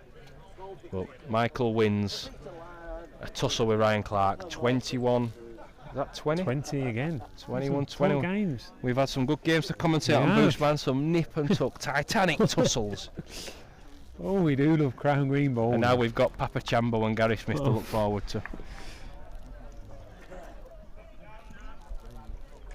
So we'll just run you through the scores as they go now. Nathan Haig 18-9 in front with Andrew Wagland. Andrew Wagland has hit a strike, and I have absolutely no idea whose jack is whose and whose balls are whose. Nathan looks, albeit 18-9 up, slightly disconsolate on the mat, and no, I don't think he knows what's going on. Papa Chambo's, I think he's forgot which jack he's playing to. Can we have the next game to ring, please, for the second round? Yeah, so we'll go for a break, and we'll leave the cameras on rolling for you to cover the remaining ends of Nathan's game and obviously Gary Smith's game, and we'll look forward to being back with you soon.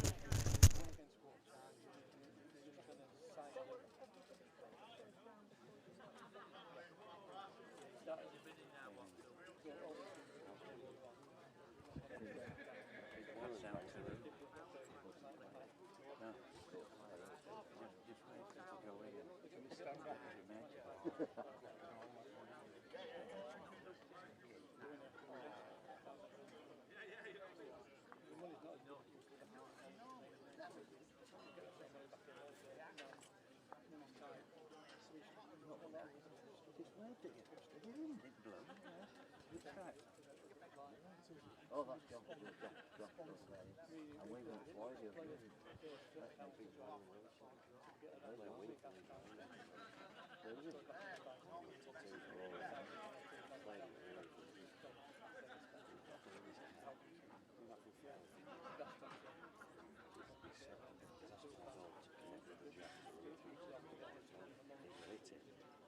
Should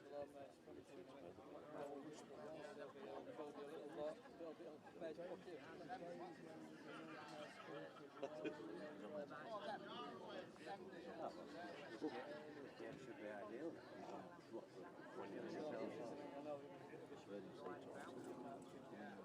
Brown.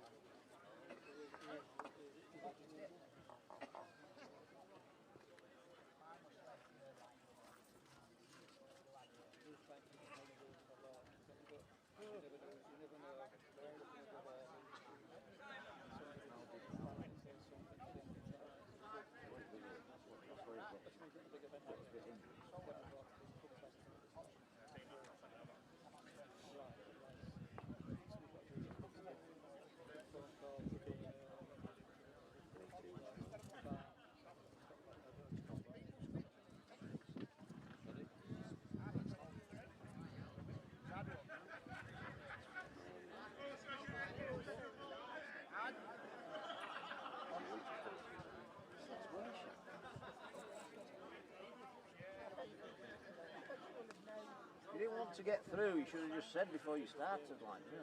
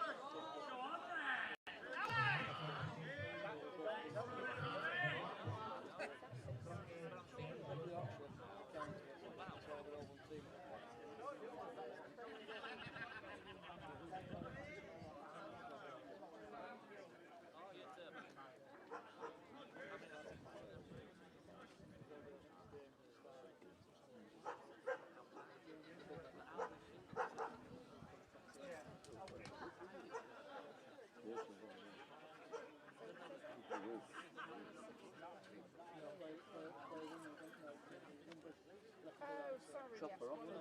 It's the number of points is 63. Sorry. Chopper, hopper.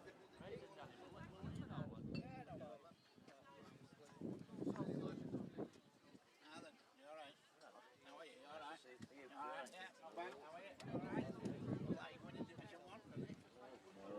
to go to them jobs. I'm going to carry the way. Is it? The ring of the road. Callum. Live and let live.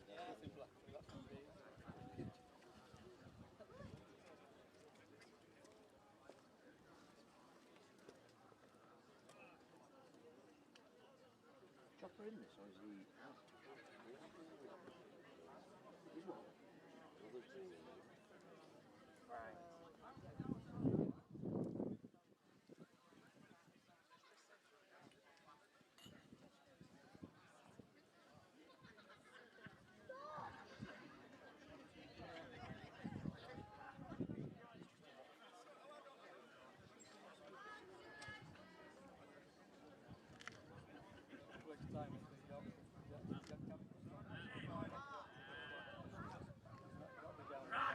Chopper!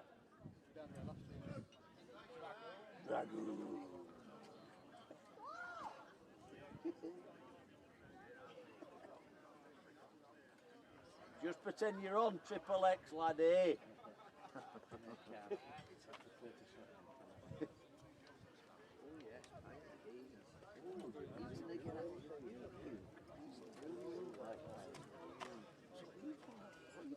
Back for a pizza, but now we're having a pizza. Is it hurting?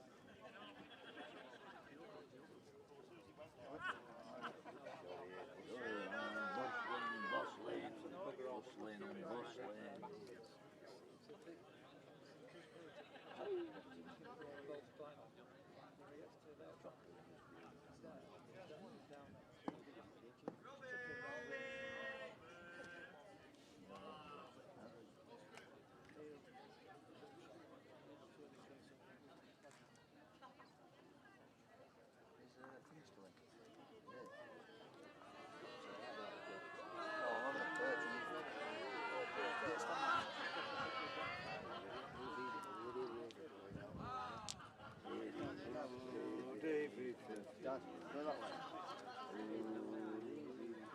I'm going to chips out, yeah? I might come at work shifts.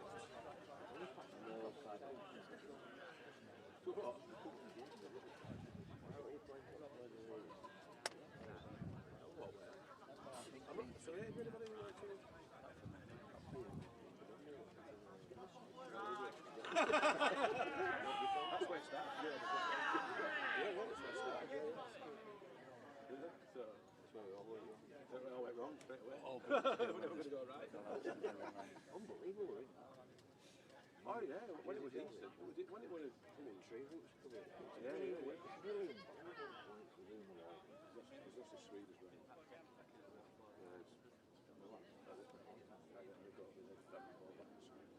Who's lost his Swede? So I said, do you want me to carry it? I'll just give you two. Yeah. So I genuinely like it. Lights are on. Well, it was going to win it, I don't know. So, I'll tell me to Hospitality.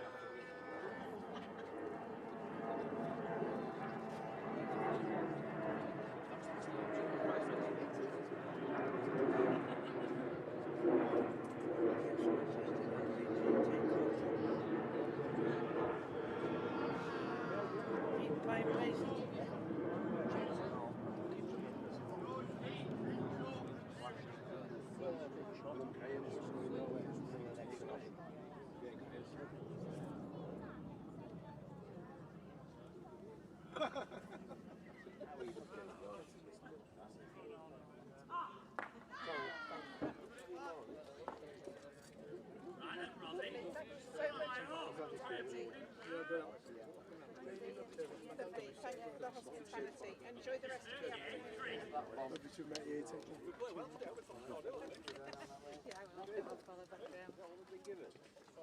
Cheers, thank you. I know you don't take so much of this, can't you? clean sheet. Clean sheet. Don't sit on the left. No, I'm not sitting again.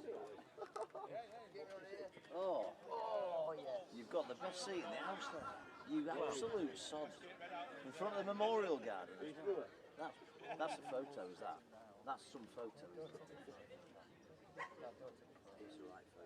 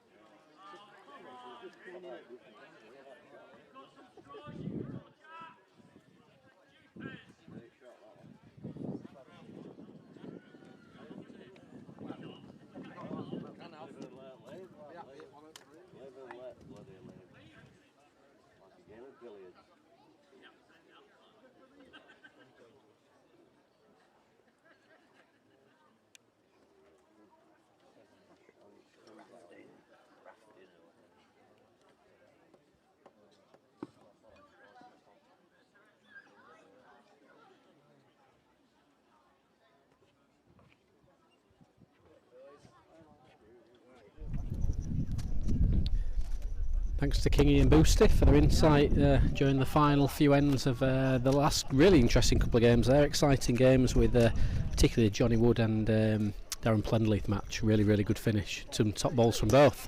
So after a brief breather, looking back through these next few games now, we're seeing Robbie Ellis against James Wilcox.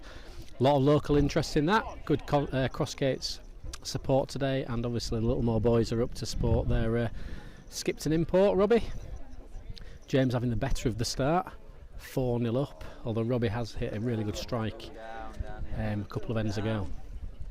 James will inevitably play 3/4 corners a bit further, he's really using the crown, and when Robbie gets in we can see the game being shortened quite significantly. So all games from the final 32 are on, the last being Gary Smith and Paul Chamberlain, and then the other matches that we can see now crossing the screen at different points will be matches from the final 16. So as James Wilcox leads out at 6-0, we have Davy Bradford against Lee Johnson. That game's currently 8-5 to David Bradford. We have Mark Hughes, who's in leading out against Nick Turrell. Mark's 8-4 in front.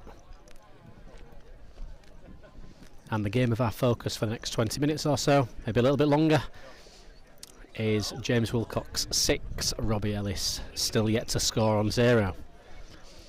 So intermittent sunshine this afternoon at Pudsey, very light breeze blowing across the green. The green's plain kind in some places where the water has collected, but there's some quite challenging marks where it's definitely browned up and gone a little bit, not so much bare, there's still a good covering, but definitely made the green a little bit more challenging in places. Any marks played over distance are particularly challenging. Good ball from James Wilcox, line 2 good uns, going his finger peg straight over the crown, very, very difficult mark. Robbie's giving this a chance, he's giving this a real chance. Well, he's off the mark and it's a marvellous shot to score with as well. Really, really key ball at that point in the game, 1-6 rather than 8-0, and chance to send the jack out for what may only be the, couldn't see who started, it might be the second time, it might be the first time he's had his hand on the pig. Paul Chamberlain getting a lot of support on the far edge, popular character, does a lot more watching than he does bowling now in these tournaments, but he's currently playing another, so a legend of the game I suppose, Gary Smith. and he's just playing a simple top edge mark, and seeing himself 9-5. Might be even moving to 10 or 11. No, 9-5. Good lead from Robbie Ellis. Thumb peg, similar type of angler mark that James Wilcox has just played, but much shorter this time.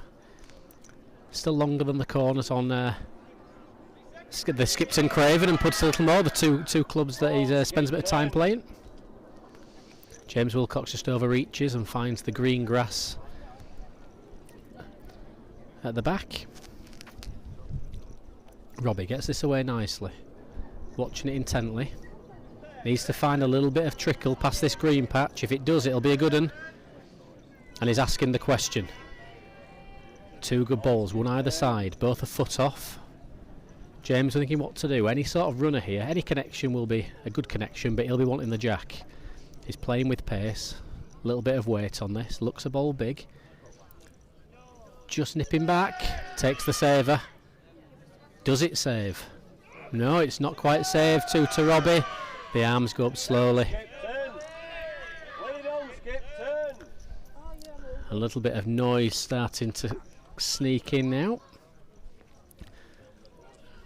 Be one or two bets on this game maybe, and a little bit of local interest, which can mean a little bit of local heat. So Robbie finger peg over the crown. A little bit more of a pegging mark this time. Little shove just over the top now where the ball is. Through this brown, and it gathers again. We're playing into a little bit of a green basin, so we're expecting close bowls. Decent lead, but better fit in the jack. James watching this, just grimacing slightly. Don't know if he feels he's overplayed a ball.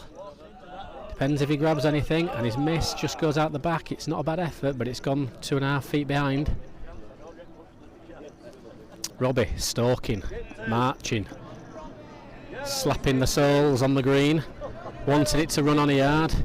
It has done for him. It's a good bowl, and it lines them up again. It's another runner we would expect. Thumb peg. James will be thinking if he can catch that ball and can he get the jack. He'll be hoping to see the jack. It's not an easy turnover, but it's definitely simpler than playing the runner on the finger. Hard to say with his black discs what peg he's gone. I think he's gone on the finger, and he's just round the corner and he leaves them both. So very quickly, after a marvellous shot, marvellous bowl from Robbie when he was lying 8-0 behind, now finds himself well back in the game at 5-6.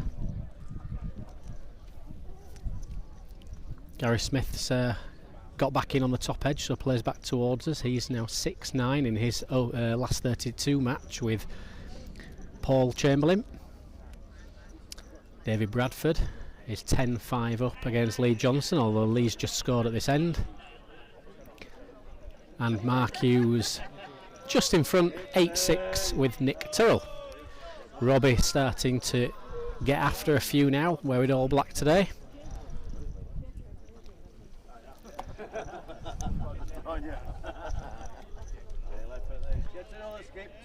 James looked to a left that, but a bigger bowl carried well. It's just inside the land.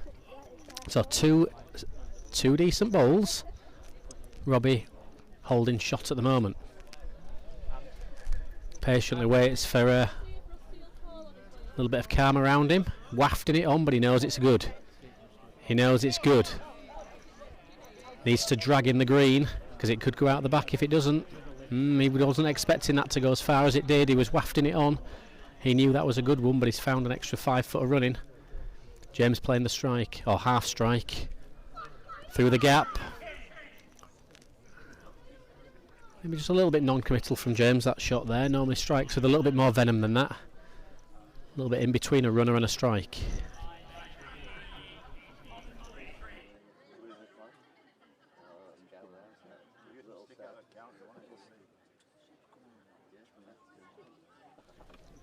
So Robbie leads back out on the finger peg, straight over the crown as we look at it. A little bit of green grass and a dip just in front of their feet. Getting them away well today is Robbie. despite hearing that he didn't get in until 3 o'clock this morning, which maybe isn't a surprise to those that know him. He's just finding the brown though now and runs a couple of foot behind the jack. James seemed to put this down very tentatively, but if he's on a shallower line, it'll grip in the green grass. Just short, just a bowl inside. It would have gone in on a road. Robbie, another clean delivery. If he finds the brown where his feet are now, just on the edge of that, it'll go right to the jack. Gather in the pig as well. It's a good bowl. James just trying to hold them back a little bit on the delivery. Look to bowl inside again. Can it arrive? Left it just again. Big holler from his Littlemore teammates. We are 4 o'clock, having the bar open for several hours now. We're expecting a little bit more atmosphere to brew around the green. Various reasons for the support. Some supporting teammates, some supporting the bets. Found a good mark as Robbie here, literally just over the top. It's all feel. He's played a good one. As soon as the ball gets to the crown, it's all the weight of the ball to carry it to the jack. He's just finishing the jack in a kind spot each time. Now this is not short. James needs to gather something here. It's a big gap and it's I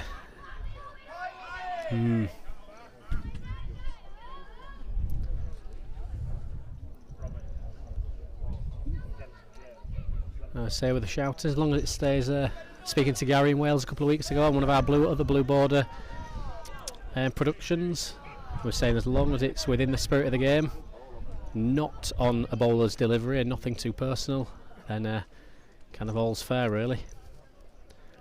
Better pace from James here. Hanging into it just a touch big.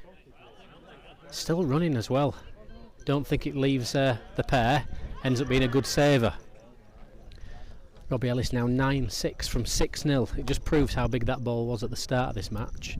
In the 3/4 corners, he was lying to go 8-0 behind, and he's played a marvellous bowl with his final ball at the end, and hasn't looked back since. Slightly different mark this time. The jack's a little bit bigger.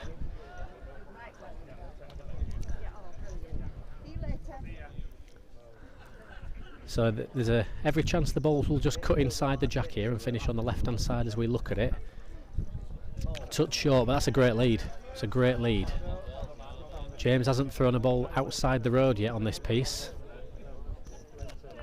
Better road this time though. Every chance of winning the end if it pegs. Difference in size of the balls is probably having an impact here, because Robbie's are pulling up and James is just finding that extra 2 feet of running. Robbie was asking who's on, but he's clearly holding shot at the minute. And if he's far enough, he's played another good bowl. It's just whether it can get to a length. Good ball, falls in, makes one. Another searching shot coming now. Does he play tight on the finger and try and get the jack? Does he play a dead length? It's definitely inside by the looks of things here, leaving them both. Robbie's just setting these ends up to be quite awkward. Not really giving James the shot. Does he play a dead ball, which means they're trying to draw one to a perfect length? Does he play a runner, try and move things about, or does he go for the big strike and try and disrupt the game? And we might be getting to the point where the big strike's needed just to try and change something. So we're expecting a heated battle between the two players, but maybe not two big breaks as we've seen so far. 6 from James to start the game, and then now 11 from Robbie to take the lead. The jack's gone 5 feet further this time. Robbie's left his bowl in the green. This is where James's bowls have been finishing in the last couple of ends. So he should just be more of a natural length for James, and it looks like he's found a better length. Through the green, the weight of the ball carries through, so I think Robbie putting the jack a little bit further here hasn't helped himself. This came out marvellously well, which suggests he's probably going to be overreached. And the clap of the hands and the stomp of the feet tell us that he's overbuzzed this by quite some way. Now, we would expect 11-8 or 8-11.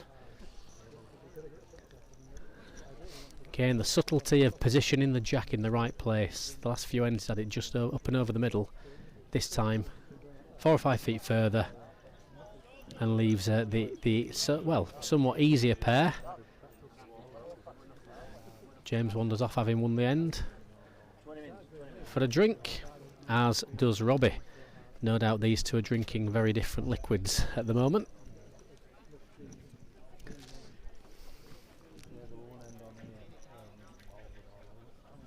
With James this time, he'll be feeling that he's a little bit more limited winning the jack at this side of the green rather than on the opposite side. It's a big green Pudsey, so it will open up for him, but he's going to have to find one good lead to position himself where he's in full control of the marks that they're playing.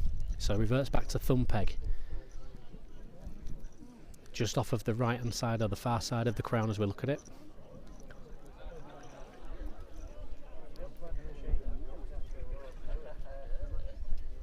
A few strides after this, suggesting he wants it to travel a yard or two. Nips round the corner, but it's a decent bowl. Should be beaten on this mark. It's quite a kind thumb peg. Can afford to be just a touch outside the land, and it will come as long as you're a length. Robbie's left it. Can't arrive. Definitely more in this from James, or as first suggested, from the swing. Still needing it to run a little bit. Probably beats his first. Marginally better.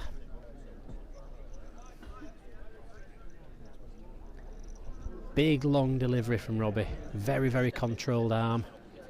If he misses his own, he wins the end. If he doesn't miss his own, he leaves them both. 2 to James. 9-11. And we're back on, full game on again. So the sun breaking through this afternoon at Pudsey. Later in the afternoon now, so no shadows just yet. Really good crowd supporting the competition once again.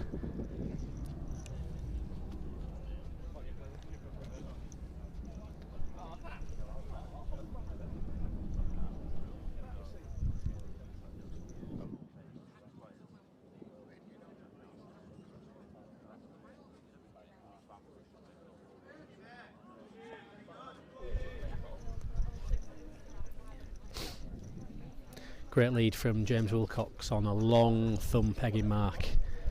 As a home man might turn the other peg, but it's still not easy either way. Robbie didn't like this, but it's doing really, really well for him because he's just managed to miss all the green all the way down. And it almost wins it, surprisingly, for him. I think he thought it was short.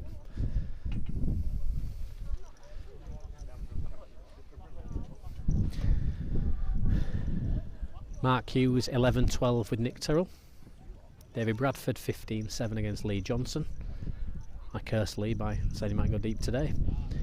And Gary Smith is 13-9 up against Paul Chamberlain, and that is in the last 32, so that's the final game in the last 32. Gary having a little bit of a run in the corners, although Chamber's on here. Robbie asking, is it 2? James not sure.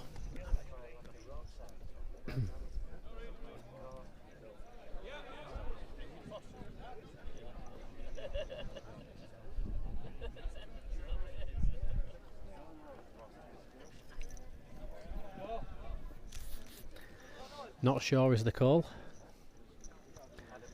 Adam's been asked to go on, have a little look.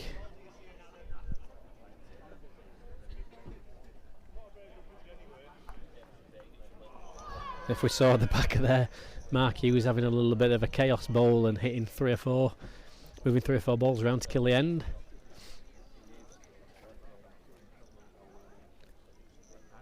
Nobody knows here. Robbie coming up. A wise thing to do with how they're laying, because it's definitely a running shot on the finger if it's only 1, and if it's 2 it might be more, still coming finger maybe, but playing a dead weight.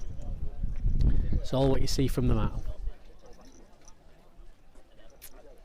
A look from both sides tells you that it tends to be close.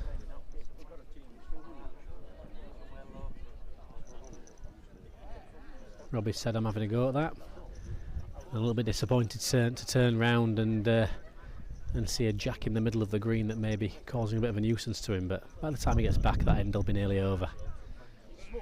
So Robbie must, I would say, think it's only one, because he's told James and those at the end that he's going to be having a go anyway. And a little bit of anticipation in this shot. Crowd's become a little bit subdued for a moment, waiting for Robbie to make his next move. Steps back from the mat, definitely waiting. Good ball from Chamberlain in the middle of the green. 10-13, Paul Chamberlain. There'll be a lot of Paul Chamberlain fans watching on our stream today. Robbie just playing a couple of yards over. He's taking it out clean, so he must be confident. The call full there suggests that he's got exactly what he was going for. He was going for the ball.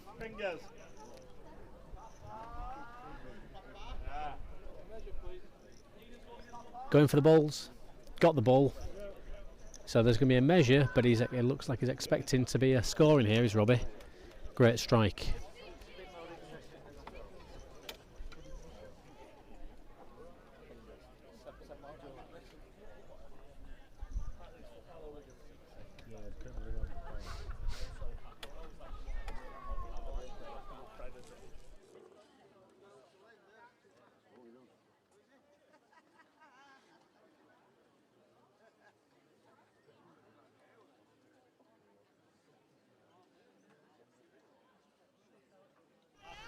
Ends up being a massive strike from Robbie there. I think that the first ball he sent that he didn't like ended up being a really good shot in the end. So he's back in, messing about again, just up and over the middle. If he sends the jack too far, it allows James to read a better length. Might just see David Bradford and Lee Johnson's end in the shot a moment ago, but it's the sun now breaking through means that these brown bits nearest the clubhouse on the edge that we are filming from are getting a little bit more tricky to play.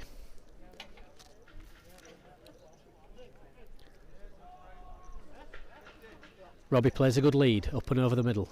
There's a decent reply from James, just going to die short and nip round the corner. Robbie looking for a pair now at 12-9.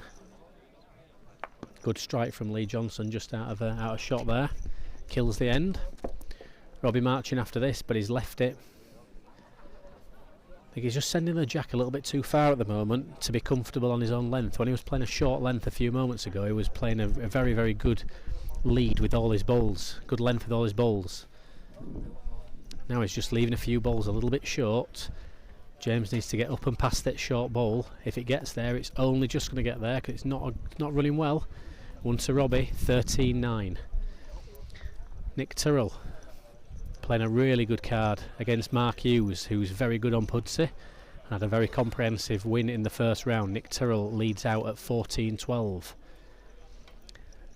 Gary Smith just maintaining a slender lead against Paul Chamberlain, 13-12.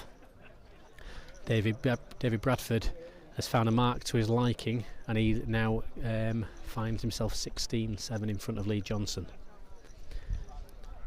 Robbie drizzling down over the crown, probably one of the fastest marks on the green today. The little green patch just in front of the jack is not going to help him this time because he's missed the jack on the inside. Now James needs to just drizzle this through the green. Just through the green. If he gets on the brown, it could carry all the way to the jack. Even this is missing the green patch. Good ball though, plays a good length. Look to put this down gently, Robbie, but as long as it's through the green, it's got every chance through this brown now. Really are squirming down this hill today. Reverses against itself. Well, that's found some no bias from absolutely nowhere. Just shows when the balls are running at such slow speeds, they can go against the bias. James selecting for a big strike. Oh, he's missed by nothing. Absolute whisker. Just see quarter of the ball behind the jack there. He's gone for it. Any flick on either.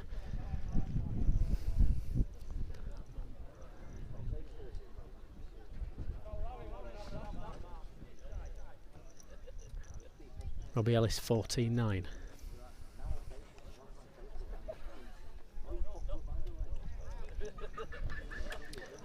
Back just up and over the crown once more. Meanwhile, Nick Tyrrell likes 2, so he's currently 14-12 in front of Mark Hughes and looking at 2 here. David Bradford leads out at 18-7 against Lee Johnson, been very convincing in this round, and Lee's just not kind of picked up a length, having played his match much earlier in the day against Ashley Tattersley. And Paul Chamber, Gary Smith in a very tight tussle. Still, they find themselves in the last 32 of the competition.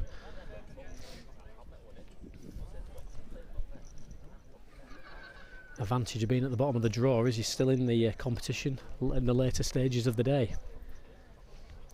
But I think we're in for a longer evening today at Pudsey than maybe previous years because of the speed of the green. James asking if this is 1 or 2. 1 to Robbie.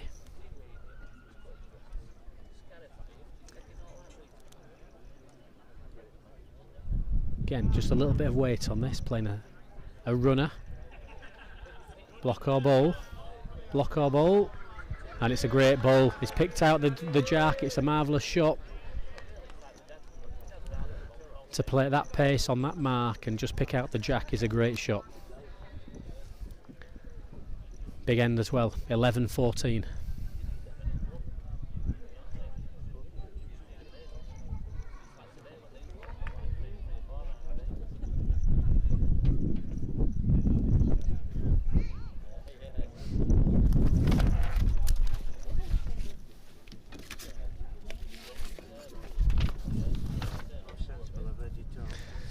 Gust of wind blowing our papers and things around.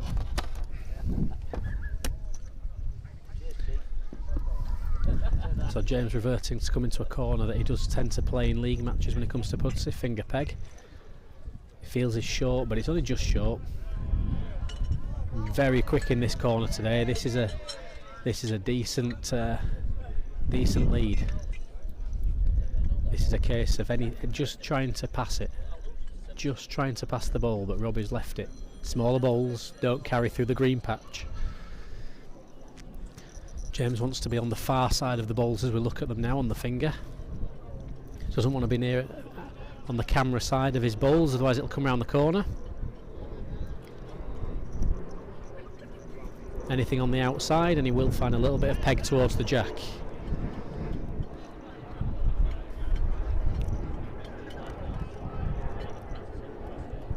He's find the narrow enough line. He's going to just, he's caught his own, but he's done alright. He was on the same road as his first.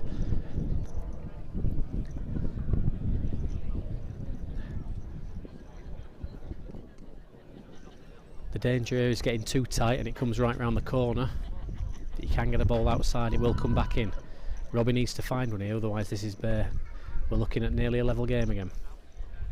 Needs to miss his own, just miss his own. Needs to miss the second one, it does. Needs to shuffle on a bit more, it's going to give up. It's a saver, 12-14. And now the green really does open up for Jimmy Wilcox.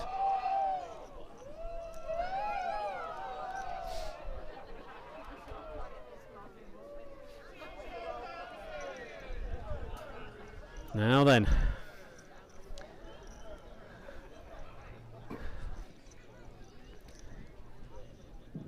get a more familiar mark that James Wilcox plays on this green.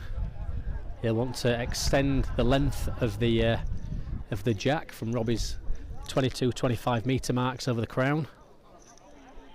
Going from fairly deep in this bottom left-hand corner, but still probably what we call 3/4 at Pudsey. It's a long way. 45 by 45 green, so anything playing apex towards apex. Gary Smith having to wrestle his balls away from hitting another end. He's got a difficult decision now as Gary, because he was well outside the land for his own jack, but it does come right back round the corner there. So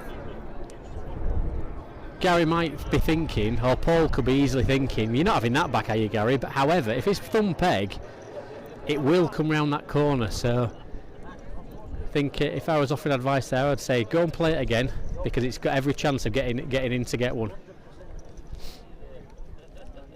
But Gary's conceded it and said, don't worry about that. Which I'm not too sure. I know we're not watching that game at the moment, but I think Gary's ball, unless it's going off the green, which it could well be if it's travelling at pace, but if it's on the green,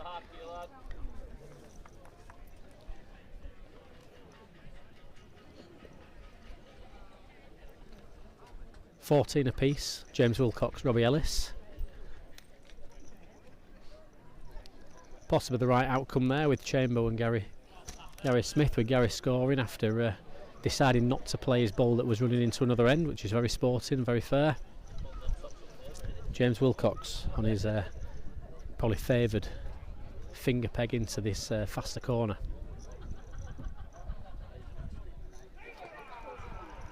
Definitely sent it, came out well.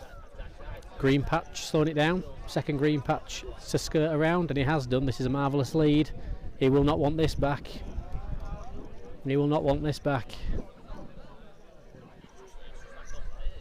Nick Tyrrell, 17-15 in front of Mark Hughes. Gary Smith, 15-12 in front of Paul Chamberlain. That's the last 32 game. A couple of slow matches have just thrown the final part of the draw just slightly out.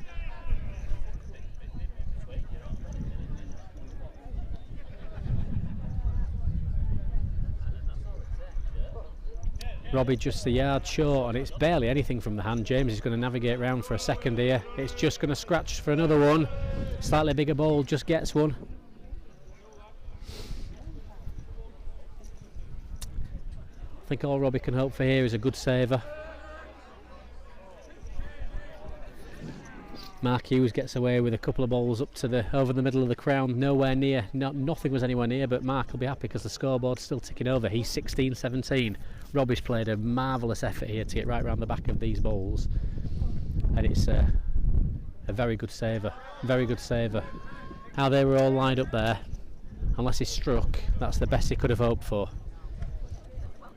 Lee Johnson gets back in and scores a couple just in front of us, so he's 12-18 with these two.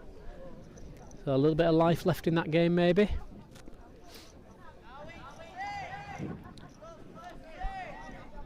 And Gary Smith 17-12 up. So James back on again, returning the jack back up thumb peg, just on the outside of the crown as we look at it, on the left hand side of the crown. Doesn't fall away much before pegging right back in. A little bit more green grass in that far corner, so it's going to hold the balls, but this still goes 2 yards, maybe 3.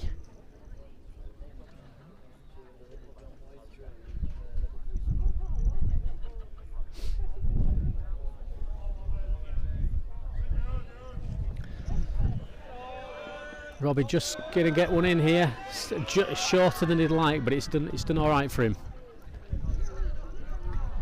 Needs to be a good return here from James. There's a little bit of room.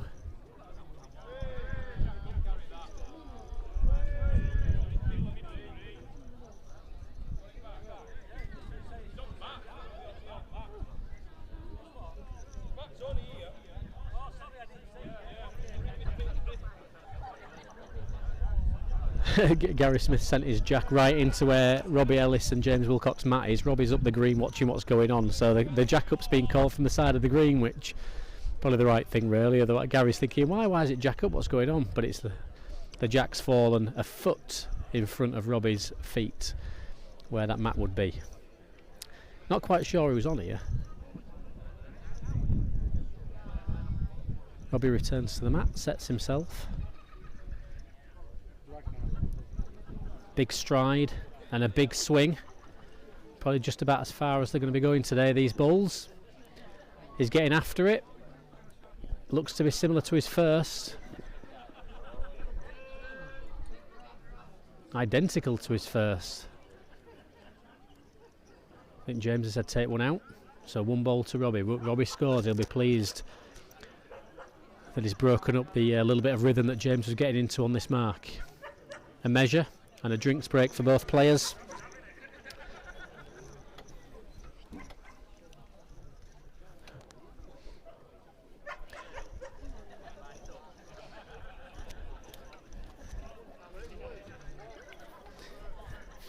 Nick Terrell, Mark Hughes. Nick Terrell is 19-16 in front of Mark Hughes and line 1 on the bottom edge. Mark's asked how many. To hear that he's 1 down, so he's playing a runner. Finds the gap. So Nick Terrell is 20-16. And this will be a great win against Mark on here. Arguably the green speeding up a touch for Mark hasn't helped him. He'd have preferred it to be just a little bit sticky.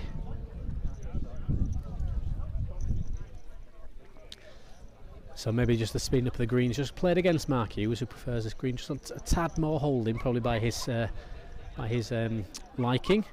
But Terrell's played well. Robbie scores 2 off the measure.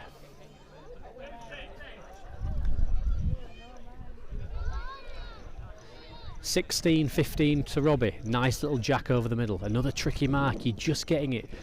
Although the crown isn't as easy to see for those viewing on the screens, it's just a case of getting it up and over on here. James looks like he's turned his peg. It's a wise choice in my view for reading a better length. Harder to read a road though, and that's why he's come round the corner. It's a good first effort. There's a big cheer here. There's a huge cheer for Paul Chamberlain. He's had a strike, he's coming off the chair leg, he's cannoned everything, left himself 2. I've never seen anything like that. Unfortunately, I don't think we quite picked it up. So 2 to Chambo, 2 to Robbie, 2 to Lee Johnson, but all scoring 2s.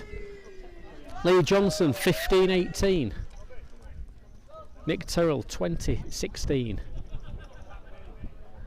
And Papa Chambo, as is been well referred to today, is now 14-17, and it is 32 minutes past 4 in the afternoon. Gary Smith and Paul Chambo are both in the Pudsey Classic, albeit still the last 32.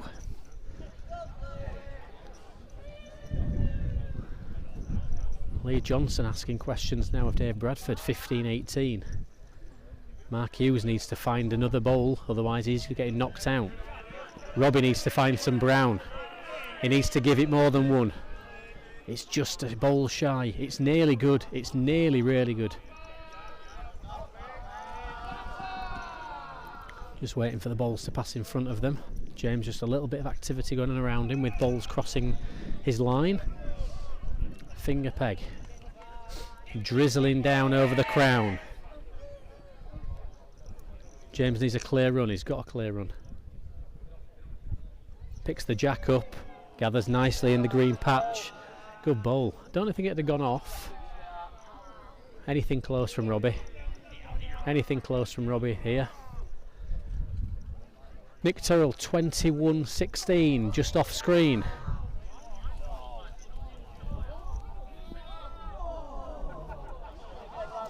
Very good win for Nick Terrell. Has Robbie done his own in there? Has Robbie done his own in there? Wow.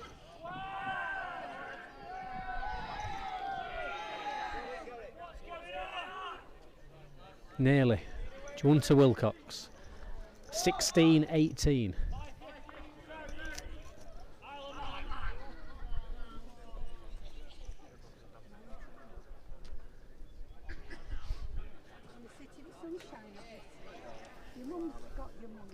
So yeah, very impressive Nick Terrell there. Very good win against Mark Hughes, who just never found his length after he won his first game 21-5, more or less playing 1 mark. It's had a long wait. It's a long time to wait between rounds in a final 32, and then gone back in and just never quite got going. But fair play to Nick, he's played really well. James Wilcox leads out, just a couple of points behind, 16-18. Number 14, Dave Robson of Smurthwaite. Number 16, Dan Petcher of Derbyshire. I've heard the call there for Dave Robson, who beat Callum Wraight earlier in the day, playing Dan Petcher, who beat Danny Silito. So another tough game for Dave Robson. But he's got a few friends here supporting him this afternoon, so I'm sure he'll get the support around the green. Decent ball from James.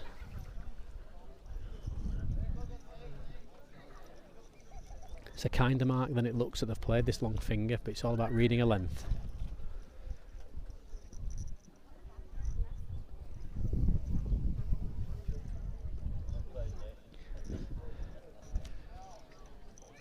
Gary Smith 19-14 in what is still the last 32. Feels like we've been saying that for many, many hours now. Lee Johnson throwing balls all over the place at this end, showing just how difficult the green's getting in this afternoon, late afternoon sun. Dave Bradford should score, but it's trying to find its legs to run out. One to Dave Bradford, I'd say, from our position up here. A little bit disappointed there. He's just scored 2 at the last end and he's 17-18 leading out here.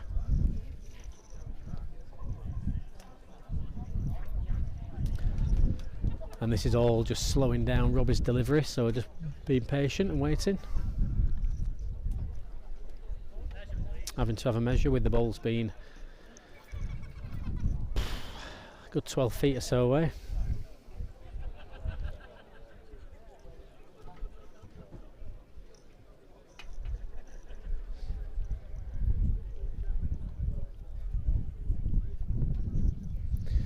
Andrew Sykes and Simon having a measure.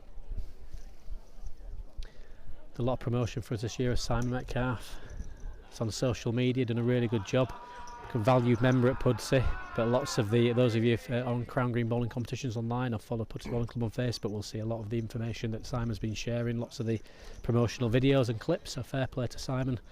A lot of hours in behind the scenes, and he's been here probably at every session, barring the odd game to watch the Bradford Bulls. Robbie leaves it now. It's a long wait, and he's certainly not sent that one. Difficult for James as well here. Obviously a little bit more freedom, having so much room, but having to wait as well after finding a good length with his first. Just overreaches because of it.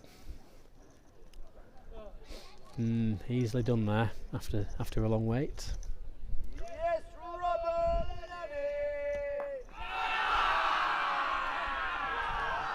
Big strike from Chamberlain, gets the crowd going again. Robbie stalking this, every chance. Looks too far to me, looks too far. Don't think it'll go off because it banks right back in.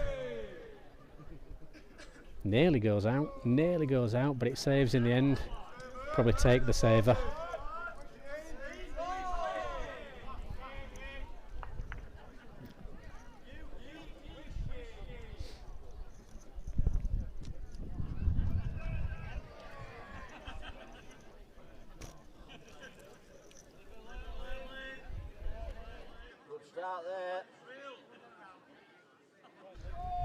So James goes back onto his favoured thumb peg.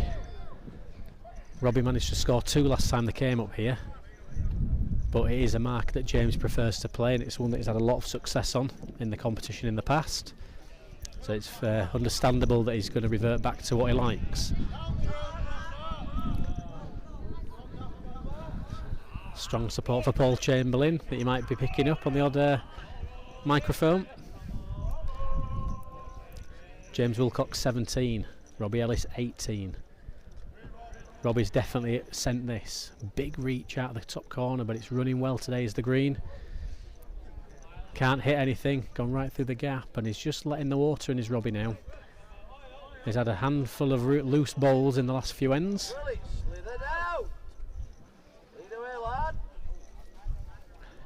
Lee Johnson 18-19. He was down and out of this game 15 minutes ago. Now he leads out at 18-19. Good bowl from Lee as well on a tricky mark.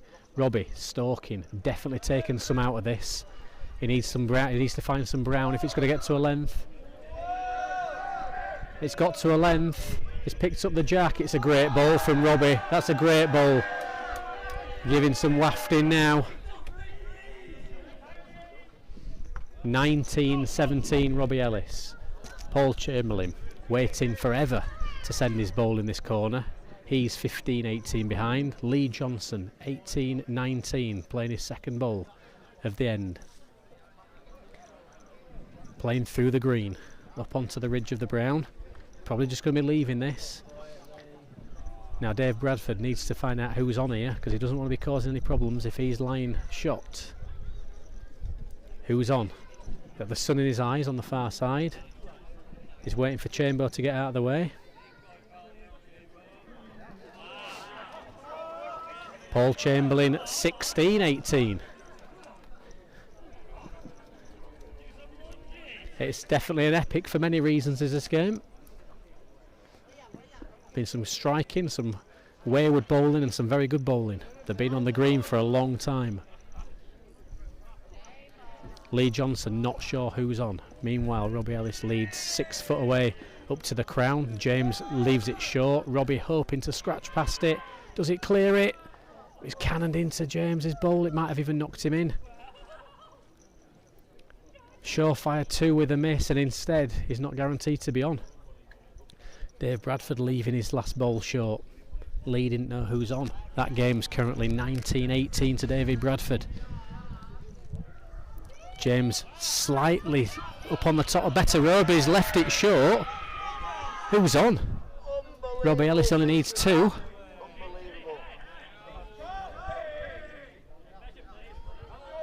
I can't tell from here who's on.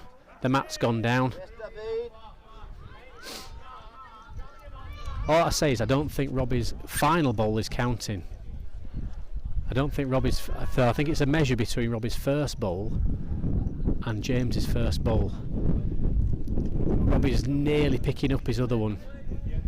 Measures all round. So we've got a measure here between Lee Johnson and David Bradford. Lee Johnson 18, David Bradford 19. That's in the last 16. We have Paul Chamberlain leading out at 16-18 with Gary Smith and currently lying 1. And then nobody really cares about Dave Robson and Dan Petrie yet. It's early days in that match. It's 3-0 to Dave Robson. So big measure for both players. James is saying 1 against 2, please.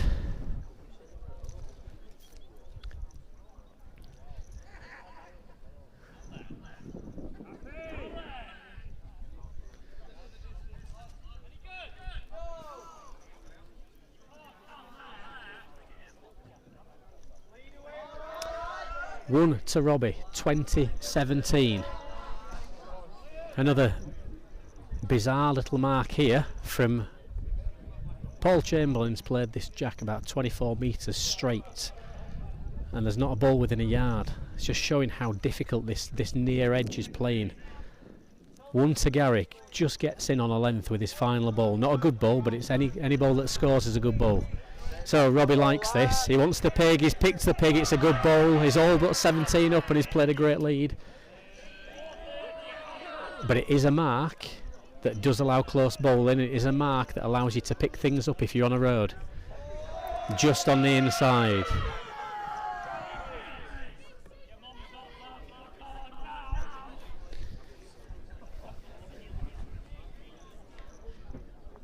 James will have a shot. Unless Robbie leaves this right in the way, James will have a shot to take the jack through for 2. This is not a good ball from Robbie. He's put that down quickly as James. He's definitely reached.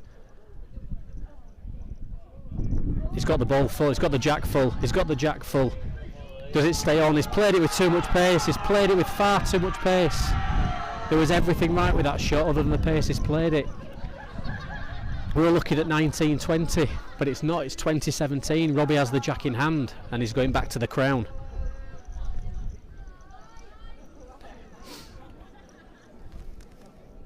Lee Johnson, 19 apiece now. Dave Bradford playing a runner. Lee line 1. If he doesn't hit this, what an effort that is. Just missed it by nothing. Lee Johnson down and out 20 minutes ago. Back in the game, is all but 19 in front.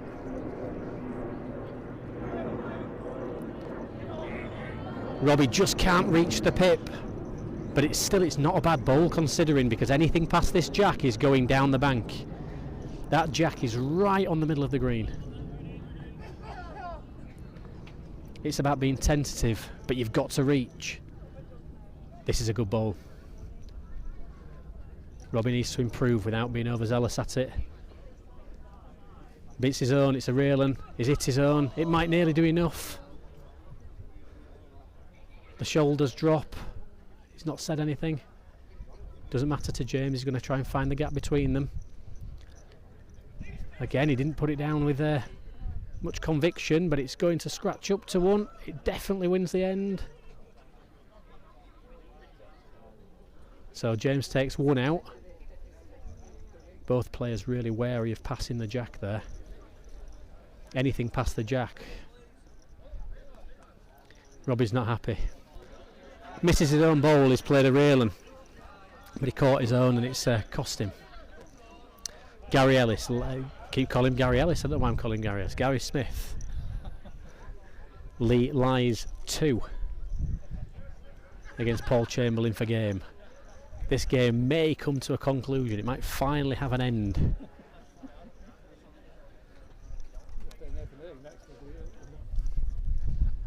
He's having to wait for the measures, but he's got a ball to save game. It's a tough ball.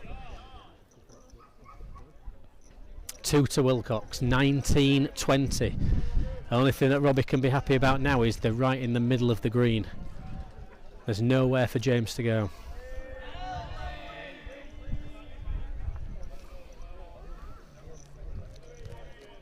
Lee Johnson, lying game. Trickiest mark on the green, finger peg into this corner where he's put the jack. Dave Bradford's given this an absolute real chance. He's just going to skirt through the end now. Needs to leg, gone out. What a win from Lee Johnson. What a win from where he was. Chambo strikes and misses. Gary Smith 21-16. Good effort by both players, a real epic, a real battle.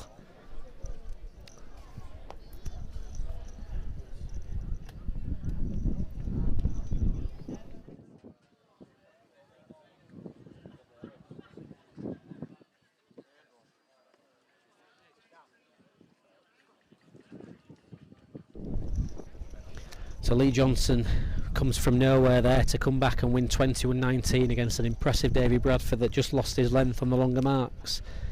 Nick Tyrrell has beaten Mark Hughes 21-16 in the last 16, and James Wilcox currently on 19 lays a decent lead, but Robbie Ellis is on 20, just needs to find one good ball. What a real effort this is. He's on just on the line of where it doesn't return, and he's found a length from nowhere. Stuart King on the commentary box a few moments ago has been asked to have a look, and this is a big call. His initial response is, I don't know. I would have said that Robbie Ellis's ball has won the end there on a length. Robbie couldn't have been any bigger, and he's off the green.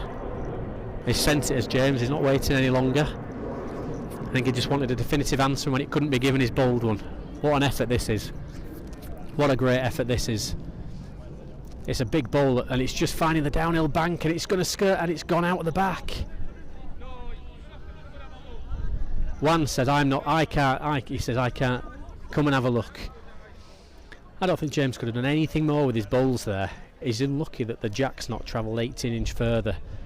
It's a really precarious mark, and really Robbie needs to be winning this 18 inch in front of the jack. If he plays a road, he can't pass the jack.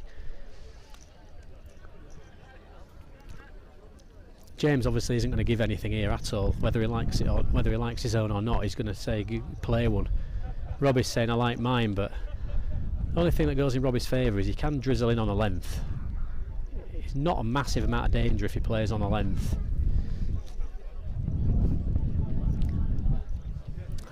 If you're on, you don't want to play it, but go back up. Robbie's, this is a huge call. He's all but 19 and he's carrying it. Well, this is a big call from Robbie. He is trusting the eyes of himself, who's had a look, trusting the eyes of Chambo. Oh, no, he's not. He's changed his opinion. He's called measures, but he's not picked up his mat yet, and he's not picked up the bowl, so he's decided that he's going to play one. A little bit of doubt in his mind crept in.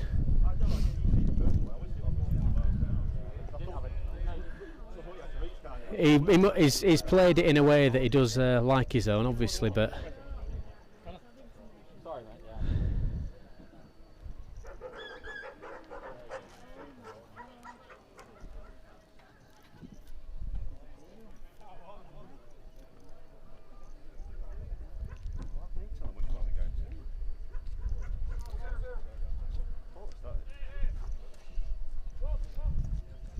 So big measure. Everybody waiting. A lot of string there. Chamberlain's got good eyes. He knows. Big win for Robbie. 21-19. Robbie Ellis, James Wilcox. What a game! Really, really good game. Highly competitive.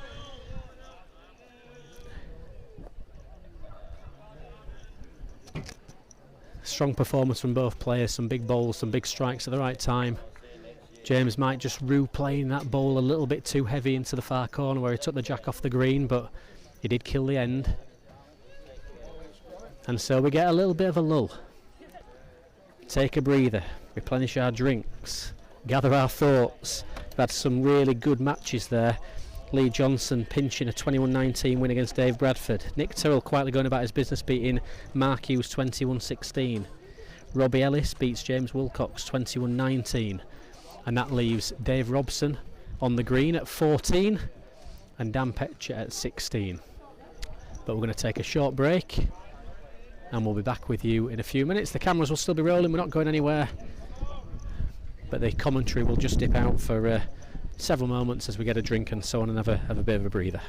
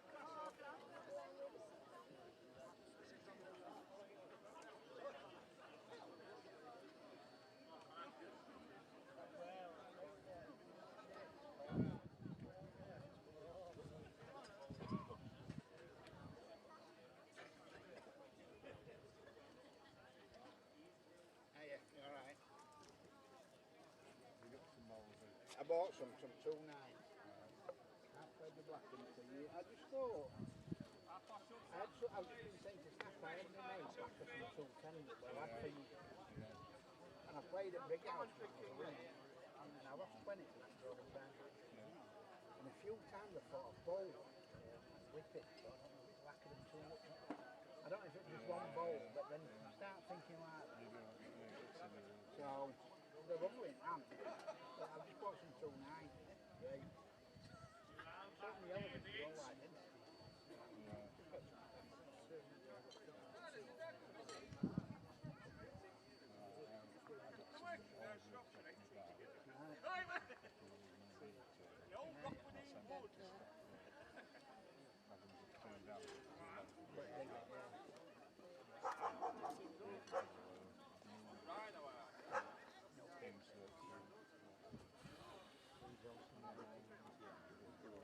That's what I thought. No, I had a second. I bought some strings. They were shaped.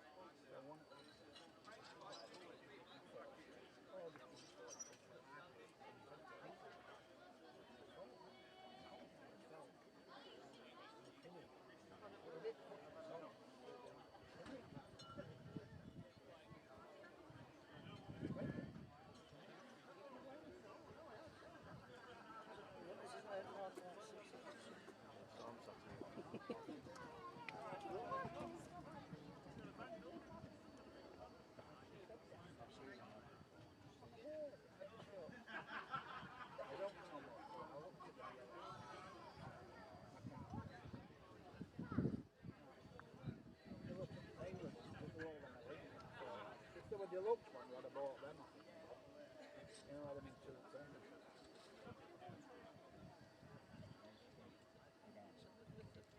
It does, yeah. Well, I think that was David Wellington, number 27.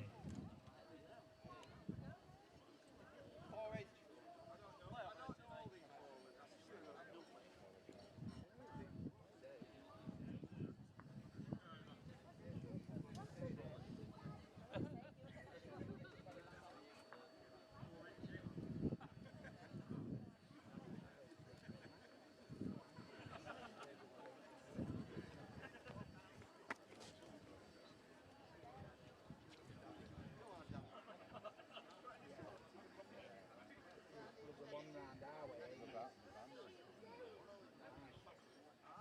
Even Rockland died. Like, they're all like commanders. They're with them, what's going on?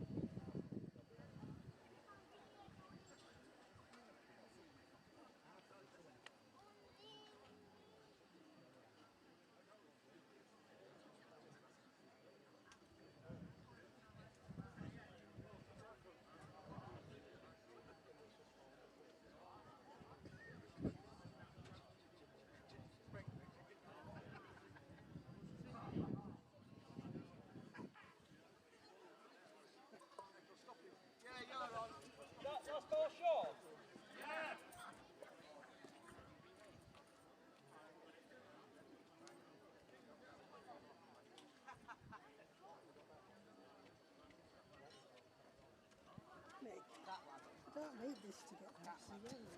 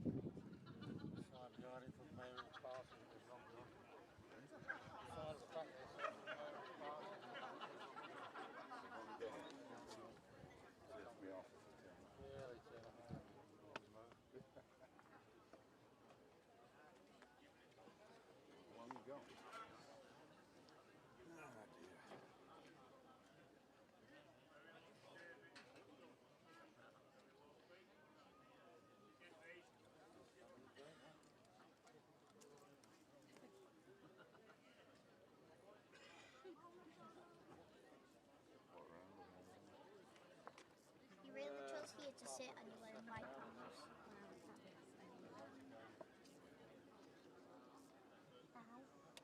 Can you see what's inside? Okay.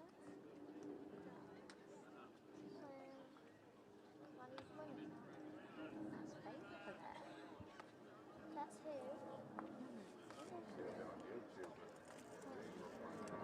Oh, the flags are about good like that.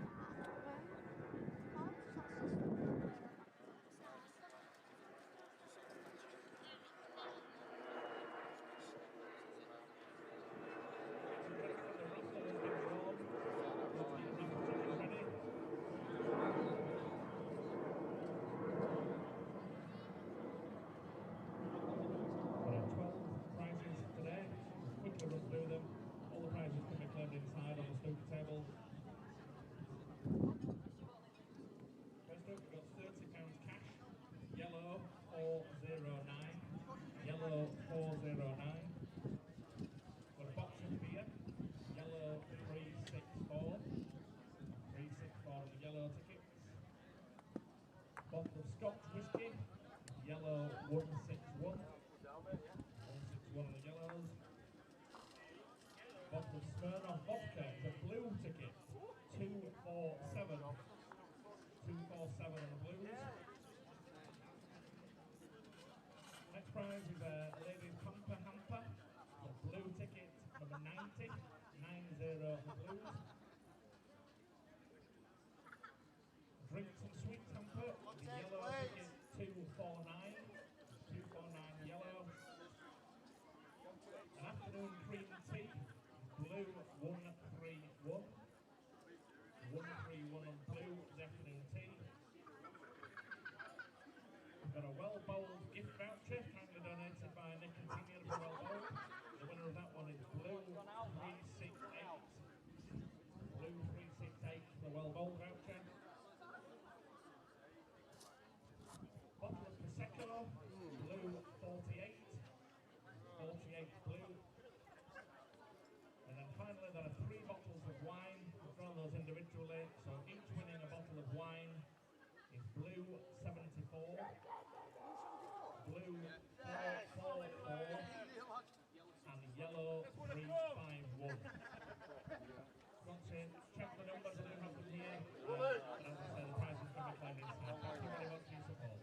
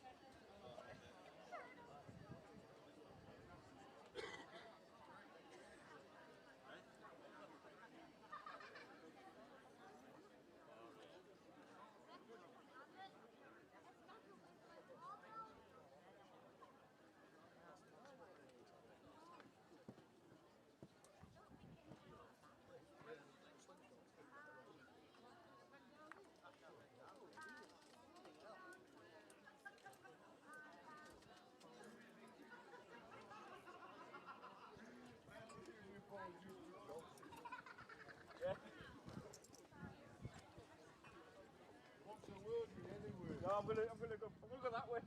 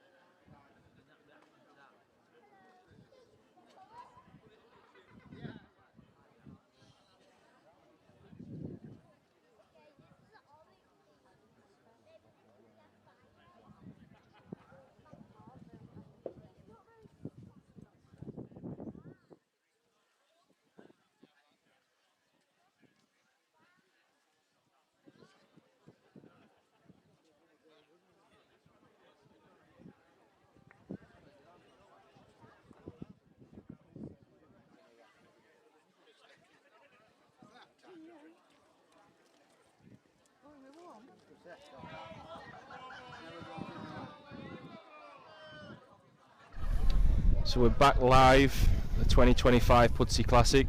We got the score a bit wrong earlier. The Dave Robson Dan Petcher game is now 15-8 to Dave Robson, and he's coming to the lead 2 good uns with Petcher coming up with the last ball here. So it's 1 to Dave Robson, 16-8 as they go to Dave Robson. In the other games on the green at the moment, we've got Michael Sweeney leading 10-2 against David Worthington. We've got Reese Marshall 6, Conor Chamberlain 9. And then in the battle across gates, we've got Lally 6, Johnny Wood 8. Still relatively early in the stages of those games. We'll focus on the Dave Robson versus Dan Petcher game. And I've got a guest commentator with me. I've got Paul Chamberlain, Derbyshire legend, team manager, and just dipped out to Gary Smith there, Paul.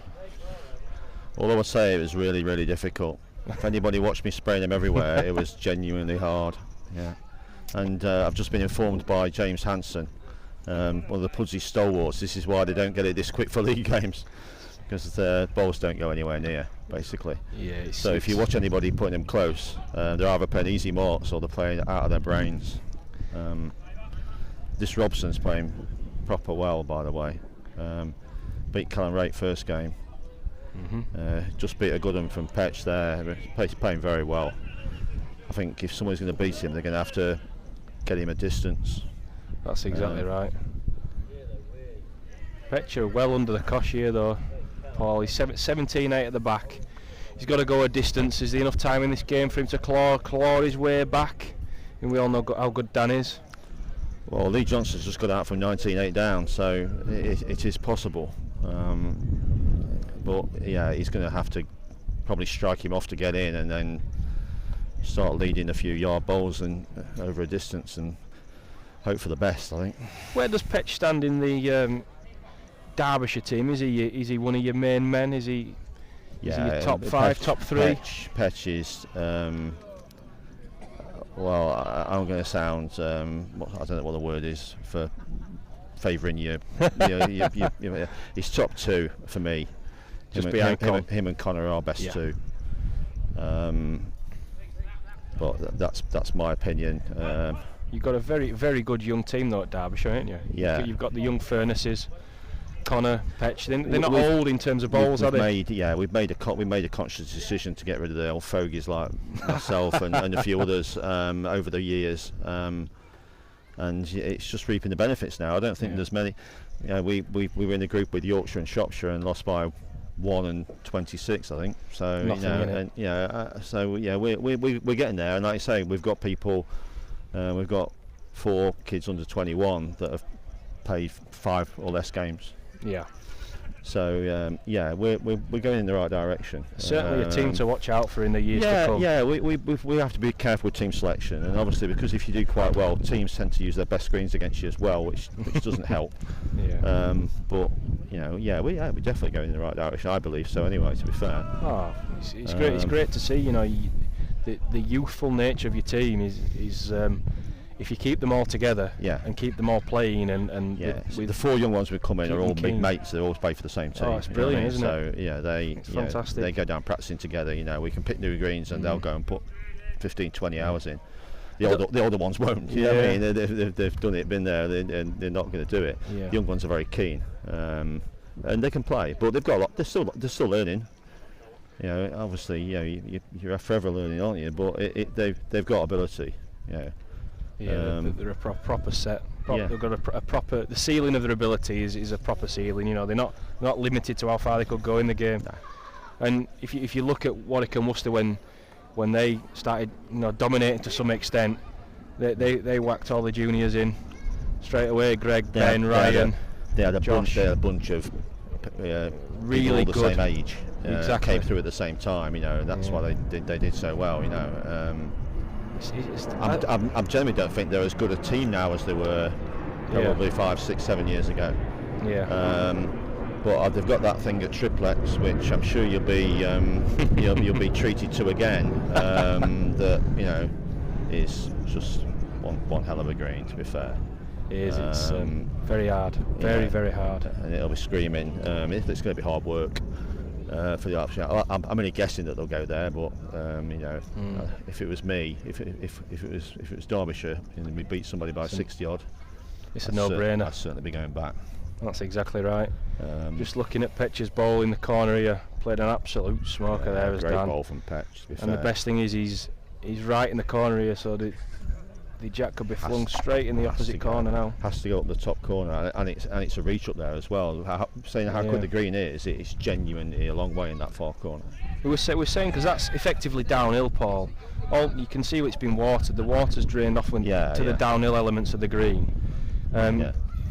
Everyone sees the green and plays up to it, and then all of a sudden you're a yard 4 foot too far. Yeah. I don't think anyone's played particularly near all day. But people are doing really well on certain elements of in of spells. their game. It's so difficult without the jack and going through brown and green bits that you're genuinely using the first one as a guess. Yeah. If it finishes all right, you've an idea. Yeah. For people watching, it looks bad, but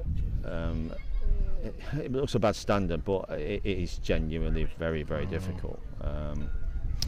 It'll suit Conor today, with it speeding up a touch. It wouldn't have done 5 years ago, but he's learnt to play quick greens. You know, you evolve, don't you, a little bit? I think. Yeah. You know what I mean? When he first started playing county, you know, he used to say to me, he said, "Well, I've got no chance on here." But you know, now, I mean, you know, he's got better since then and more experience, and you know, good ball here from Petch. He takes two the decent game balls there. Yeah, 2 good balls from Dan. What's he now? He's 17-9. He needs these 2, doesn't he? He definitely needs these 2 to stand. This goes in though, I think, to be fair. It does, can't fail. Yeah, good ball. I've never seen a grey set of balls. No. Yeah, you don't see many of them, do you, to be fair? Don't mind them, but they're a bit bland, I think. Yeah, why did Dan go there? Thumb peg from this I have corner? no idea. Yeah, Very odd. I think that's Not an opportunity missed there. I think he should have gone further. But this is Dave Robson's length, and he's been playing this all day. Finger peg, under the crown or up to the crown, and just bobbing them on. It's nice and simple, nice and straight, and just bobbing them on. He should beat that. He's called long Tates, but I'm not sure about that. Yeah. What do you do there? I mean, what's people's opinion on that? If somebody leaves a bad ball, you know, or a ball you think you can beat, what? Does it depend how close it is to the road? You're trying to nip one underneath, and all of a sudden you send one a yard under. Everybody's got a different opinion on that, haven't they? To be fair, I don't know. If he's got a plan of where he wants to go with a jack, I imagine that's probably a good shout. But yeah, maybe. He's got the jack in the corner and played literally 5 to 8 metres longer than Dave's played. That's all, and the green's 45 square. It's a big pitch. It's an enormous pitch, and I think Petch not used it. I think he's missed an opportunity there, like you say. Absolutely. He was right in the corner as well. You know how many times it's going to take him 2 ends to get in the corners now. Where he was an end ago was right in, and he had an opportunity just to go. Yeah. Just could have. He could have gone 50 yards. Couldn't Yeah, he? just could have pinched a couple of points there, I feel. Yeah. Robson played a good ball to get in, though. To be fair, he did. Long tape call, long tape successful. Dan Petch will now set the mark. I imagine he'll fire it in that top corner, won't he? Well, if he doesn't, I'm going to rip this thing I've got on and go and tell him that he's not doing what he should be doing. Get him in the Derbyshire manager office chamber. Yeah, he's going to have a severe talking to. He's going across the green. I don't know what he's doing, to be fair. This is I'm a bit astounded. I'm not sure. I'm not sure about that. But you know, it's as you see it. You know yourself. If you think you can, if that's going to work, that you do it, don't you? I mean, it was interesting. He played Callum earlier. Callum threw him in the corners. One end, he lost one end, and then the rest of the game they played 25 metres or less. Yeah, you can. You often get people doing the old double bluff, don't you? They'll, if they think they're going to be taken in the corners, they go there straight away and put the other person off. I'm always a bit confused by that, if I'm being honest. He's laid a good one though, as Petch. He's used. Used the uphill. Still uphill to that jack, but you imagine Dave will improve on this first bowl of his and put one somewhere near now. He's done it all day so far. He's definitely further. Oh, God, he needs to get 2. Petcher coming for a double now. Should get 2. There's 2 yards, 4 yards all round. Well, this gave me an absolute epic with him on it. Petcher makes 2 comfortably here. Absolutely comfortably. Now then, does he keep him straight over the top of the crown again now? I've stopped guessing, Stuart. I've no idea what is in his head. No. He's had a good season, Petch, hasn't he? He plays a lot. You know, he puts a lot of effort in. Yeah. In terms of anything else, you put a lot of stuff in the funnel at the top, and you get a lot more at the bottom. It's Petch plays a lot. People like Gareth Coates and Callum play a lot. They deserve what they get out of the game, don't they? I genuinely don't mind it. And then but that's why it's difficult to quantify. Who the best player is and who the best players are. I always find that, to be fair, you can't quantify by who wins the most, because some people go in more than other people. Yeah, that's exactly right. It is very, very difficult. That's a debate that will go long into the years to come, I imagine, until they get some sort of on. You know, I mean, ranking system. It's or whatever. difficult to say who the best player is in the era we're in at the moment. Then people try and compare other eras. Yeah. You know, not really comparable, is it? Yeah, that's very, very difficult. Petch has gone short again here, but he's going to be a yard short, and Dave's not much better, but it has gone in. It's gone in, yeah. It's just not a very good lead by Petch, really, not over that distance. But just not hitting his straps, is he, Petch? Just not hitting his straps here. He's further. He's trotting after it. He's made one. All I would say about Petch, he's very capable. I've seen him sort of get in a zone, for want of a better expression, and ram a 10 break in. Yeah. You know, even more than that. It is possible, and he will believe he can win. He's not one of them massive mumpers, Petch. He's not like you know, he's not like, oh, I'm 18-9 down. Or, a couple of ends, I'll be off. Get me a beer. You know, he will believe. I don't think he's playing the right tactics, but he will believe they are, and he will believe he can win. Yeah. It will be the right tactics if he runs out. We might not agree with him, but you'll have to go and get me some humble pie from the kitchen if he gets out. I hope he does. He's one of our men. We'll get Sue to do your portion of that later. Absolutely, yeah. I don't mind a bit more of that steak pie. To be fair, it's fantastic. Anybody wants to come to Pudsey, get some of that steak pie down here. Lovely job. It's the best £4 I've spent today, followed by the £1 guessing some balls in a jar, which is obviously the worst pound I've spent today, to be fair. But yeah, that is what it is. We cater for everyone at Pudsey. It was for charity, so that's fine. You know, it's. Petch. He's led a good 3-yard short ball there. They're only going 25 metres. Dave will know this is uphill. It's all uphill from there. That edge is ridiculously uphill. It's one of the marks I play from one scoreboard to the other. Honestly, you can't believe how far that is. You know, that is genuinely proper send. As I know, because I sent about 8 short balls down there. Just not made one there, Petch. He's going to come for 2 as Dave here to go but 12. Yeah. The end may be near. Humble pies on hold, I think. Yeah. Bit of an odd game from Petch. Not really hit his straps, not really played the marks I thought he would play. Don't know whether the green's changed enough for him to change his tactics or what, but I thought he might go 35, 40 metres maybe on the round. He may have one more chance. It's 2012. If he gets in again, you know, he really should. You know, there's no doubt about it. It is, you know, he needs to go a distance. Because you can count the balls 3 yards off. Exactly, that's exactly right. You know, you don't even have to put them close.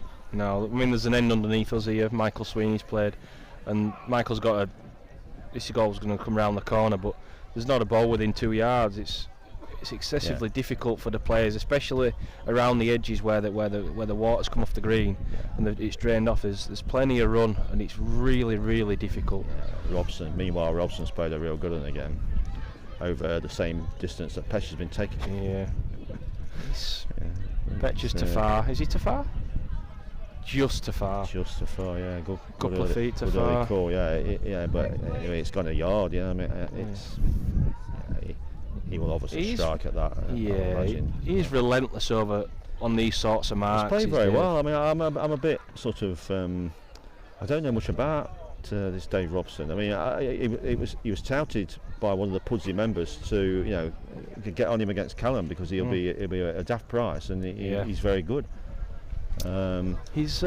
But I've not seen him in any county teams. I've not seen him play for any teams in club championships or anything like that. You know, I've just not seen him. The only place I've seen him is on here, and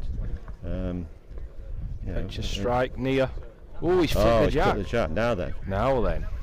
Well, that gives him a second life. 13-20, and the jack is near that. If Petch doesn't go for one of the corners to get in the other corner, the end after now. He's got to come up towards this corner here. He has to be dragged off, basically. Drag him off, Paul. Yeah, he has to be dragged off. because he can't mess about now. He has to go. His last chance saloon. And I think he's probably tried to, but I don't think he's got this out very well. He's come in the corner we thought he might, but I genuinely think he has. He tried. I think he's tried to get that in the corner. Yeah, but that is quite difficult to be fair, Danny, isn't it? It's the corner's relentless. They pick up speed when they're finishing. This corner, he's played this jack into his mad. This is not going to be a good one, but doesn't get through the green. But anything underneath this jack's going to go off, I think, isn't it? Yeah. There's not much stopping. There's not much stopping at all. So Dave's looks to be on a better road, but this looks like a good bowl to me. This is really good. I don't tip it. Yeah, it's a real good ball. This is proper. Well, it's in the green behind the jack. That could be curtains. Yeah. I don't fancy Petch to lick this ball. A foot behind the jack. This has got to be some ball. Yeah, it'll be the best ball of the day if he beats this. And it's close, by the way. Is he not too? What are we saying? Too far. Oh, what a ball! Oh no, he's fallen back. Well, if that's not won it, that's cursed. But that is outstanding ball from Dan Petcher. Petcher signalled it's won it, and Dave's ball's halfway across the green. Dave just over the bar here. What a ball by Dan Petcher. That's without question. We saw some good balls in the Plenderleith and Wood game earlier, but that for me, a dead draw is still batting. And as I said, he'll think he can win. Marvellous ball. And if he wins, he needs to win the next 2 or 3 ends, obviously. But if he gets to 17, 18, you just never know, Paul. It turns around, doesn't it? The pressure turns around. Yeah, there's no pressure on Petch at the moment, but poor old Dave. If he gets to 17 or 18, he'll think to himself, well, how am I in this position? He's been laid 2 balls 6 inches behind the jack to win games. To win the game, 2 ends on the trot. Yeah. That is. Yeah. And they've not been, them sort of balls haven't been beat very often, I think, today. No, that's an amazing ball by Dan Petcher. The dead draw there is just different class. Sometimes though, with the pressure's virtually off, isn't it? To be fair, he just send them instead of thinking about it. This doesn't look all that bad, Paul. This one, is it gonna get there? Is it just gonna trickle on a bit? It ain't the worst. No, there's definitely been worse. All I will say is there's a lot of green around it, isn't there, to be fair. I didn't think this was up, but I'm not. It's very hard. It's very hard to stand here and then tip them. Not up. No, it didn't look up. It picks up speed in the brown before, but then there's a lot of green around the Petch's ball and the jack. So this goes back to what we were saying earlier. It's almost the slowest finish on the green downhill, which is not how anybody that even remotely knows this green knows how it runs. Sense, does it? No, it doesn't. No, it's. It needs to run as well for me. Yeah, he's short. He's going to be laid 2. It's quite a fiddly ball now. There's a lot of shrapnel in the way. That's all I would say. Thumb peg's difficult, but if he's gone finger, he's probably put all his eggs in one basket here to play a length.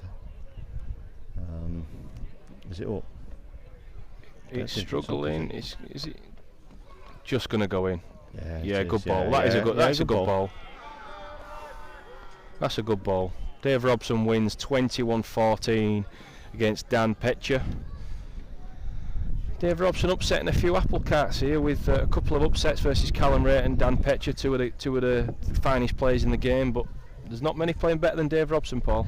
No, he's played very well, mate. I say I don't know much about him. That's probably to his advantage in something like this.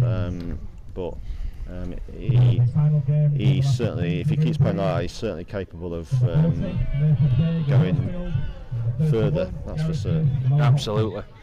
We'll focus on the prodigal son game now. Conor Chamberlain, what a player! If we have to. The beard to be feared. Beard to be feared.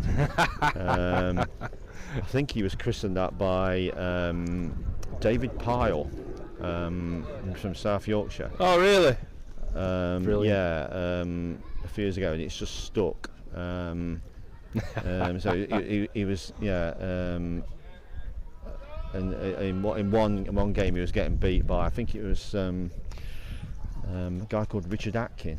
Richard Atkin, yep. I don't think he plays anymore, but every time I saw him play, he was absolutely fantastic. But apparently somebody told me he was good at every sport he played. He's one of these smart Alex that was good at everything. And then I heard Dave Piles just shout, "Oh, maybe the beard not to be feared." But to be fair to Dave, he's a Derbyshire man, and he comes to our games now and supports us. Good man, Dave Pyle. Proper Bowls bloke. I like him a lot. He comes to our games. But yeah, he's. That is unfortunate. It's 19-10 to Conor against Reese. I don't think Reese has played bad, but Conor playing very well. Conor's played better this year than I've ever seen him, if I'm being honest. But he's had a little bit of a blip since the All England. I think that took a lot out of him. And he's played well in a couple of cup finals for our club. But he's had a couple of games where he wasn't him. You know what I mean? And I think I think the All England took a lot out of him and Petch, if I'm being honest. Yeah. They were both very philosophical about it after it had finished, because obviously the best run that either of them have had in it. Yeah.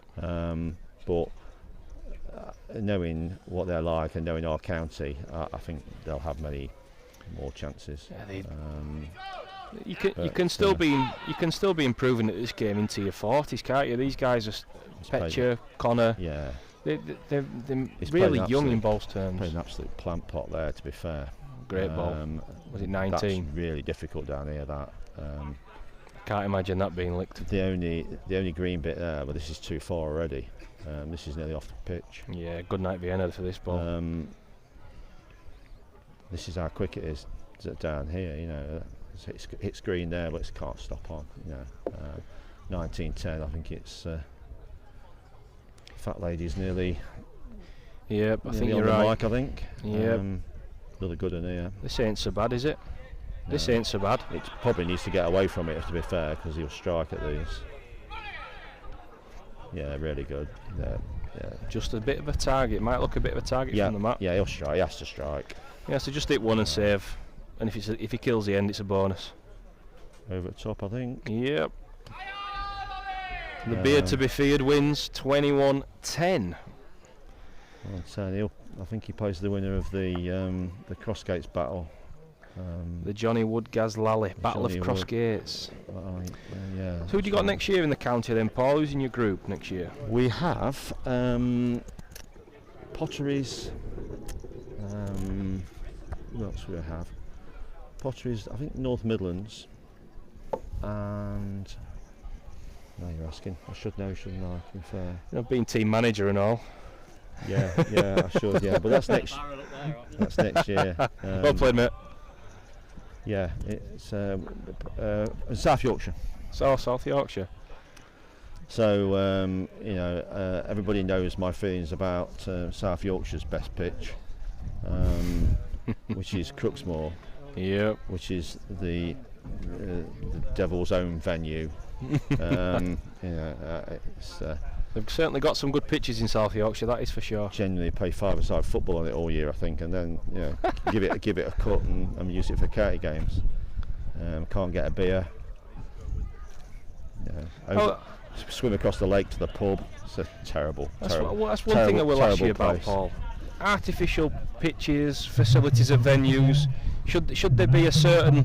Firstly, should artificial pitches be allowed? And secondly, should there be a certain standard of facility available for those attending and for spectators? What's your thoughts on that? It's a difficult one. We're lucky. The fact that our best greens have got facilities like bar, a proper bar and a club. Yeah. Our best home green's probably a green called Barton. Okay. Who look after us royally. We get food from the gods, and they've got it's a brilliant club. I don't know. Personally, I think there should be facilities, but I understand if a county have got a green, this is their best pitch, and they haven't got facilities, you can't sort of tell them that they can't use it. Yeah. So I genuinely don't know what the answer is. Yeah. But I think they're, yeah. If we're trying to promote the game, I think there should be. They should be. I think they should. That's my opinion on it. I've been saying it for a long time now. Artificial pitches, I'm not sure. I'm not sure. I think it's too much of an advantage. It's a different way of sending bowls because of there's no give in the ground. I play a bit of indoor, not very well, in the indoor flat in the winter. And that's the same. There's no give in the ground. I just think it's too much of an advantage personally. It is. So I think we should be playing on grass. But personally, I think it's a summer sport. It should be played on a natural surface because it's a summer sport. If it was run during the winter, absolutely. Yeah. I can't criticise that. But for me, it's a summer sport and it's played on grass, and that's the way it is. It might be a bit of a simpleton opinion to have, but I've got the same opinion. So we both either right or we're both wrong. I'm sure people have got other different opinions, but I must admit, I've played on a few now. To be fair, well, a few. We played on the very first one. We played on the one in Betts and Ross in Wales. Yeah, I think it was 2005, maybe. I think that was the very first one that the county game played on artificial. And it's not. Bowls don't do what they should do. Yes. You know what I mean? They slide. You hit bowls and they slide. Yep. They should. Surely they should roll. I mean, that's the way I view it. You shouldn't get bowls sliding across. They don't slide across grass. They'll roll because they grip the surface. It's interesting. It's like a mirage across the green. You can't see the crown. You can't see the hill. It's or any hill for that matter. Yeah, it makes it more difficult as well because, like I say, there's nothing to aim at. Because I know people will aim at certain parts and things at the side of the green and parts. And I've known people do that. Not everybody, but it's a weird thing playing on an artificial surface, I think. Yes. Meanwhile, Nathan Egg and Gary Smith have just gone on. We're going to be here forever, basically. It's going to be a long evening. What's it now? Strap yourselves in for the stream because it's 5:45 now. Nathan and Gary have just gone on for their We're not going to be starting quarterfinals till 7 o'clock. Yeah, the hard element to this is Nathan and Gary are 4-1 is the last game of the second round, and the third round Lee Johnson just gone on now against Nick Terrell. Oh, they put one. Yeah, that's the right thing to do. We can't. I would normally like them to wait for the quarterfinals to go on at the same time, but I don't think it's possible today. We'll genuinely be here all night else. So who's your tip for today? The prodigal son? Well, is he going to go all the way? He's won before, but it's 10 years ago. He's 29. He won it when he was 19. So he hasn't. He's got to a few finals days since without really challenging at the back end. I think he lost in the quarterfinals to Greg Smith 2 or 3 years ago. I backed him. All the smart money's on him. Well, 16-1, Paul. I've got him at 16s. Yeah, I'm on at 16s. Shrewd man. And just stupid. But he hasn't. He hasn't cost me any money. Put it that way. I've backed him a few times at silly prices given to me by Duncan Little Billy. So I'd like to thank them for funding a few trips for me. But it brings a lot of interest to the game though, having a bookmaker, doesn't it? Like I think I think it's one of those essential things. It keeps people here. I mean, even tonight, you might get people going, because it's too late and they've got to travel back. I mean, it's 2 hours for us. Yeah. So but we'll probably stop anyway. But yeah, a bookie just promotes interest. Duncan's does a brilliant job. Duncan Little Billy, fantastic for me, as far as I'm concerned. It just promotes interest in the game and keeps people at the venue. Yeah, it adds so much to the game, so much interest, so much. It keeps people here. Yeah. You know, there's so much interest generated through Duncan running the book. You're very lucky in Yorkshire, I think, because I think most key. events have bookmakers. We're a couple of other people that run books here and there, but Duncan, when it comes to bookmaking, is the main man. I think personally. Very good. I wouldn't have minded having some at 16-1 at the start. I think it's I thought it. I don't like to say. I thought it was too big, if I'm being honest. But I understand he was in the block with Gareth Coates. Reece Marshall, he's just has beaten Gareth Coates, and Gareth's record against Conor is pretty good. To be fair, he's beat him in the All England semi-final only a couple of weeks ago. So I do get it, but I wasn't from a betting point of view. I wasn't sad to see Gareth and Callum bite the dust. Nothing against those people, obviously, but I like them both. But from a purely pocket point of view, I think. Just final comments, Papa Chambo. Who was your fancy for the Crossfield Cup final? We'll get a neutral's opinion. I don't know what Yorkshire are thinking about where Wycombe Worcester are going to go. I would presume that they're thinking they're going to go back to triplex, and so I would presume that they would pick a team accordingly. But having said that, do you pick teams by area where the home green is? I think that's probably a thing, isn't it? To be fair, I genuinely don't know. I must admit, if you think about greens, I played that Crossland Moor thing about 40 years ago in a county game, and it was. I nearly swore then. It was very hard then. Played a guy called Ronnie Wormold. Yorkshire legend, Ronnie. Oh yeah, brilliant. He knew every trick in the book. I was a fledgling karate player. He's done me always up. You know what I mean? I've done well to get in the teens, I think. But why do you not use that? Is it a bit too quick for you lads, or it looks a pitch to me, and it always used to be one of the best pitches, the favoured pitches, but you don't really. I've not seen it used very much. I think Yorkshire, from a neutral point, I think tend to be a bit reliant on the away team to do well and not pick ridiculous home greens. But I would presume you have got ridiculous home greens because it's such a big county. Maybe somebody could shed some light on that for me. I don't think there's much between the teams. Yeah. But I genuinely think if they do get a triplex and it's running as quick as it has been, we played a league game on there.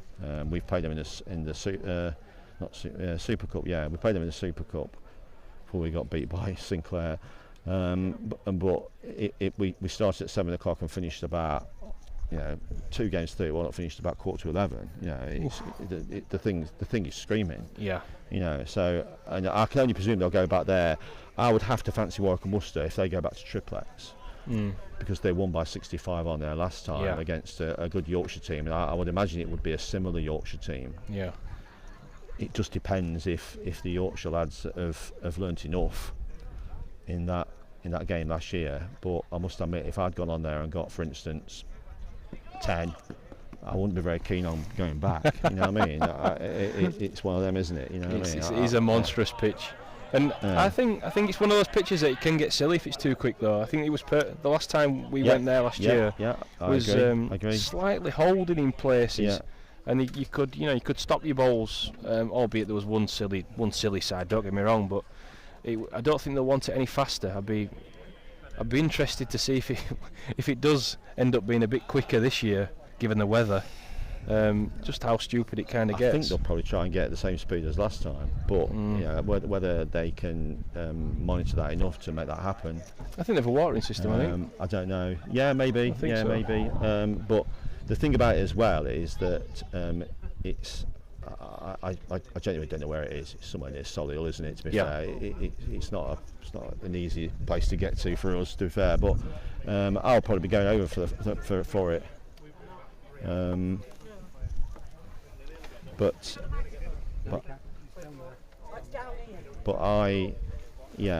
it's somebody said to me the crown is too big for the green, and that's one of the comments that's been made. It's just, but they found it from nowhere. To be fair, and the one thing I was going to say is that it's such a tight venue. If you'll get a lot of people there, and even if you got like 150 people there, it would feel like you would feel very enclosed. Yeah, it is. It's very. It is on top of you. It's very intimidating, I think. I think it's a great venue. It's a brilliant venue, and I imagine Warwick Muster will go there for forever now. You'll get some neutrals there as well because of what it is and how the how it will be, how the atmosphere will be. You'll get a few neutrals there as well. So because at the end of the day, the best two teams are playing each other, aren't they? It'll be a close game. So we'll let you go, Pappy Chambo. Thanks for joining us. No worries, mate. No worries. We'll give you an update of the scores at the moment with the third round game just going on the green. Robbie Ellis is currently 4-0 up against Dave Robson. Nathan Haig 6-2 up against Gary Smith, but that is the last game of the second round. And Lee Johnson is losing 7-3 to Nick Terrell at present. And the second to last game of the second round, Dave Worthington 13, Michael Sweeney 20. So just to confirm, there's 2 games remaining in the second round. Michael Sweeney leading 20-13 versus Dave Worthington. And what's the other game? Nathan Haig 6, Gary Smith 2.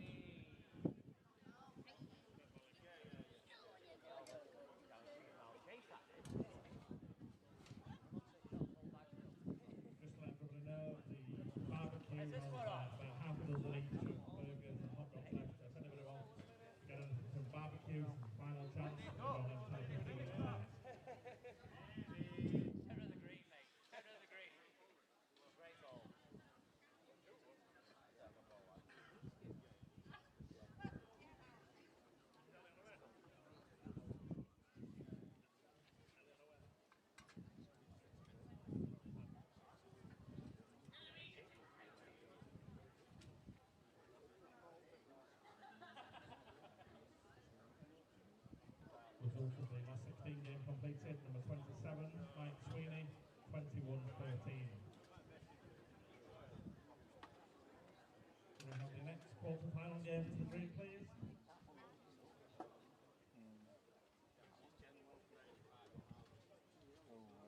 For Derbyshire is Conor Chamberlain, and for Crossgate, Lally.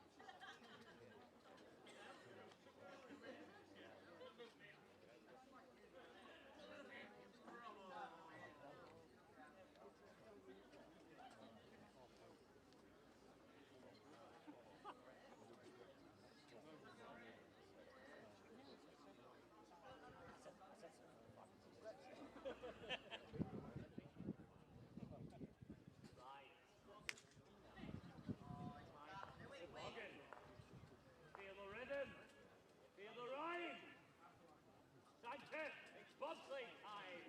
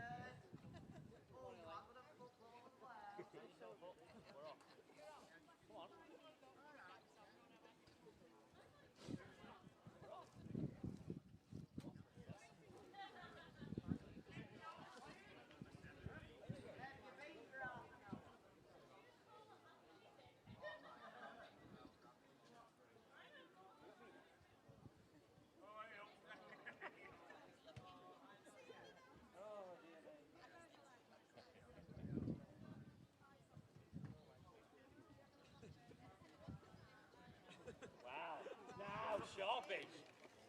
Jeepers. She knows the score boost. I was going to say I'm born as a keep down there, but the way we've got a flop on.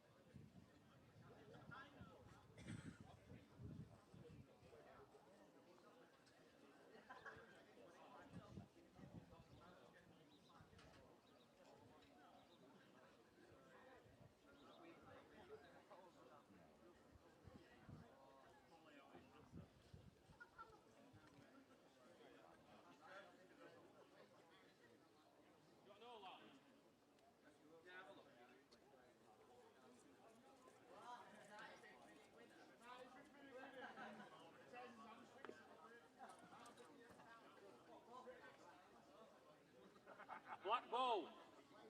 Yep, black ball.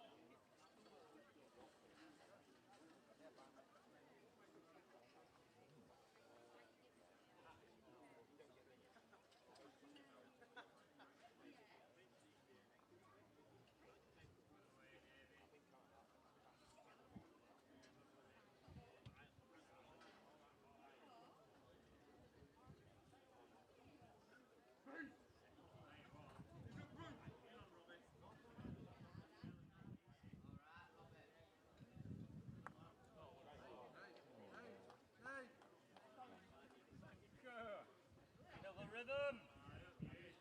The rhyme. Bobsleigh time. Sanka, you dead man. Here's the lucky egg. Yeah, man.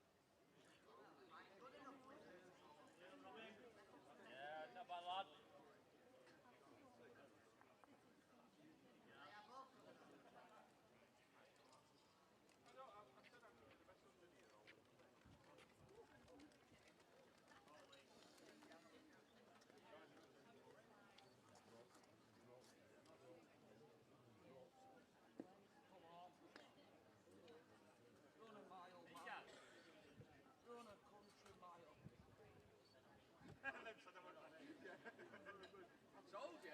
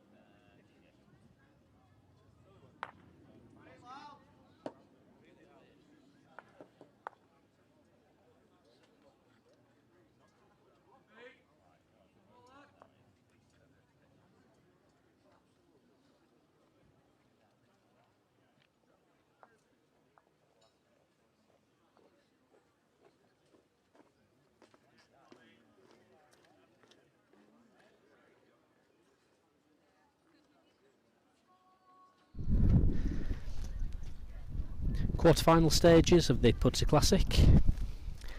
Lee Johnson somewhat struggling in this game against Nick Tyrrell, currently 4-19.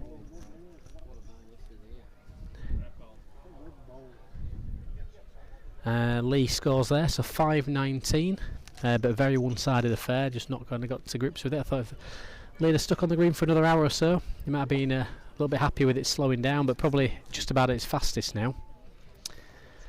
Lally, Conor, Chamberlain, very early stages of their game, just 5 apiece. But Robbie Ellis is leading 17-9 against Dave Robson, who's just played a marvellous bowl over the middle. Again, Dave Robson's had a fantastic day so far, beating Callum Wraight in the last 32, Dan Petra in the last 16. Robbie Ellis with a comfortable win in the end against Dean Hopwood in the last 32, and then a very, very tight tussle with James Wilcox, came out 22-19 and currently having it his way in this match. Leads 17-10. And just in the bottom half, Nathan Haig has just beaten Gary Smith 21-4. So we are waiting for Michael Sweeney, Nathan Haig to start, and that's the final of the quarterfinals. So a quick rundown there. We've got Lee Johnson versus Nick Tyrrell. Nick Tyrrell is 19-5 up. We have Robbie Ellis versus Dave Robson. Robbie Ellis is 17-10 in front. Conor Chamberlain versus Lally, and that's currently 5 apiece, or 6-5 now to Conor. And Michael Sweeney versus Nathan Haig. That game is yet to begin.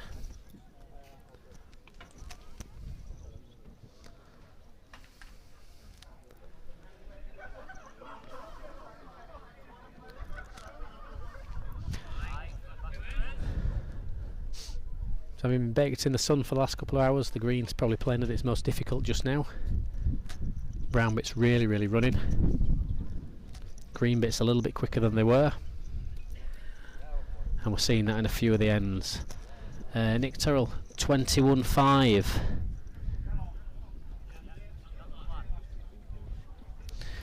Becomes our first semi-finalist. Played really, really well all day. Nick Tyrrell, 21-18, his first game against Ira Jeffers. 21-16 against one of the favourites in the top half, Mark Hughes. And then just puts out Lee Johnson, dispatches Lee Johnson 21-5. So Nick Tyrrell becomes our first semi-finalist, and he will play the winner of Robbie Ellis, Dave Robson. That game currently 17-10 to Robbie. Dave line one here. Robbie playing a little runner on the thumb peg. Needs to grab something. Good ball from Robbie. Great shot. Great shot from Robbie. 18-10. Marvellous effort from David so far today, but maybe this will be just a game too far for him.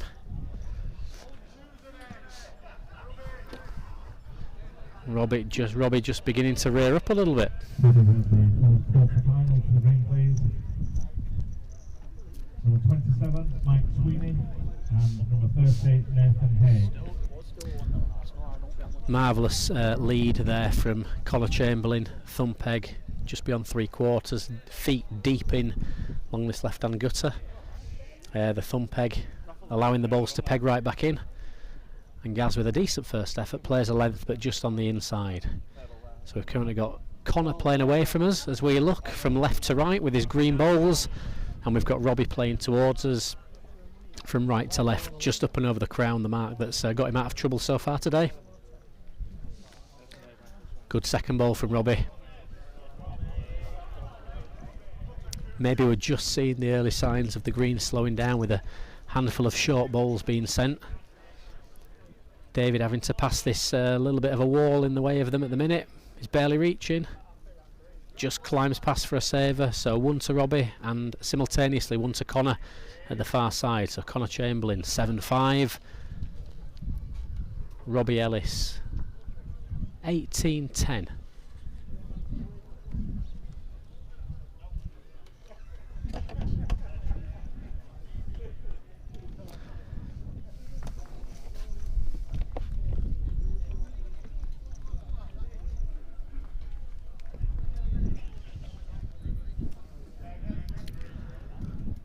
So steady lead from Robbie, playing away from us on the thumb peg, just 18 inch away. 19-10 now, Robbie, sorry, 19. The score's been turned over. David just sneaking out the back, just feeling for a length now. A little bit short up to the crown, a little bit too far going away from it.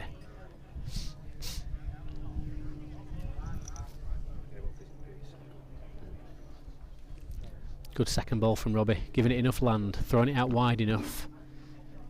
Line game, and that's a back schnurdler. Great ball. Probably going to need to try and pull out some sort of saver here, is Dave. Maybe some sort of runner on the finger, but he's sticking to the original peg of thumb. Maybe more out of hope than anything. If he doesn't hit anything, he's going out. And after a great effort, really good day from David, 2 good wins. He just bows out 21-10 to Robbie Ellis, who becomes our second semi-finalist. And Robbie will now play Nick Turrell of Elton Libs in the first semi-final. A little bit of time.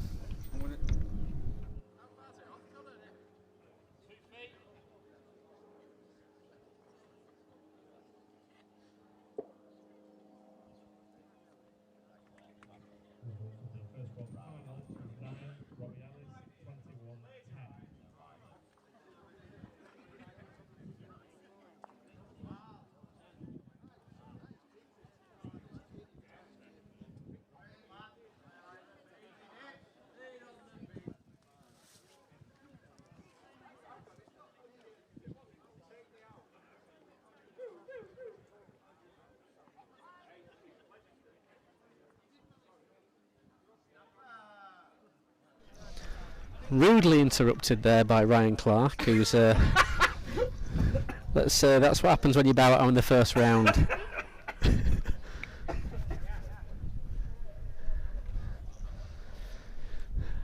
So anybody just joined us on the feed will see that it's a little bit imbalanced now as the draw. We've had a couple of really long games in the bottom half of the field earlier today, which has thrown things out a little bit.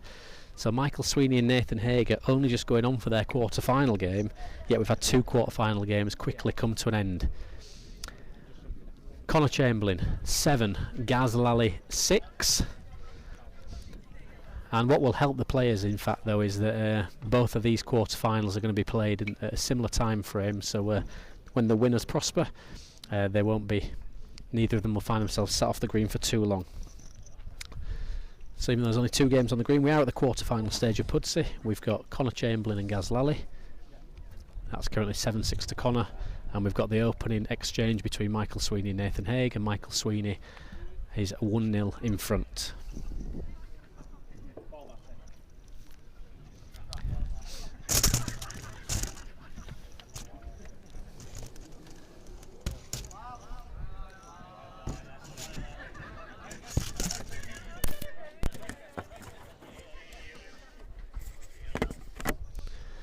Good ball from Lally, good second ball. Conor playing a runner, several yards over, trying to move the block or ball. He's got the back ball, so any flick, ooh, just on the inside. I think he nearly liked that.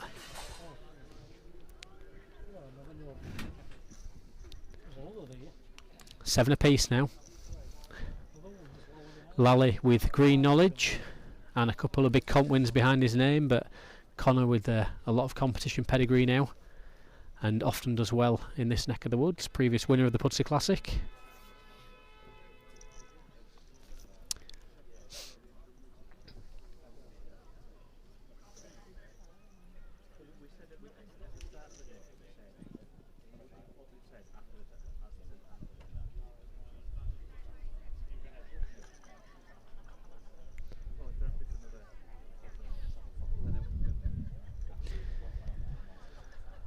Lally stalks this ball, still needs a good yard of running, just might pull up in the green. It's not too bad, 2 foot, but it's probably expect this to be beaten where it is. Conor with a little flick of his leg there.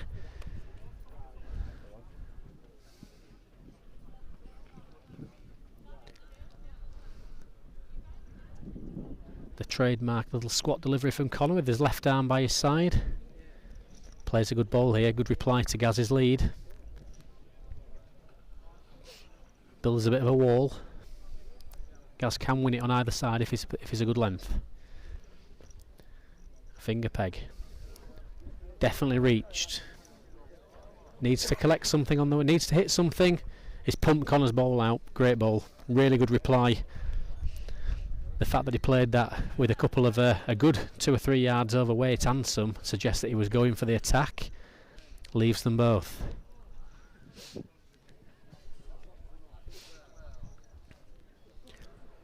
So a little bit more subdued atmosphere now in the late evening sun. Beautiful afternoon at Pudsey. Once again the competition well supported as Conor just drifts by there hoping for a connection, leaving 2 to Gaz. 9-7.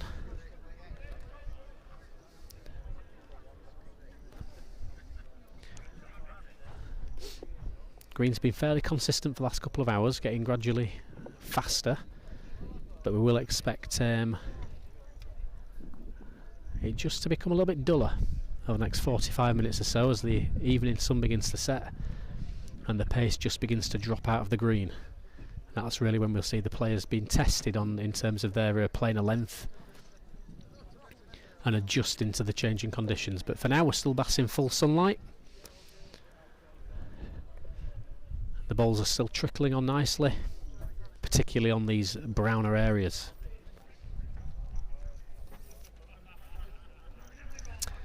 Decent lead from Gaz. Again, Conor with a little flick of his leg. I don't know if he's just suffering a little bit with his right knee. Just needs to click that into place.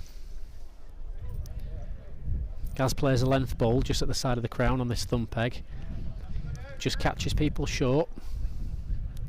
Conor might just sneak in. Gaz and Ass. This came out with a ripple. Didn't get this away too well. Big balls, but will have to run if it's going to do any damage. Even with a stamp, this might just struggle to get there. Not a lot on at the moment. I think Conor can just play to his own on a length. He can even count 2. Gaz hand on his chin there, just gives Conor the point and says 1 to you, Conor.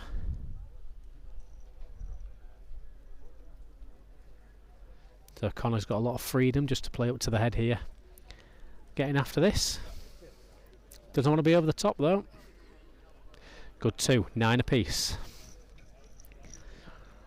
Evenly matched players at the moment, neither giving too much away. Michael Sweeney 3-1 in front with Nathan Haig in the final quarter-final. We're constantly going to get people joining us, so a quick rundown of some scores from earlier today.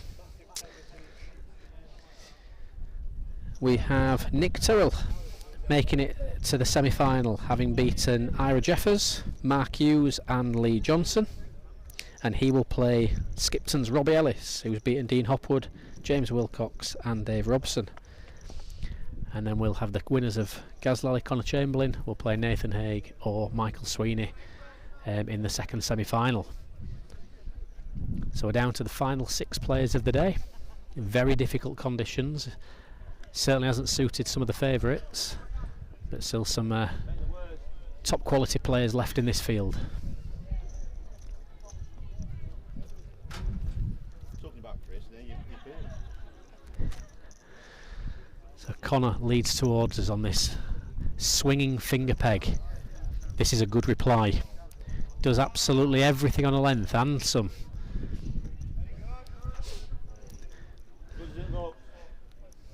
Caught in the shadows of the decking at Pudsey, which is also our camera gantry today, so you'll see our heads try to stand still on the top of here.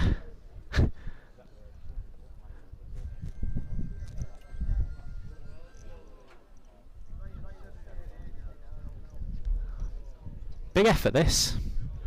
Just going to hang. Just a fraction too far. Just didn't allow it to grab and come back in. Tough shot.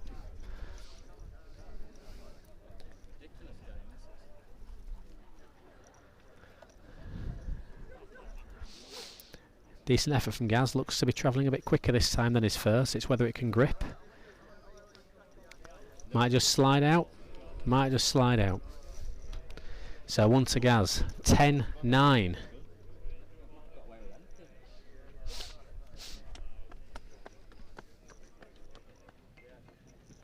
Michael Sweeney 4-1 against Nathan Haig in the other quarter-final. The winners of these two games will play each other in the second semi-final. Lots of very slow games today. Bowls are taking a long time to travel up to the head and not always stopping when they get there.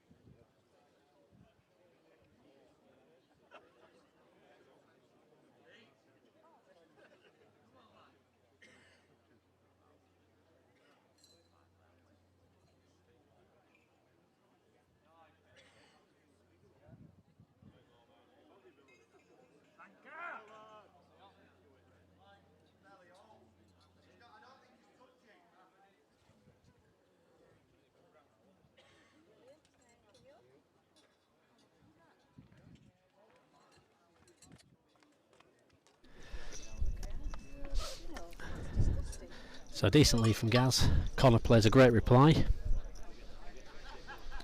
Gaz plays a runner, but misses on the top side. So Conor's got an opportunity to play for two, although not a lot of room.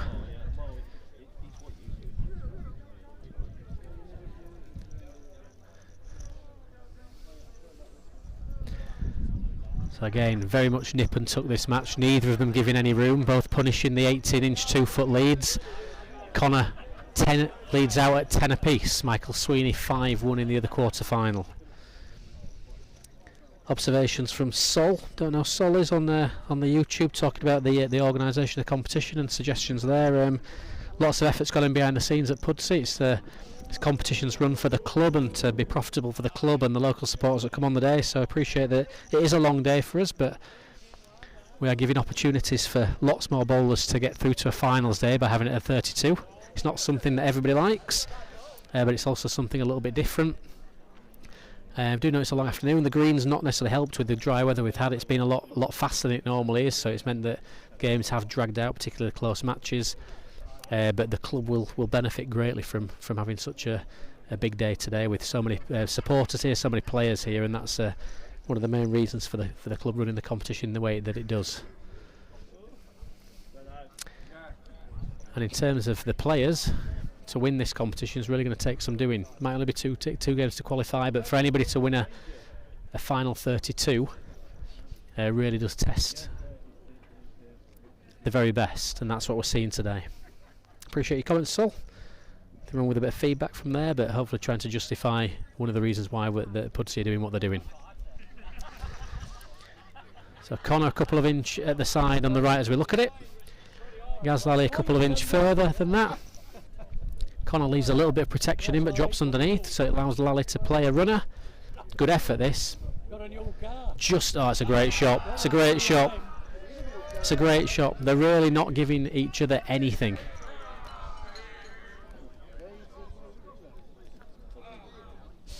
So top level balls from both players. Great lead, good reply. Conor trying to put in a bit of protection, and a lovely runner from Gaz there to claim the lead back by 1. Nathan Haig gets himself back in. Currently 3-5 behind with Michael.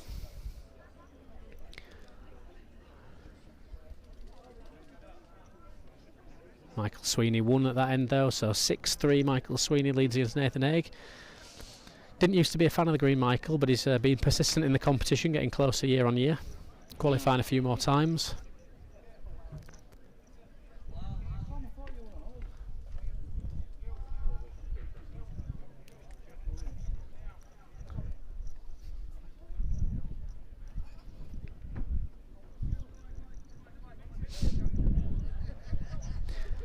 So Gaz stretches the game. Quite a long mark this on the finger peg into the far left hand corner as we look. Good reply from Conor. Good lead. 4 foot at the back. Great reply though, foot in front. 12 inches, the call from the side.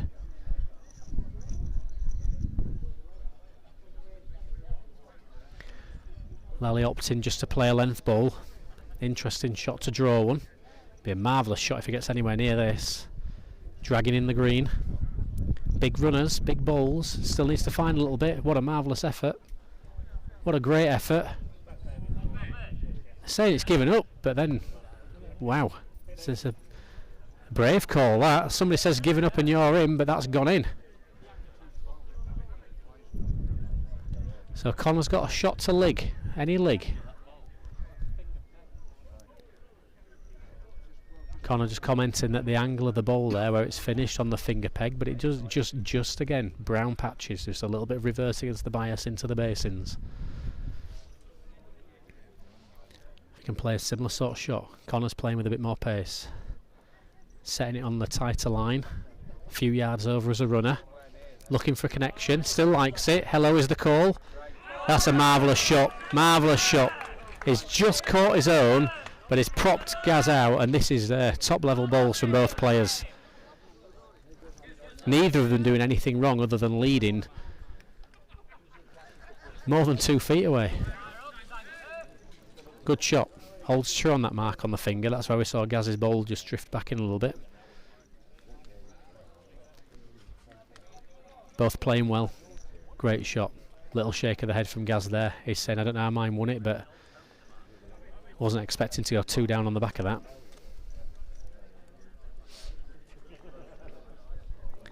Not quite playing as close in the second game. Michael Sweeney 7-3 improves on a 8-foot lead,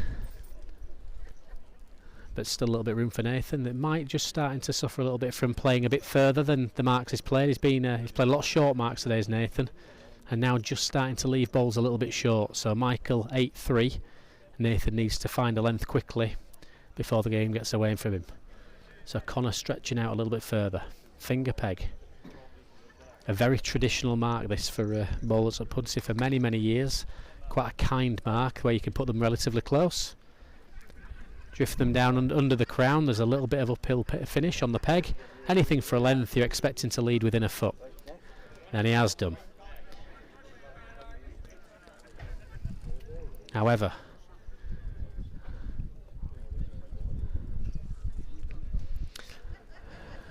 it's a generous mark. Gaz gets to a length. It can't win it, but it will be a decent second. Just hearing Conor there, 20-yard straight peg he calls as he plays the good lead. Obviously somebody said something about his preferred choice of marks that he plays. Hopefully he's not adjusting his game plan to match the calls from the crowd.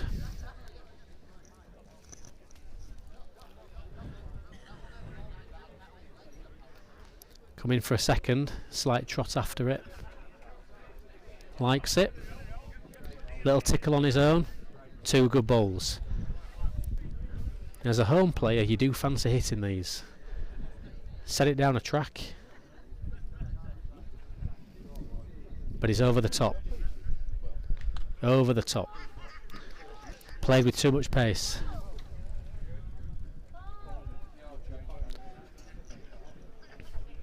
Probably didn't need to play with the pace that he did there, Gaz. He's kind of forced that a little bit and he's pulled it off of a true road. If he plays that a lot softer, with a little bit of weight on it, it would have stayed true on the land.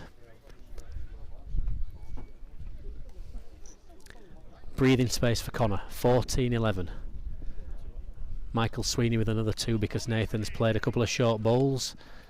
10-3 Michael Sweeney. These 2 players will, the 2 victors in these matches will play each other in the second semi-final.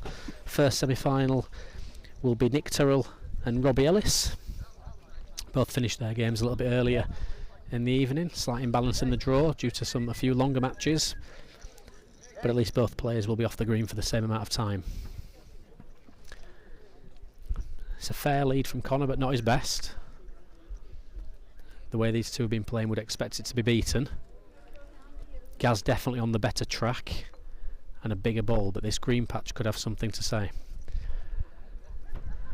Yeah, just short, just can't get through the green. A few of the green areas now just beginning to slow up, and we are beginning to see more and more slightly shorter balls creeping in. Nathan reaching for the first time in several ends.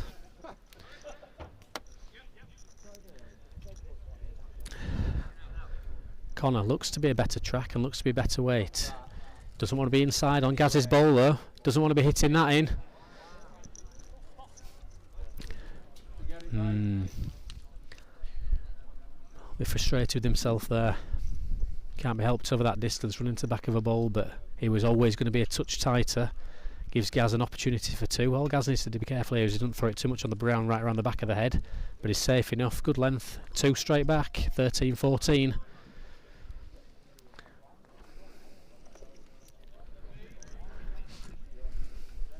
Let the water back in there, did Conor.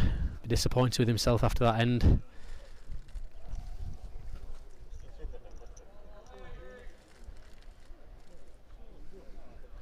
And Nathan goes again. 5-10. Key time to score for Nathan there. The game was getting a bit adrift from him. Back on his shorter marks. So Lally flicks the peg, thumb peg now. Straight over the crown. This is a very tough finish on this end, on this mark. Nothing for past the jack at all. It's riding through this green, sunken part of the green, up onto the ridge where we can see Gaz's bowl now, and then anything for a length is a great bowl. Marvellous lead. Really, really good lead.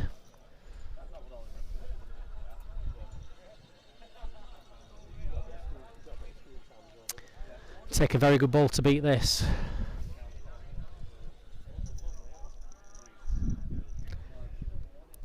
Just leaves it, just stops in the green and the shade. It has a look, It's only needs a wooner. 1 yard gets it there, not even that. 2.5 feet. Lally a bit lighter with his second ball. If it gets one, it only just gets one. Valuable though, scoring. Forces Conor to play a deaden.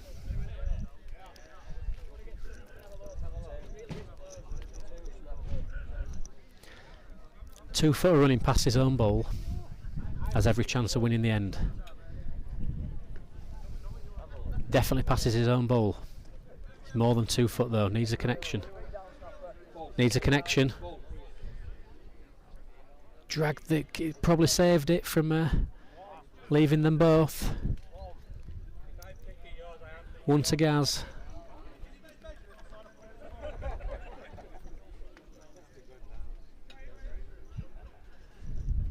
Levels 14 apiece. Good game. Even battle so far. Both players playing well, finding big last balls. Michael Sweeney playing a runner against Nathan. Having a Nathan measuring for 2. Currently line 1, so that game will be 6-10 or 7-10.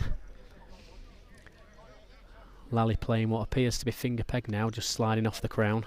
Not going straight over it. Just moving the jack each time, slightly different. It's a little uphill pinch this, and Gaz has done himself by overcompensating.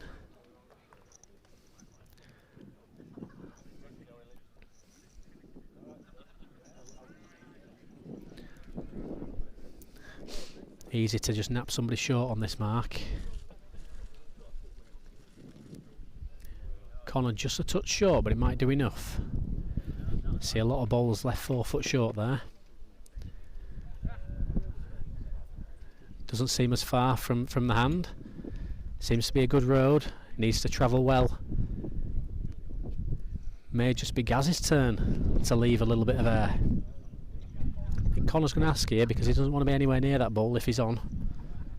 And Gaz concedes. Conor's in. Conor will be very aware of last time knocking him in, so he'll be bottom side this time.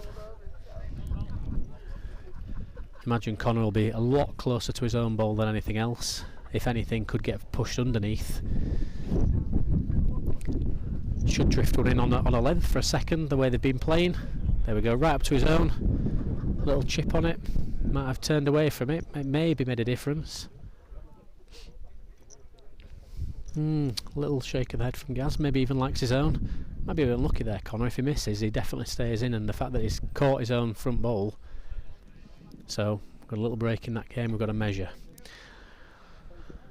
Nathan Haig on the thumb peg roundabout. won the last couple of ends, 7-10, and finds his way back into this quarter-final match with Michael Sweeney.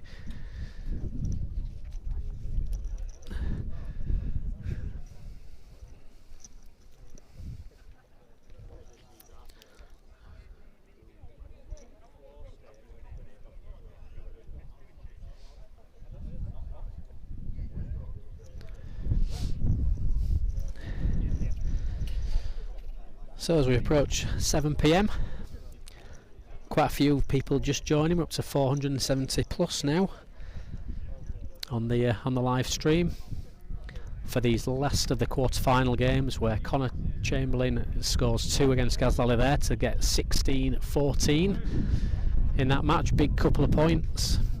And Nathan Haig is currently 7-10 after being 10-3 down with Michael Sweeney, back to 7-10 and line 2 really good ones. Nathan's played these short marks very well today, been very convincing on the small round pegs just up and over the crown. He's preferred so far today. Good runner from Michael, great shot, unlucky. Slightly different connection there, and he counts with his back ball. So 8-10, Nathan well and truly back in this. Meanwhile, Conor leading towards us, finger peg under the crown through a green basin. For those just joining us on the YouTube, this is a very quick finish. You'll see the ball's travelling just 18 inch behind Conor's ball. There is a little bit of green grass that's just dragged it. Gareth is definitely on a tighter road, so if Gareth misses, this will go a long way. This could travel right to the jack, and it'll pass the jack. That's how fast it's running down here. And this will get saved by the green patch behind the jack this time, but only just if it does. It just hangs in. So yeah, we've got a ball 5 foot and a ball 7 foot away, but that's how difficult this near edge to us is playing. Very precarious once you get out of the little green patches onto the brown, and very, very steep and severe. That's not what the camera's necessarily suggesting from our viewing position up on the decking. Conor's far enough this time. He's probably too far again. He's going to catch the jack on its way through. Depends where the jack finishes, where the ball finishes. It's following through. It's followed through with it. Well, it wouldn't have stayed on the green. It's at 16-14 up. He's had a little bit of fortune there that's just been much needed. And Gaz has just got to play into the mix, really. Gaz can see his own ball from the mat. He can't afford to play with any sort of pace that jeopardises taking his own off. He's given this every chance. He's a bit closer to his own, I think, than Conor's. Over the bar. It was a heavily weighted shot, that, and it meant that it didn't fall away on time halfway across the green, so that's why it kept on the inside track. So a little bit of good fortune for Conor there. 17-14.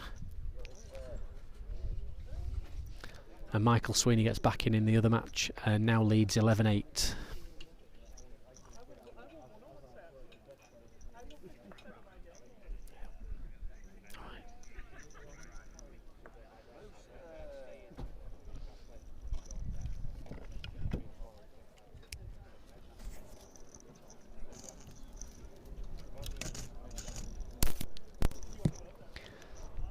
Good lead by Michael Sweeney.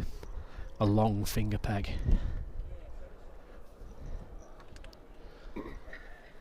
Not a forgiving mark today. Line and length is key. Conor playing thumb peg just up and over the ridge. Got a nice angle on here to see how the balls just stay true, but we'll just a little bit of drift left and right. Nothing for inside, as this ball will do. We'll see it peel off to the right now. Just a fraction inside, and they don't recover.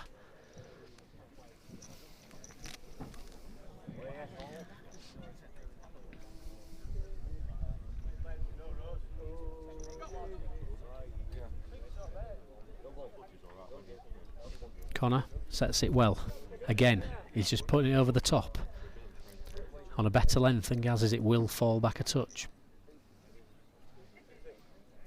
Just on a length.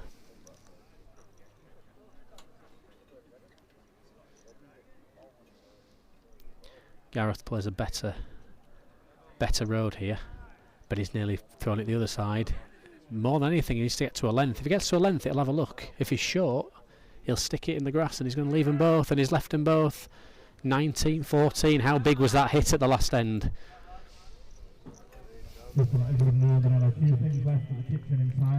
Michael Sweeney 12-8. Conor Chamberlain 19-14. These two players play each other in the second semi-final.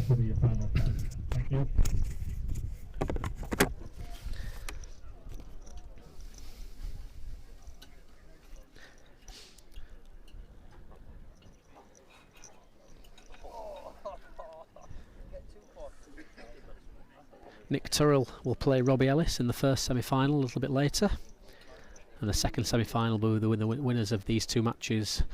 Conor with now a 5-point advantage over Lally at 19-14, and Michael Sweeney back into his stride with a 4-point lead at 12-8. Obviously a little bit more in that game to go. Another strong lead by Conor. The balls are just not clinging on this edge. This green patch is saving the balls here because they're not staying on otherwise. Gaz is going to catch the green patch where it is now. And this is every chance now. Does it stop? Does it stop? That shadows are coming in helpful. That's a really, really good ball. I think if Conor should be having a look at this, I think, and then knocking it off. He's got a good lead. 4.5 foot the side. But knock it off. I don't think Gaz puts that back. Weighing up his options.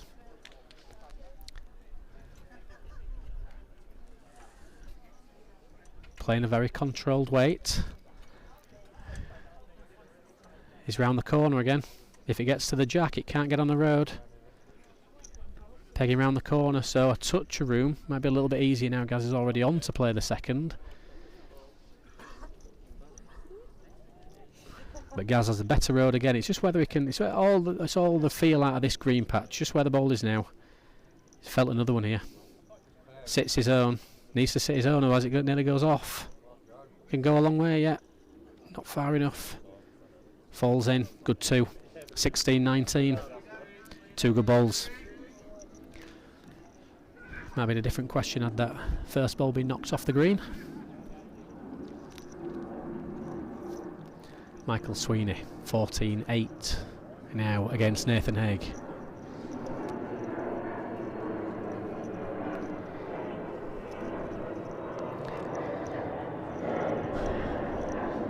So Gaz setting it on a simple finger peg into the corner. Doesn't recover from being too far underneath. Not a bad length.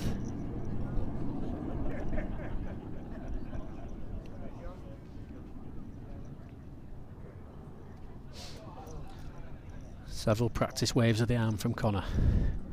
Reading the length. Far better road. Might be a fraction on the inside, but it will fall back to it on a length. Just needed to be a pace, and he's been caught short.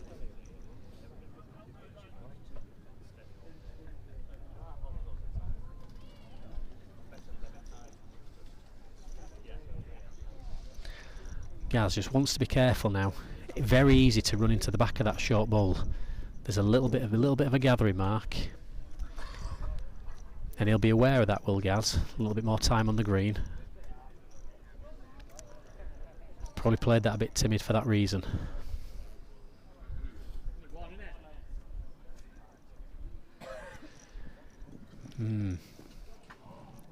Conor just needs to beat his own by a small yard. It will stay true if there's a ball underneath his first.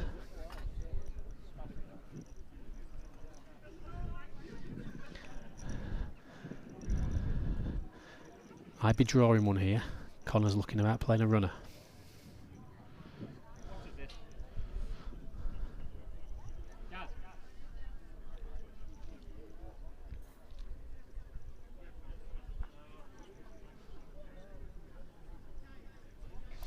So the big reach from Conor.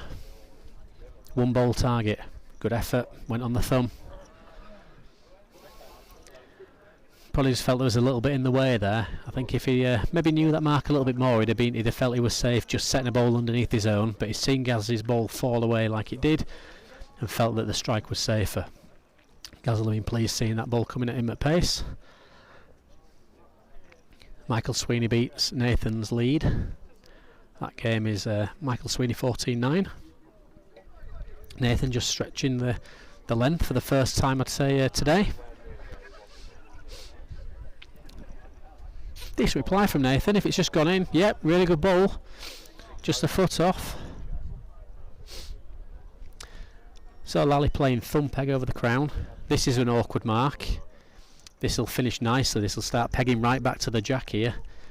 This is a very, very tricky mark.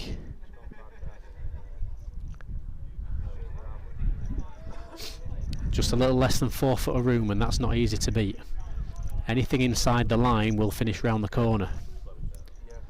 All about playing a length.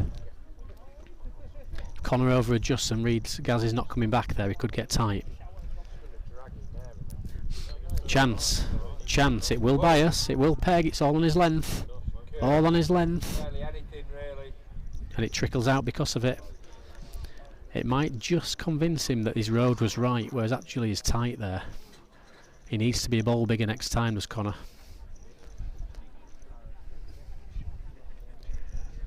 And just because he's a bit too far, it's almost held a road, and it might just make him play the same road next time. Lally, definitely not as far. If this doesn't make one, it's nearly worth a strike, because that takes some beating, does that ball, as the last 2 balls at the end have seen. It's a really good lead on a really difficult piece. Now, unlike last time I thought the strike was wrong, this time I think the strike's right.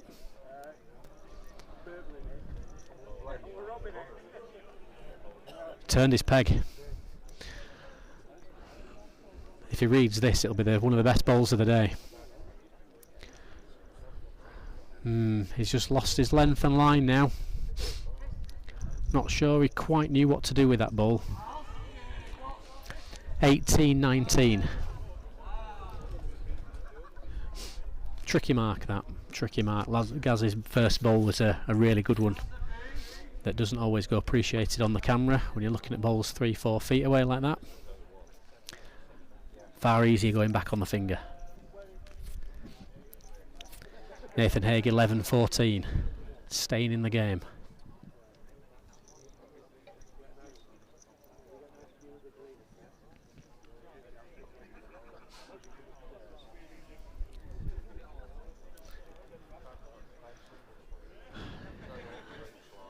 Decent ball from Gaz this, well roaded.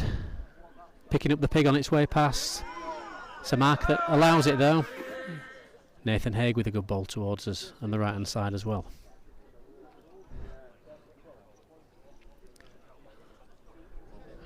Conor's in danger of getting over the top here now. Stays straight on the inside line and he's too far as well.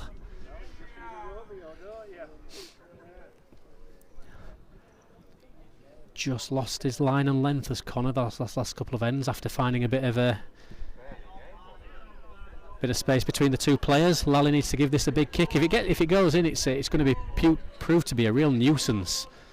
Ends up being a good ball, that. He's a good, probably best part of 2.5 yards short there is Gaz, but fortunately Conor's ball for Gaz has drifted so far behind. He's got an easy 2.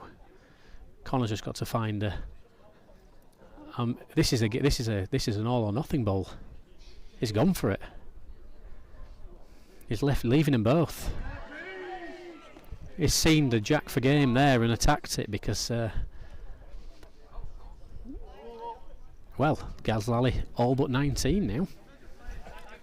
If Gaz puts this jack back on the thumb peg he's just played, any decent lead is going to be enough nearly to winning the match because it's much harder coming back on the thumb.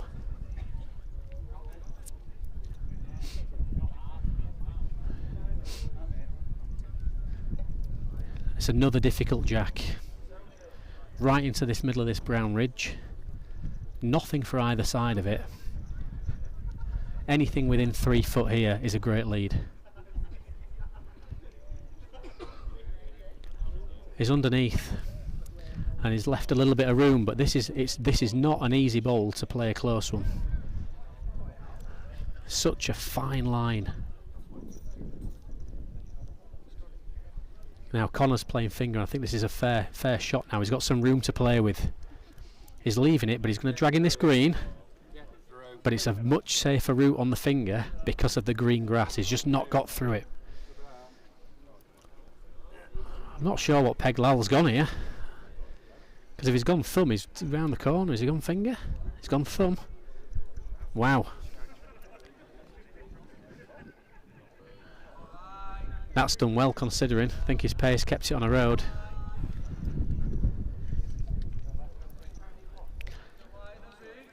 Well, we said, I tipped a few minutes ago, I said anything 3.5 foot away is going to take some beating, and this is probably more like 4 feet away. This really does take some beating. Conor's got a guide with his first. He needs a yard of running past his first bowl.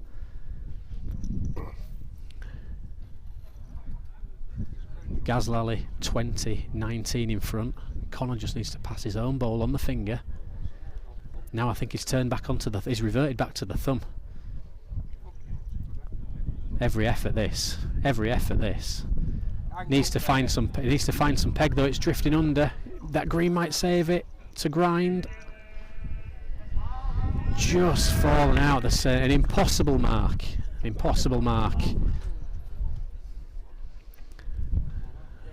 And Lally wins 21-19. It was looking like after the big hit in front of us down here that Conor was going to do enough, and then from nowhere Gaz has kind of got himself out of trouble there.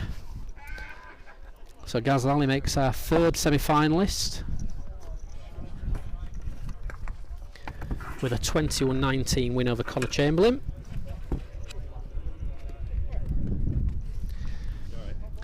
And Michael Sweeney seems to have been stuck on 14 for several minutes. Now just breaks Nathan's run. Michael now 15-12.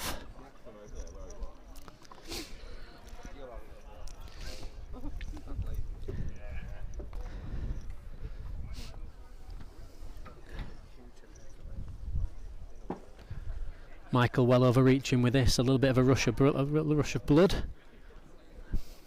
Even the big green patch hasn't saved it. Difficult now reading into the shadow coming back down.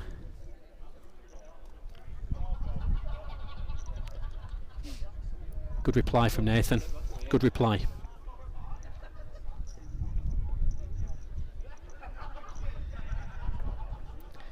Decent length ball.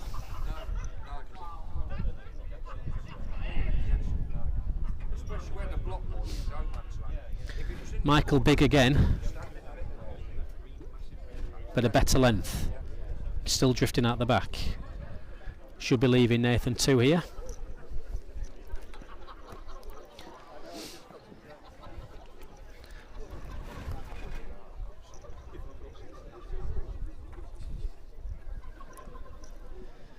Big 2 for Nathan.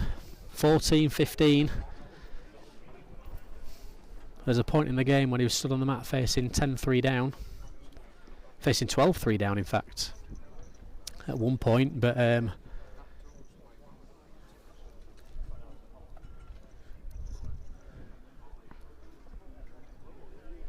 clawed his way back in, and despite Michael breaking him up a couple of times, Nathan's done everything right now, 14-15 and leading out.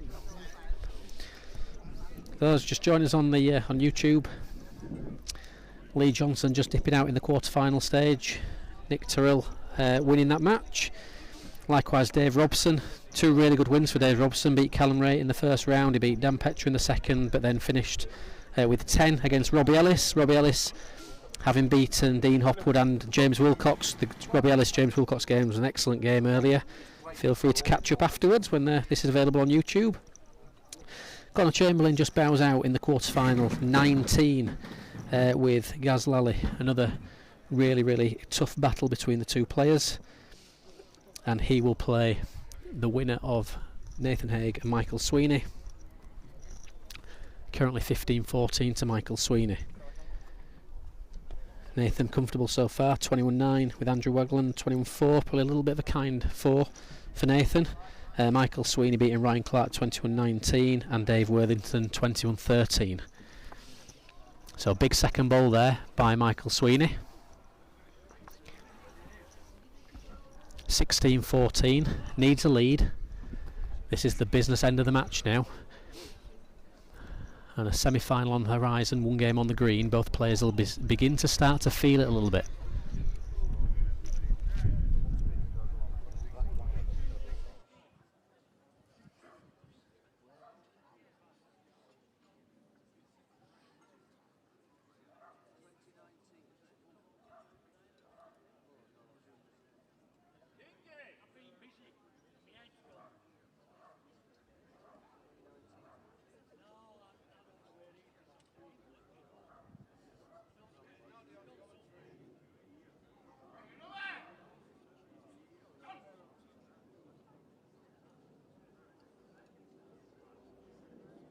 Good job he's won an handful in second round, isn't it?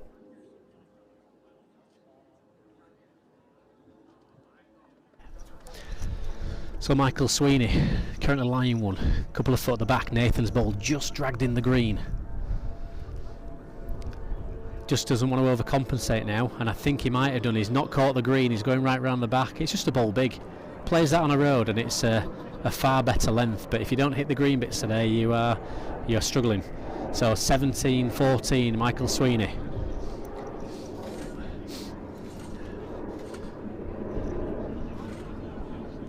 Nathan having a good look at these, but looks pretty obvious from where we're stood. And the mat goes in. Yeah, Nathan's had a couple of bigger wins, 21-9 and 21-4. Whereas Michael's had a good game with Ryan Clark in the first round, and then 21-13 win. Dave Worthington the second, probably been around the green a little bit more, played a few more marks. That definitely helped him in the early few ends of this match when Nathan was struggling for a length.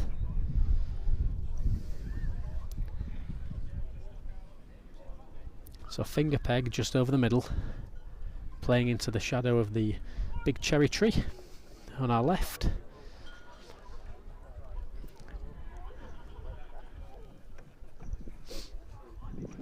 It's a decent lead. Fancy Nathan to beat this, and he has done. It's a good reply to a bit of a wild last ball at the last end. And again, Michael's is his own ball close enough to play a runner at these, but otherwise if he doesn't attack the head here, he's accepting that he's going to lose the end. Thumb peg coming straight, a bit of shoulder in it, half watching it, just always underneath. Maybe if you're not going to play one that's going to be containing, maybe an out-and-out strike there would have been better. He's left room for Nathan to pair them, which I don't think he does. He's just pulled it round the corner. It's a poor ball. He won't be happy with himself there. He'll been expecting to get a second, and at least should have been on the big side. 15-17. Nathan Haig 15, Michael Sweeney 17. The winner will play Gaz Lally in the semi-final. Nick Tyrrell and Robbie Ellis will be in the other semi-final.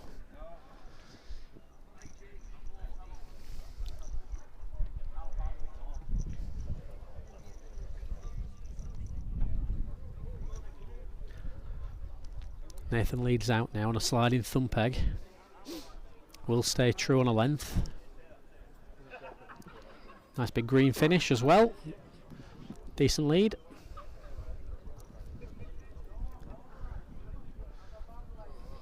Michael's pace doesn't look too bad at the moment.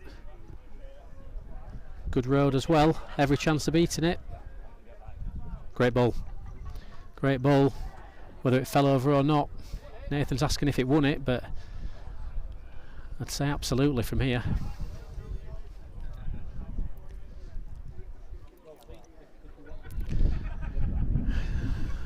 Has to be positive now, does Nathan? Can't afford a big full out strike, but he doesn't have many options. Just playing with a couple of yards of pace. Just trying to disrupt anything. Inside. Catches his own. Doesn't leave too much room. A containing attack, if we can use that phrase. Michael doesn't have much room for a second, but there's also not too much danger either, so he can afford to play up for a length. Looks to be running well. Looks to be running really well. Two great bowls. 19-15 now, Michael Sweeney.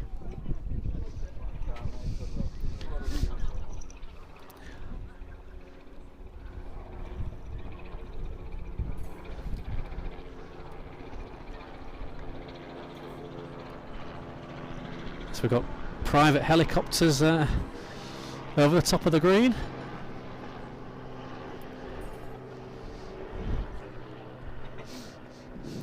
I'm sure he's coming to pick up the Lord Mayor or not from earlier, but lovely view down on Pudsey Bowling Club this evening in the sunset. The temperature just beginning to drop and the shadows getting a little bit longer. It's now that we'll start to see the pace just drop out of the green.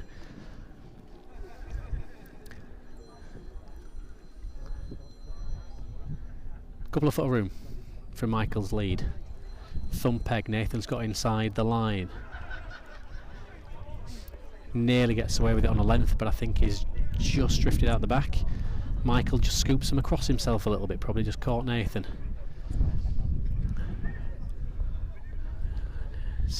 Similar to his first, builds a wall.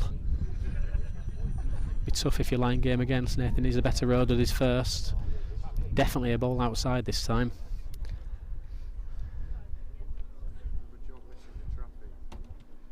Needed a flick. 2 to Michael. 21-15. Michael Sweeney moves into the semi-final. So I'll have all the action in a few minutes. A slight change in the commentary box. It'll be Nick Tyrrell of Elton Libs against Robbie Ellis in semi-final 1. And we'll have Gaz Lally of Crossgates against Michael Sweeney of Morton House in the second semi-final. All the action coming up in several minutes.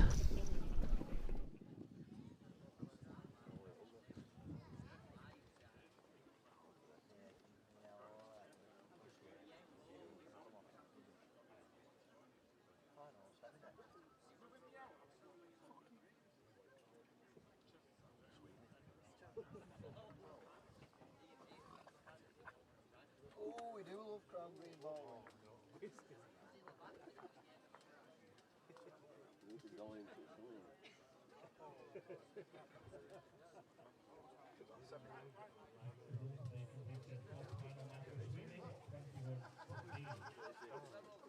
Semi-final stage now. Just ask all 4 semi-finalists to step on the ring for a quick photograph. That'd be appreciated. And then we'll get semi-final 1 underway. Semi-final 2 following in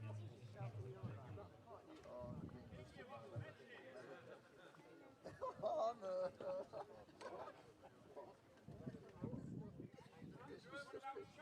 Chris, banging in it. Me, banging in it. Where though? Slab on a big portion, Simon's put. Simon's message me. John Webster put house food bad. Simon's put slab on a big portion. Ooh, we do love crown green balls, don't we? Is it the final next, blue stick?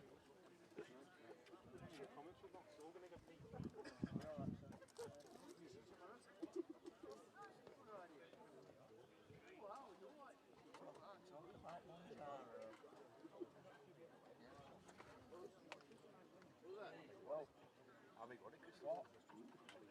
No. No.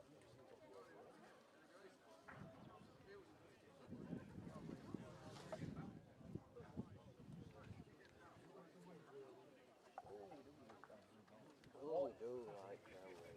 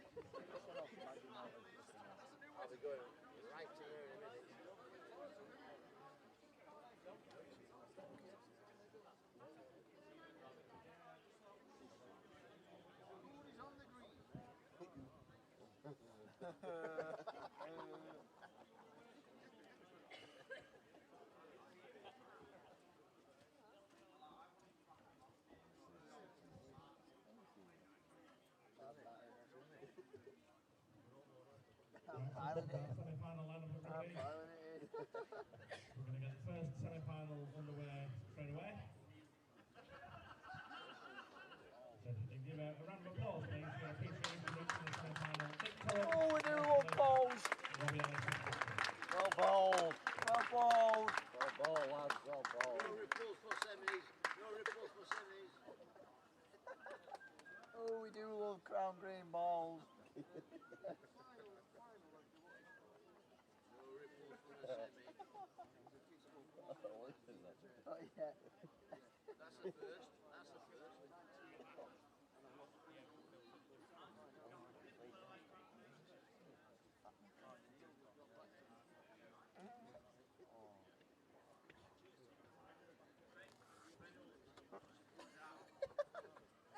Skipton! Skipton! Yes! Big tickler! Skipton! Skipton! Right in here. Skip!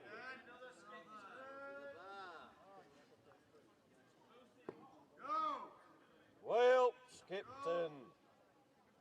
But he struck here, you nearly struck Skipton. I've got one for you, Skipton.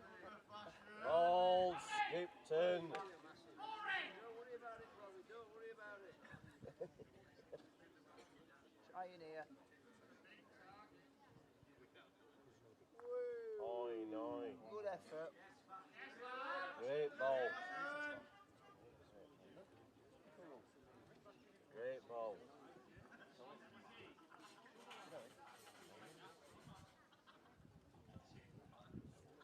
Ball town and travel to travel.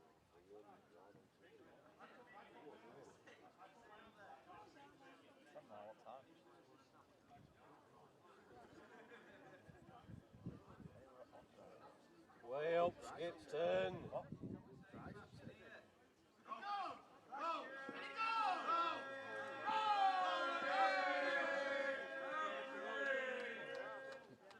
That's a fine swing, is that? That's a fine swing. Won't do big.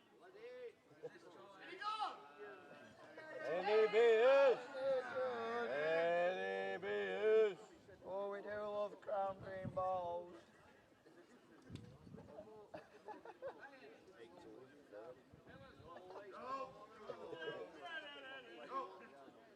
Way up, you've struck, man. Get in, get out, shake it all about. 2. Get in, get out, shake it all about. Second semi-finalist, the cross game has Lally. Nearly in, ready? I forgot to reduce 2 yards out of it. Anyway, one to Robbie. No ripples for semis. Where is? Boost is on, mate. Sleep on disabled. Sleep on disabled. Okay. Well, it's up a turkey's neck here. Have to do, Skipton.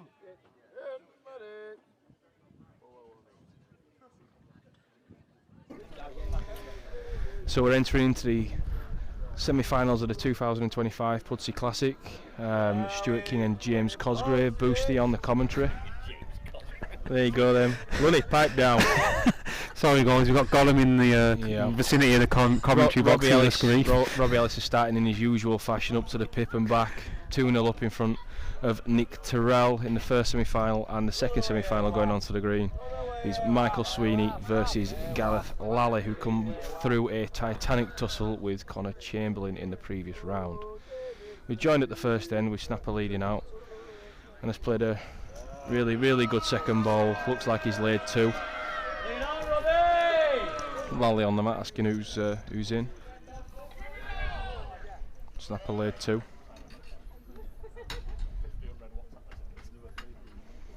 Lally just trying to draw a saver. Looks awfully close to the back of the neck of that short ball. Just gets inside to save. Maybe in too far missing, but that's 1-0 to Michael. That'll settle him into the semi-final. Who do you fancy Boosty from here on in? I think Robbie Ellis will take some shifting now. He's played well all day. He's played this length well, especially. But I'm going to go for a Robbie Ellis, Gaz Lally final. He's 5-4 favourite on the book prior to the semi-final starting was Robbie. Quite a strong favourite in the heat against Nick. Nick's played rather well though throughout the day, but has been off the green a hell of a long time, which won't have done him any good, because I think he's played almost best of the rest as Nick today. But Robbie just seems to be rearing up with his fan club behind him. In the other game, Gareth Lally went off slight favourite versus Michael Sweeney, 4-7, 5-4. Lally 2-1 on the long book to win it.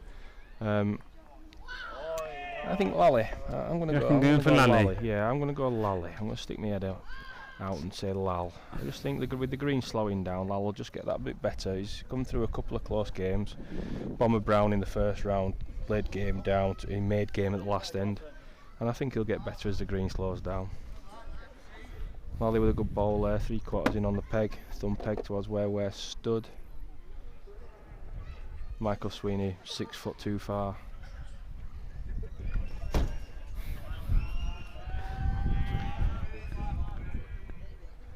Going to be short here is Michael. It's an easy opportunity for Lally to make 2. Yeah, the green's definitely dying boost. Definitely dying. The shades coming across the green. It's just dying a bit, making it a bit easy to play. But the players have just got to adjust again. Lally makes 2 comfortably. 2-1. 2-1. Do you reckon he'll try and play a distance in this game? Yeah, he'll look for the corners, I imagine. He'll look to play straight peg. He won't go on the peg walk. Lally, I dare say he'll probably go. He's gone finger peg to the far corner. He'll come thumb peg up the hill into the far corner. Maybe not full in, but maybe 3/4, 8/10 of the way in. But I imagine it'll be straight peg, thumb peg up this hill after if he wins this end. Nick Terrell on the board against Robbie, 5-1. Lally short downhill. There's going to be plenty of stopping down there through the greenery.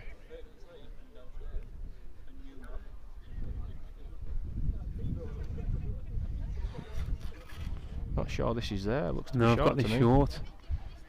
It's almost the slowest part of the green boost there, isn't it? Yeah, but it's getting into your head that you've still got to send it when it's got a running finish at the end. You've almost got to send them downhill. Just needs a clear here, Lally. He's got a clear, but it's not marvellous. No. There's plenty of shrapnel in the way. This will be an interesting. Yeah, thumb peg. There's plenty of swoop at the death on this mark. It looks like it won't come, and then it'll peg, and it'll keep pegging from here in. Might just go in the back door. This. Yep. Great ball. It's in the back door. Good ball by Michael.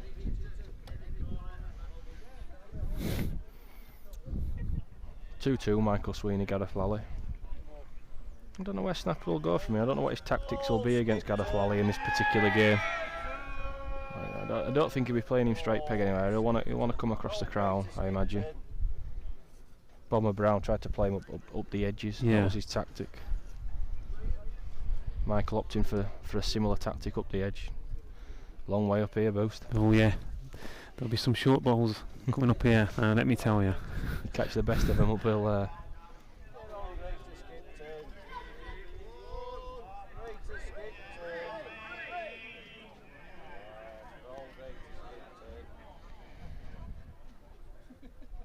Well, that's And the there first we short go. ball. There's the first one. How many of these four are going to pass the Jack Boost? One. One. Oh.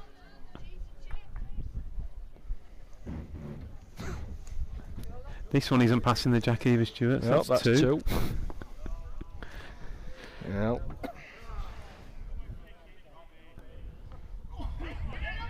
This isn't passing the Jack either, I don't think. Is it? Is it passing the pig? Definitely foe. He's tighter. Still going to lay Yeah, short. sure. It's not. Three. It's a good ball though. It's a good ball. Oh, this come out like a microwave. Wowee. It's done well for him. This has done well. This is a lucky. That's lucky to save boost. There we All go. four all balls four. Short. Short into the corner. I can't play any scream. I know what he does and shouldn't do. That's a lucky save of that from Lally, I think.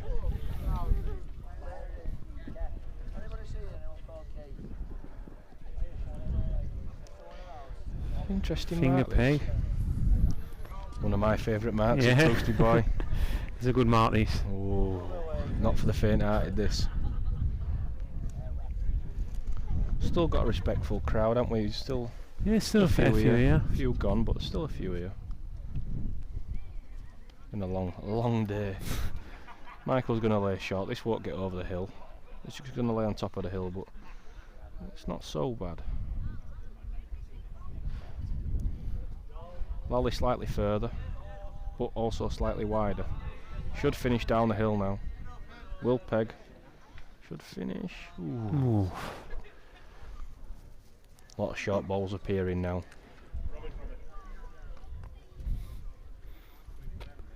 Michael further. Definitely further. Just needs a clear. Getting that big green patch. Yeah, it's won it. It's better than it going on inside.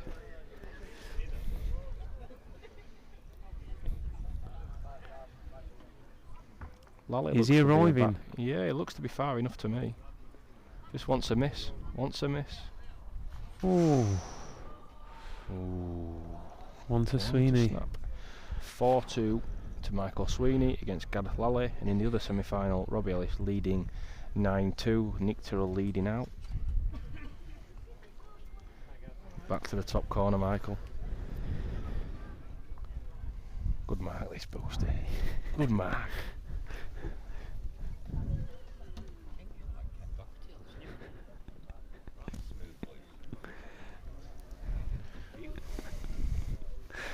Stuart getting plenty of compliments. That is like Ken Doherty from the snooker. It hasn't gone down well, but we'll get there.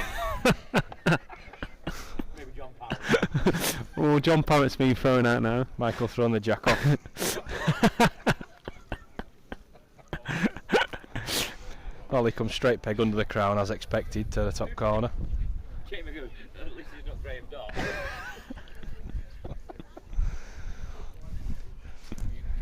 We're getting some slander from the Derbyshire contingent at the side of it.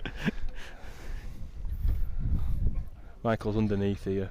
Might just holding that green stuff there. No, just skirted around the side Good of pace. it. Not so bad. These balls of Lally's don't seem to be coming out right to me. They don't, but they seem to run forever. They do very well for him. Look at this.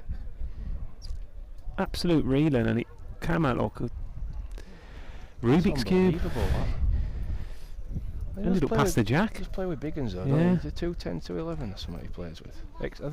Are they Express? I'm not sure. Michael certainly won't be playing with Lally's. He'll be playing a size at least smaller than Lally. That's gone to back. A ball under Michael says he's right. Lally again looks a decent pace here, boost. Yep, don't think it can fail. Looks a decent pace to me. Yeah, two good ones for Lalski. Very good bowls. Crossgate's his favourite. Get some support from the Crossgate's contingent. Should make for an interesting final if Lally plays Ellis. It should, yes. Should be quite lively. That's what we want to see. Yeah. Plenty of liveliness. Plenty of shouting and barracking. But they both got to get through. 4-4, Lally leading out. Again, like we said earlier, under the crown, straight peg. Bit of finish on the bias there, thumb.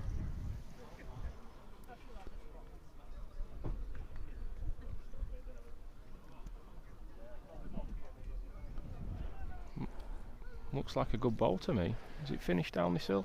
Can it finish down this hill? It's a good lead by Doesn't finish too bad. It's not so bad. Right, having them lick and boost.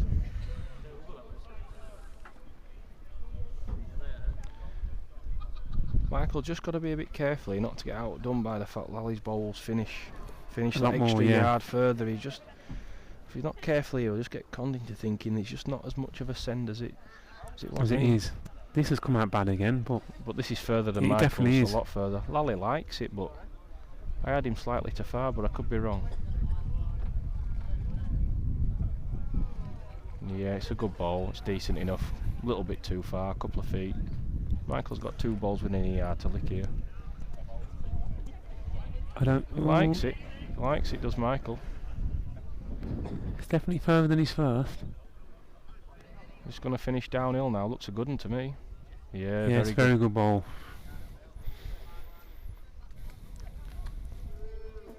Does he go back up that edge? Yeah, thumb peg up that edge.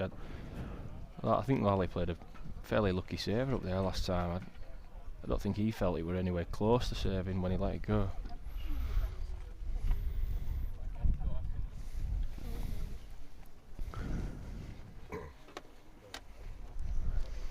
He's come thumb peg up that edge as before.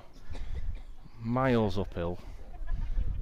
And he's not a bad still haven't had a ball past the jack up there still though. 4 foot short with his first ball. He's almost caught himself out. This is further. Lally's definitely further, yeah. Wants a clear run. Ooh. Yeah, it looked awfully close.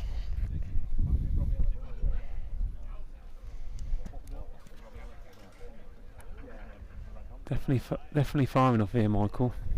He is. Well, he's reached the pig. As long as you reach the pig up there, you've got half a chance. You give yourself a chance to win the end. This is yeah, I was about to say this is definitely reaching the head. Well, it goes out the back door too. An easy 2 for Michael, yes. He's pinched. Well, he's pinched some chalks up there. He felt the last ball up there, a bit of a lucky save, and he's sprayed another 2. Michael just pinched a couple. 7-4. Just opening up a little bit of a lead now. He'll just want to get in the next end and. Last time from there went fingered in here across the crown. Do you reckon he goes there again or back up the edge? Back down the edge. Big pace difference on this edge. Now back downhill. Nowhere near as far down this hill as it is going back towards where they stood. Finger peg, so he's playing on the peg.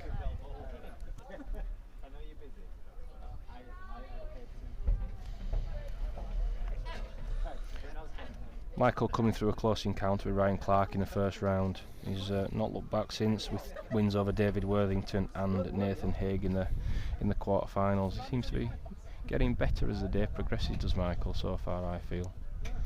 But just not getting this edge.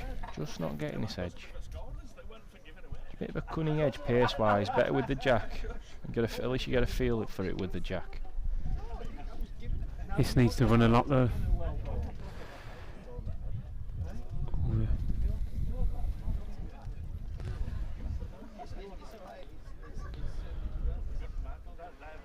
He turned over. Yes, he has. He's definitely reached, hasn't he? I feel certain he's reached. He's going to lip up in the air, this. Ooh. Might just have won it, judging by Michael's body language. Yes, bad to say. I think it's just creeped in.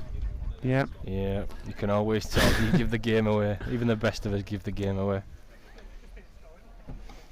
Guys, Lally coming through a really tough section in today's draw. Bomber Brown, 21-19 against club mate and county colleague Johnny Wood, and then Conor Chamberlain in the previous round, 21-19. So he's come through a tough section as Gaz Lally. Had some really, really tough games. Finger peg under the crown. Bit of a reach uphill. Not as much of a reach as it normally is.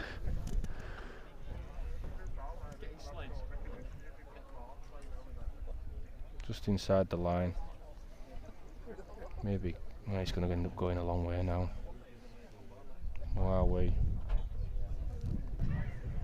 couple of yards to far there, Lal. Better pace here, Michael. Yeah, he's on a better line through the greenery. Makes a big difference going through the right Very patches. good ball. Yeah, reeling, absolute smoker.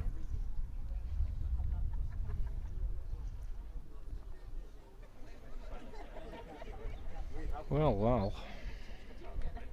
Is he inside the line, or is he a road? 'Cause if it's a road, it's a chance, you know. If it's a road, there's a chance. Oh, ooh, just outside. Oh.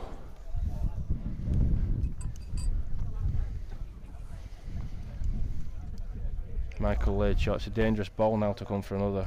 If he nips inside his own, it's could end in catastrophe. He's short. Yeah, he's taken the one. Yeah, thought that might have been the case. Good balls over them distance. Those two there from Lally and Michael. Very good balls. In the other game, Robbie raced into a 12-5 lead. Currently laid 2. Nick Tyrrell's ball's going to go out the back door at this end. No, just saves. So that's 1. So it's 13-5 in the other semi-final. Robbie Ellis leading 13-5 versus Nick Tyrrell.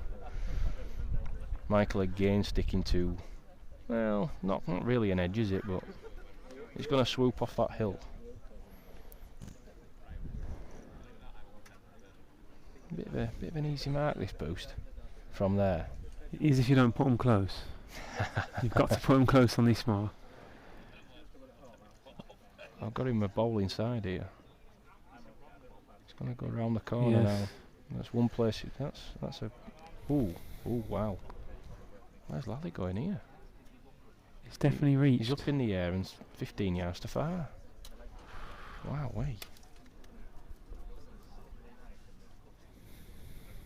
I never expected that lead to stand. I'll be honest. I mean, he's coming down a strip of brown. Don't get me wrong, but this is slightly bigger, but not all that better. Oh, much better. He might go. I thought he might go finger here, but he's stuck to the thumb. It's not an hard mark. Not an hard piece by any stretch. Well, he's better. It's a better route. Yeah, he's better. It can't fail. It can't fail. That lead was never going to be good enough there. Well, he's just rushed that first ball out there a little bit. 6-8 as they go. Yep, 6-8. Well, he'll feel like he's a good few gears to go through here. Yeah, he's 6-8 behind, and I think he'll feel that he's not really at his straps yet. A straight peg. Another interesting choice of lands. Another easy-ish mark, Boosty. He's hoping to win this end, and he's back in his corners, isn't he? Probably so. This is far enough. Bit of a downhill finish now. Well, not a disaster, but shouldn't be good enough though, should it? Shouldn't. Not at this level, no. Not at this level.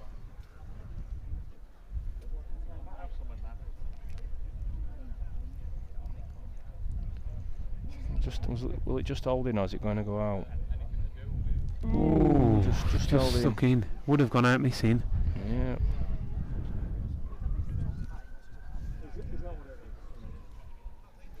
Now then, is he short? Does this get? Does it get Boosty? Bit of a downhill. Oh, no, just give up. Fingertip short.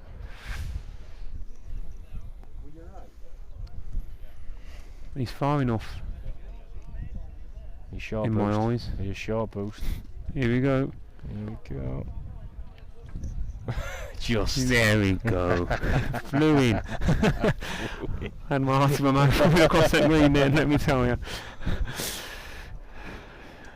Where does he go now, Michael?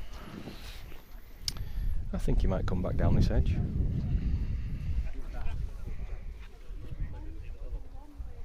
Yep, you're right, Stuart. Fun peg.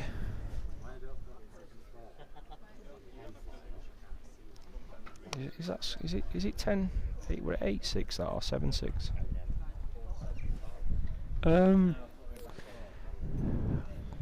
Can't actually remember. Maybe Phil. We'll trust Phil. Phil is a good marker.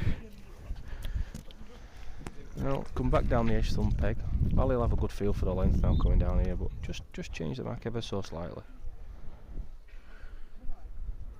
Just wants to run a touch. Just wants to run a peg touch. as well.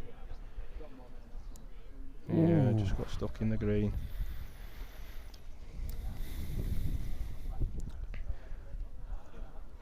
I think this needs to run. Get through that little green patch now. Just gonna make just. Oh, you lick one. Ooh, he's further. Definitely further out the hand. Definitely further. This has got a stop boosty on it. I'm not sure if it It's got to stop takes now. the peg now. It's got to stop now. Very Good ball. Good ball.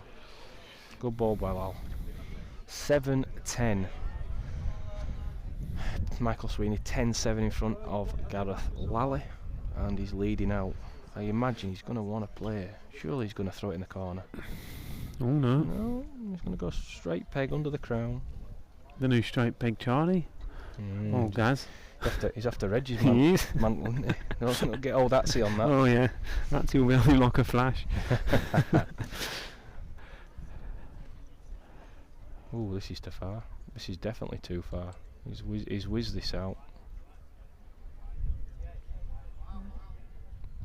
Well, that won't be. No, yard past. Is it going to be good enough, that? I'm not sure. This is another piece where I think it's easy to be short. Was Michael laid short here then? Has he napped him just that touch short? He has done, hasn't he? See, another one to Mr. Boost. You're right, Mr. Boost. Yeah. You know what you're talking about. We I just can't send them, yeah. Need some lessons. This wants to run then. This does want to run. Yeah. Is it just It's going to scab make one? one. It's going to make one. But, you Oh know, yeah. I don't think that first ball's particularly brilliant. He's further up. And he's definitely further up. reached. Needs a clip. Oh, he's big been two. shipwrecked. Shouts from the Crossgates contingent. Johnny Wood, leader of the Crossgates contingent on the edge. Two more for Lalski beat. 9-10. And in the other game, it's Robbie 16, Nick Turrell 5.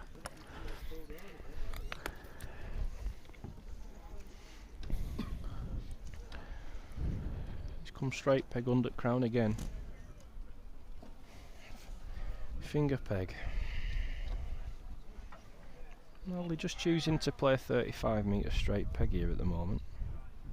He's too far underneath here, isn't he? Yes. As I say, boosted up, peg up hills. Could nearly go off this. It is gone. It'll turn right. No, slowing Just down. hold on, yeah.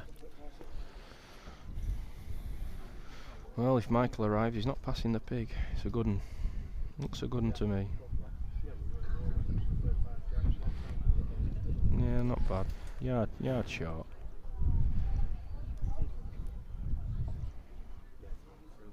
Well, is he underneath again? He's not on the road.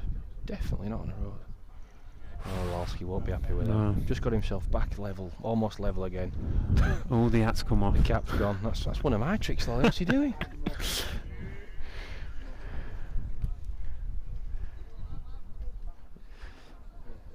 I still can't understand really why he's not played the length. He's not played a long way. Yeah, like he did in the quarter final against Conor. Robbie Ellis here has been playing 22 metres up to the button, up to the crown, just over the crown. He's even decided now to go a bit almost further. playing the full width of the green. I think when it gets slower like this, you've got to be able to play or want to play a long way. Michael's gone in with him here. Only 3/4 of the way into the corners. Still a fair distance given the size of the green, but he'll look to pinch another couple off him here, I think. He's got it out well. Yes. Oh, very nice. It's far enough, isn't it? Yes, definitely far enough. Too far, if anything.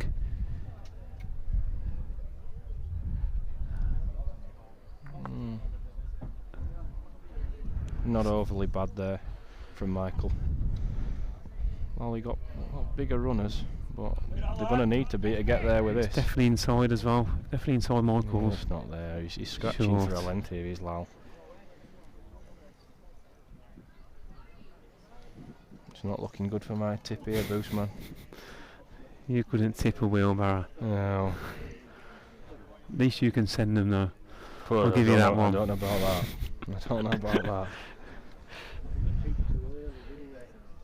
Now then, is he any further? He's a touch further. Is he far enough to make one? Needs to miss his own. Missed it. Does it peg or does it stay? No. One. 13-9. He's deaf by 1,000 ones here for Lal. He's just not hitting his form here, isn't Lally?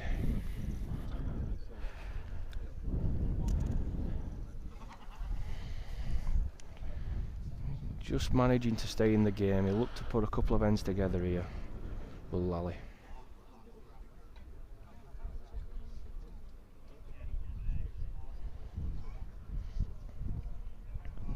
Michael again, 3/4 of the way into the corners, finger peg. Relatively comfortable mark boost. He's played a very good lead in that green. Not an overcomplicated mark in this though. I fancy Lally to get one near down here finger.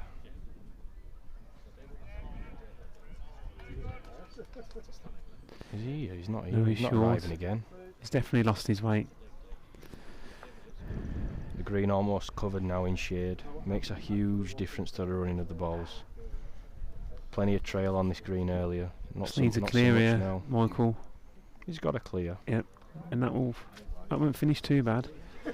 We'll look nearer from the mat. Is he yard and 20 inch off? He's definitely reached. Further is Lal. Further is Lal. Needs a clear run. Clear run for a chance. Got a chance. Good ball. Great ball. I did say that lead might not be good enough. Finger peg there, boost. Off the chair leg, but they Again, all count. 13-10 just keeps him in the game. He's not allowing Michael to get away from him at the moment. He's gone thumb peg back to where he once were, up there towards the monument. Yeah, trying to nap Michael short. He's just said you didn't beat him and he's discarded me, haven't you? You discarded me. Is he over the bar? Again, not led one at Lally. He's going to be 2 yards off again here. Just scratching around his Lal. Every so often plays a good one. To keep him in just to keep in the game, yeah. Good one from Michael. Good ball. Good ball.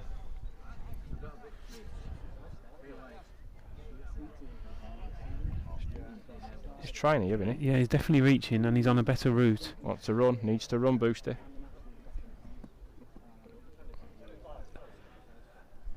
That stopped very, very quick. Patchy green.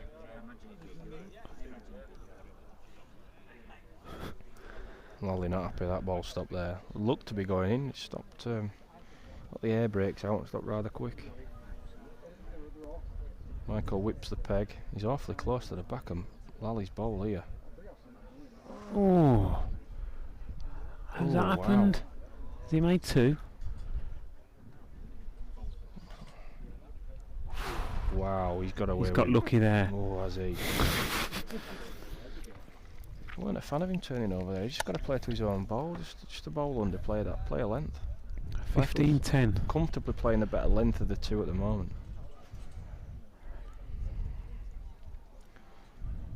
Mike trying to use the green here straight across the top of the hill.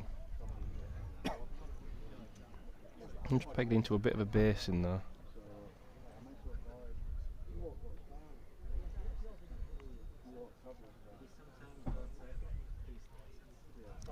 Does this get there, Boost? Don't get just there, get short in that. Just get stuck green in the patch. greenery, yeah. The green and there's a bit of brown and the jack's in the green. This has got a run as well on it. It's Yes. further than Michael's, maybe. A wider route as well. Oof, just squeezes in. Just a lot of short balls. Hell of a lot of short balls now.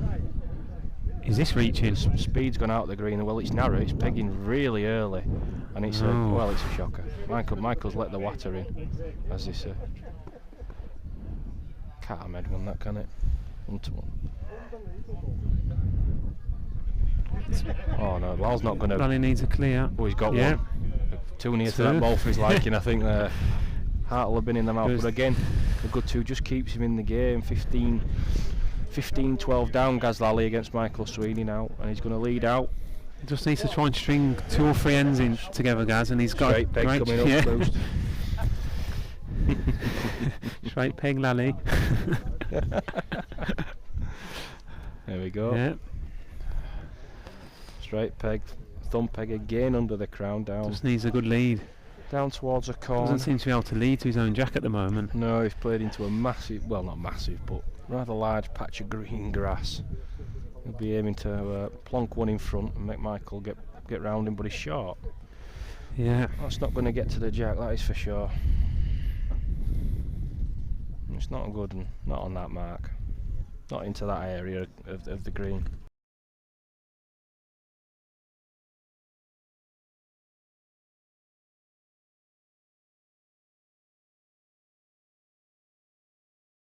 Much more brown on that line. He's got to lick this if he's going to have a chance of winning this game.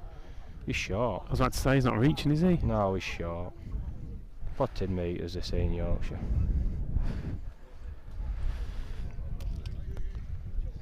Just showing a bit of frustration now at the moment. Keeps just scoring just to get himself in the game, and then just can't string a good falling back few out ends of the together. game. Yeah. This is to go 17-12. It's a big end. That was a big end in my opinion. Two to Michael. Yeah. 17-12. Lally boots his ball into the gutter. The last 3 ends though haven't been good, have they? Not good, no. Taking chalks off each other. Even Michael, he's not really played well the last couple of ends, but he's just managing to keep that advantage. Yeah. Michael just going to different areas of the green just to try catch Lally out with the length. Pointless playing one mark against a bloke that's just struggling at the moment.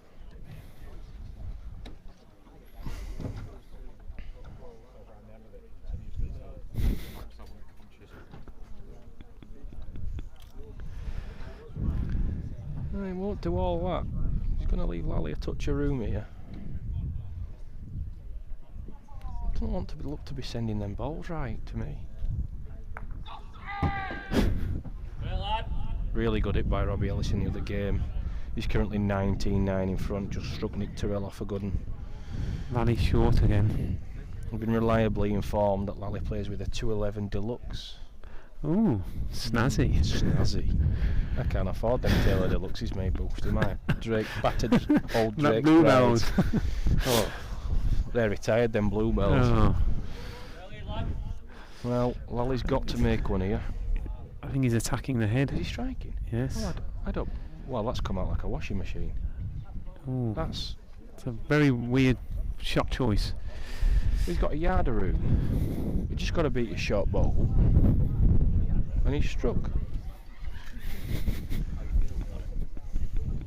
Interview Conor, I hope you picked that up. 18-12 Gaz Lally, and this game is slowly getting away from him. Well, if not already done so. That's all. That last ball there, just almost an admission of his inability to find a length at the moment. It's, doesn't look good for Lally and the Crossgate's contingent at the moment. Again, coming back across the middle of the green to a mark they've not played all game. I don't think. I don't remember. No, they haven't come down here. Down this way. Michael's got himself to far here, but he's going to end a good one. He's going to end up a good one. Slowing down a lot now. As he can play up to these jacks almost.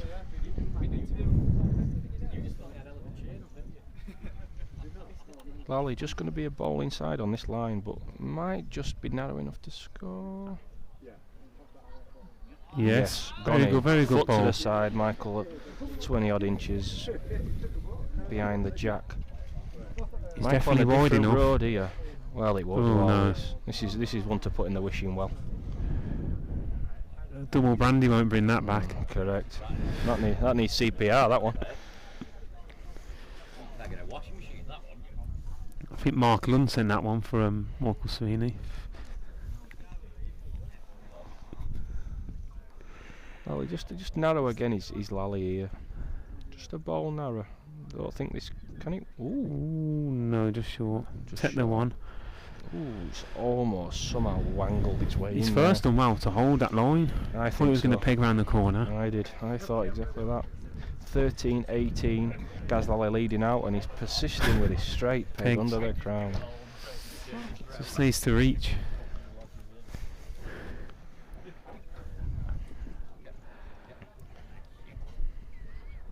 Maybe Does he this- normally play a lot of straight, or is he just decided to in he this likes game? to play straight, yeah. I think he likes to play straight peg, but I think there's more to Lally's game than this. Yes. I think I'll have to be careful what I say, because he's in front of us by about 7 or 8 yards, isn't he? So I want to let him concentrate on this ball before I say what I want to say next. Michael a length, but underneath. Lally looks a shade underneath. I've got to say, shade underneath. He's leaning. We're leaning out of the hand. He's too far. His first one had a road, but there's more to his game than this. You don't win what Lally's won without being able to play. This is definitely some proper marks on a different route as well. This is nearly taking winning the other cycle end, out. Oh wow! Is that 2 to Lally? I think Lally's managed to. Oh, it's 2. Oh, to Wow. Desmond.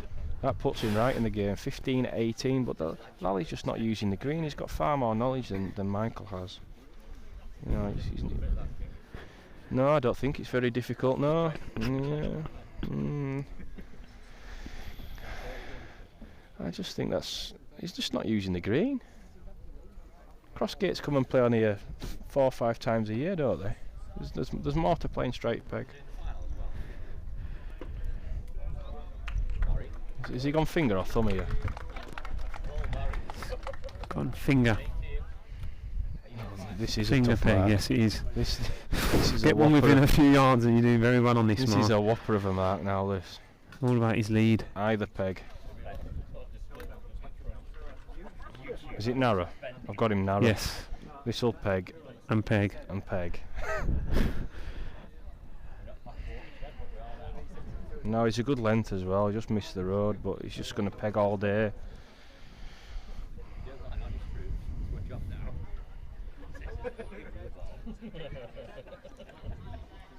Michael Sweeney's not reached here. He's going to get stuck. Going to get stuck in the green patch. Now he's got to lick this.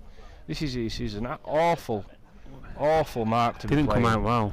He's short. He's short.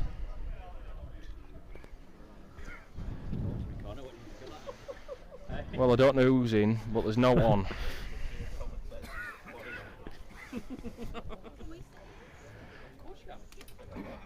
Surely Michael makes one here, boost. Yes, just needs a clear.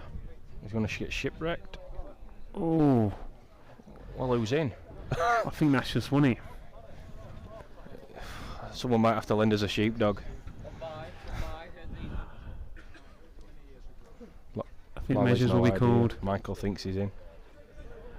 I've just got that last one sneaking in off the chair leg. The question is whether measure long enough or not. Long tapes required. No, in all seriousness, that was an exceptionally terrible difficult end. mark.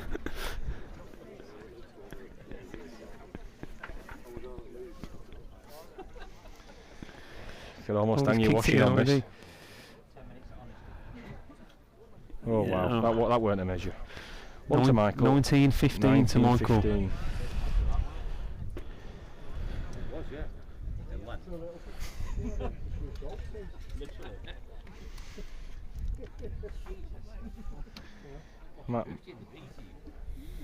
Can't believe Michael sent him thumb peg into Back his in. corner. Really odd. I think Lally would have done that if he'd have won that end. Yeah, he'd have gone the other peg. On He'd the have gone finger peg, but Oh. still the same distance.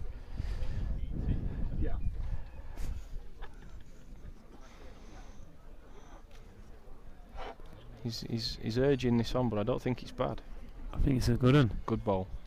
Very good ball. Side toucher.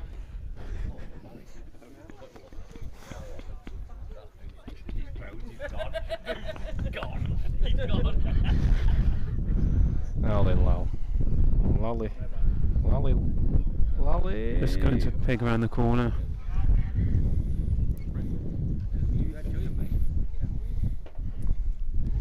Now then, got to make 2, Michael. Needs to make game here. He's leaning. He's definitely far enough. I've noticed, yeah, straight down the arch. Oh, does he ping the jack? Oh, he's got away with that. Line game. He's got massively away with that. He pings the jack full. He's one down. This is looking bleak. Let's say it's out. Yeah. Wow. Oh, he's tapped the head. Well, this is you can't hit this on thumb. Can't be hit. Wade in. Game over. Michael Sweeney. Michael Sweeney 21, Gareth Lally 15, and your final will be Robbie Ellis of Littlemore versus Michael Sweeney of Morton House. We'll be joining you in about 5 or 10 minutes for the final.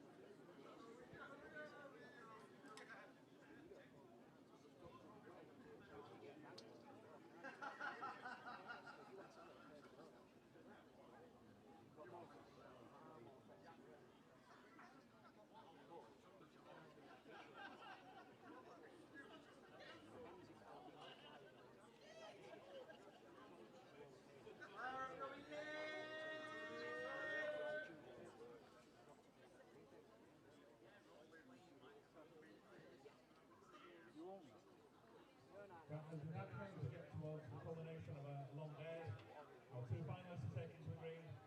From Skipton, we've got Robbie Ellis, and from Bolton House, Michael Sweeney. Please give a big round of applause.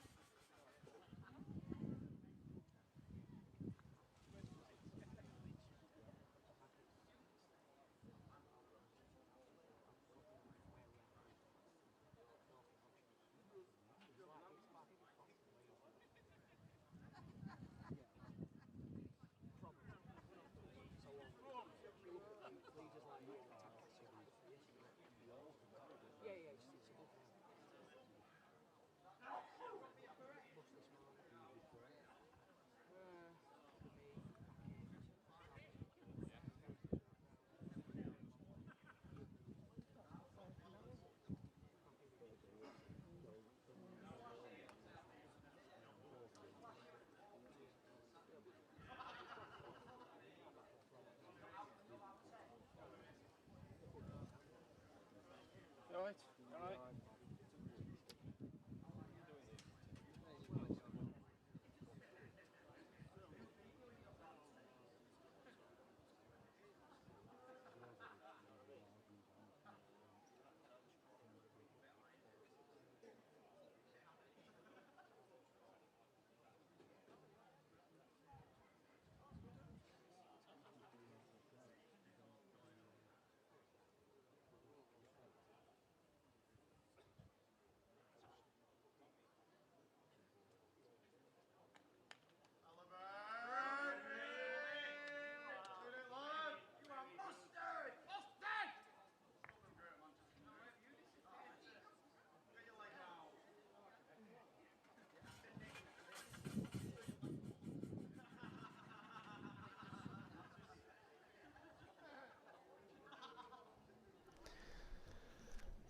So we're back for the final of the 2025 Pudsey Classic, game between Robbie Ellis and Michael Sweeney, both being very consistent all day and quite dominant in their semi-finals. Stuart, you've had a look at the betting? I've indeed. He's gone 2-5 Robbie Ellis, 7-4 Michael Sweeney, and I think that's a pretty accurate reflection on their overall performances today and the respective performances in the semi-final. Robbie very, very dominant against Nick Terrell, who was one of the players of the day really prior to that semi-final. He's played really well, isn't it?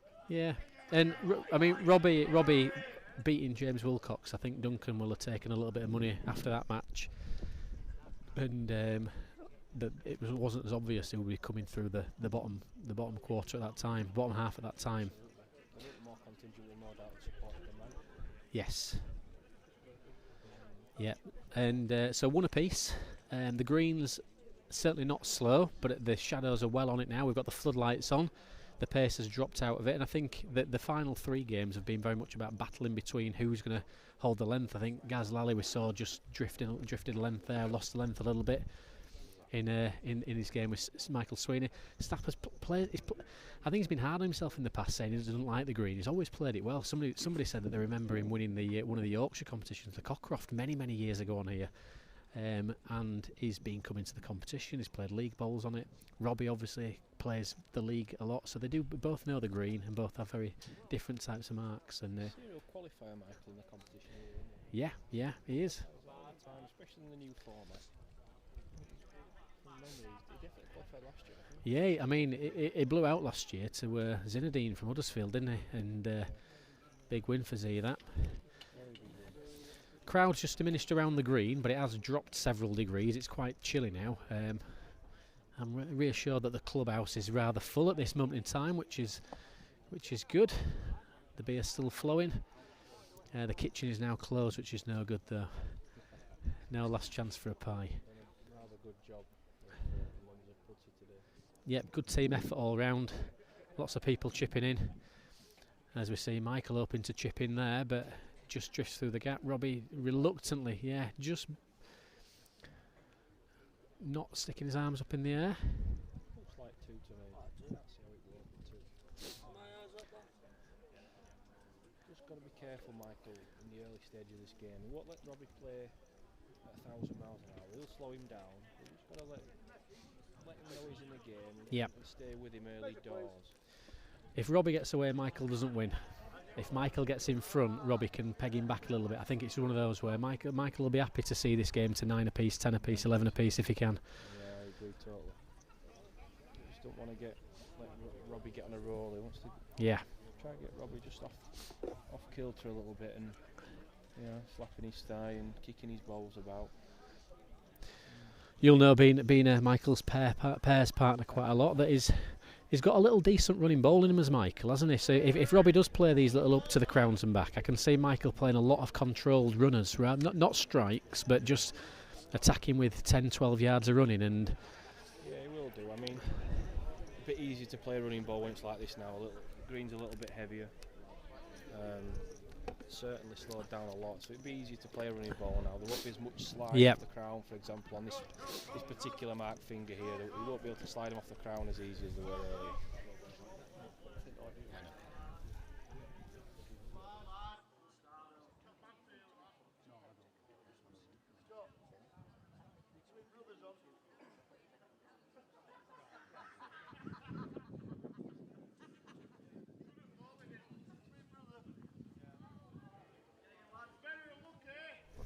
So a slight dip in the audio there, picking up half a conversation at the moment, Juan, and they're not listening to you.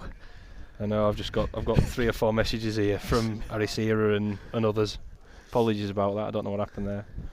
Always be a slight technical blip, but as long as if you can still watch the game, you don't need to be listening to us too. That's absolutely fine. He is one of those runners you were talking about, Thomas, I feel. Yeah. So you were saying that it's actually the green's playing a little bit kinder now for playing this type of shot, holding a length. That's unlucky. It's a good effort. Very good effort. I think now they've both managed to get through the quarter and semi-final stages when the green was changing, and now it will be fairly consistent. It's not going to change a lot in the next kind of 35-40 minutes. No, absolutely not. It's going to be a case of this first 25 minutes of the game. It's going to decide it. I think. Would you even say 25 minutes? I'm thinking the next 10 minutes. Maybe less. Maybe the next 10. 6-1 in front. He could quite easily and quickly get away from Michael if he's not careful. So 6-1 to Robbie. Playing very close, as you'd expect for a final with the jack. Playing a good length. Not the hardest mark on the green, but you do need to be playing a good road. Michael just drifting underneath and searching for his length at the moment. Just won't lift at that pace. It will finish slightly on the bias there on the thumb, but not when you're a yard 4 feet too far. And under a bit of early scoreboard pressure as well. When he beats them both, does he play the runner? No, he'll try play a length. He's tried to play a length. This is not the runner.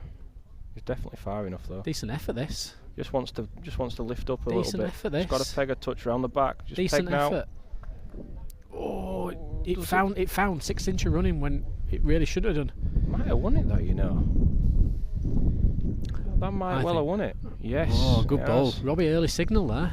Good ball, Michael. Key ball. Big ball. 8-1, 6-2 is a bit of a big difference. Jack in hand now, straight into the corner. Michael will play, you know, the latter part of the 30s, 40 metres, I imagine, once he gets the jack into a corner, out of the middle of the green. Try and get Robbie just overreaching into the corners. It'd be important for Michael not to completely change his game and try and take Robbie a bit too far. I think this type of, I think Michael's got another 5 to 7 yards in him here. I think this is quite a short mark for him, really. Good lead if he picks the jack up. Still a decent ball. But I think if he just goes 3 or 4 yards further, that's the length he wants to be playing against Robbie. Just have Robbie, if he can, do searching. That's and exactly right. Not leaving any obvious kind of just green finishes where you know you're bidding into. Robbie's certainly on a length there. Great ball. It's a very, very good reply. 6 inches off the front, snapper just over a foot behind, 18 inches behind. The perfect ball here, he can gather the jack, but it has to be absolutely Can't plumb. gather it on the thumb, can he? He can if he's perfect, he's just the wrong side. Good effort, good effort. We just had a massive ball from Michael at the last end, but equally a great reply from Robbie. Now he's out on the brown now, they're saying drag, but beer goggles calling that there because that's I'm sure Robbie will sink a few tonight if he wins this, no doubt about that. Ex-Yorkshire Merit winner at Tadcaster Magnets, Robbie. He's got some pedigree, as is Michael, former Cleckheaton winner. Well, I was talking to somebody off comms a few minutes ago and saying that Michael's actually, he's very good over a day, isn't he? Very good, yeah. I'd say he's gone relatively deep a couple of times from memory in the Yorkshire Merit. Maybe not right to the final and semi-final, but he's had a couple of good runnings there. He's obviously won Cleckheaton. He's won the Thornhill competition. Yep. And I think he's just a good long day player. He is. He's very much so. Good lead from Robbie there, finger peg. Michael just slightly underneath with a thumb, but it's not a bad ball. That's not. It gives you something to work with his next. I like that he's gone on with his first bowl on the thumb peg as well. Yeah. Because it gives himself something to play with now. Gives himself a nice guide, and it will stay true. I think he has to attack now. He has done, but well, that's almost perfect now. That if he's underneath, he'll catch that ball. Just don't get over the bar. It's half. Just don't get over the bar, Michael. There we go. Marvellous shot. Albeit Robbie's were a very good second ball there. I don't think he really would have liked it there. If we're being ultra critical, he probably wanted it just past a foot on the inside, make a gap there for him to see. That's the shot where I think that's Michael's strength though, that runner. Yeah. Just a nice weighted ball, enough to disrupt things and move things around. You've got to play with a bit of confidence to play that type of shot. Much easier playing it at this time of the day rather than 1-2 o'clock this afternoon when the balls are doing far more and they're sliding off the crown. But I still think Michael plays it anyway. I think he's not one for having a big strike. I don't think he's probably doesn't believe it's the strength of his game. But that type of shot, I think, is something that he plays better than a lot of players. He's not far enough with his lead here downhill. No, just dribbled it out. He found the narrow line in well, but Robbie's really got this away lovely. Robbie, when he's playing well, he's as close to a machine as you'll get. The balls come out absolutely pinpoint perfect, straight down the land there. He's done nothing wrong yet. You'd say that Robbie hasn't put a ball wrong. If anything, Michael's had to find a couple of big balls, but he's tight. He doesn't like it. Short and narrow again, Michael. That's not. This afternoon might have been saying differently, but it's a cheap 2 at this time of night. Now they're dragging a little bit. Robbie could kick one in here. Something I've struggled with this year is adjusting when conditions change, and with every passing end now, this green's going to get slower and slower and slower. Maybe even a bit of dew coming up at some stage, but you've got the one that adjusts the best will win this, and Robbie, by far and away so far, has been very, very good, I feel. I think Michael scoring 3 points so far, he's done pretty well, I think. He really has. But he hasn't led well enough, No, has he? no. Robbie's condemned this. This is such a send from that corner. Yeah. It's probably the only time now that it's a little bit more forgiving if you do pass the jack. Absolutely. I think Michael's made sure he's got up to the jack this time. Let's see how far it goes now. Because this afternoon that doesn't stop. That would not stop this afternoon. That'd have comfortably gone out, wouldn't have stopped it. Yeah. But now he's stopping 18 inches behind. How much has he improved? He's improved a lot. Does this stop? Does this stop now? Ooh, just held shot. Wins it. Just wins held it. shot. Yeah, looks to have won it. Not a nice position to be in on the mat now. Do you take a little bit out? Do you try and sit that? Do you run the jack? He plays a similar ball. Just get up to the jack. Looks inside for me. Is he short? Is he short? Kicks right back because he's short. That's a bit of a poor ball there. He's got to pass the jack. Timid shot. Tried to play dead and maybe just asking for a little bit of a runner into tight side of the jack. Just be up to the jack. We've all pick done the jack up, pick Robbie's ball up. I think when you're not quite feeling length, no, is it a little bit asking too much to try and play dead in there on a tricky mark up to the middle? I think so. I think he'll probably look back on that, probably saying he should have at least passed the jack and give his ball a chance.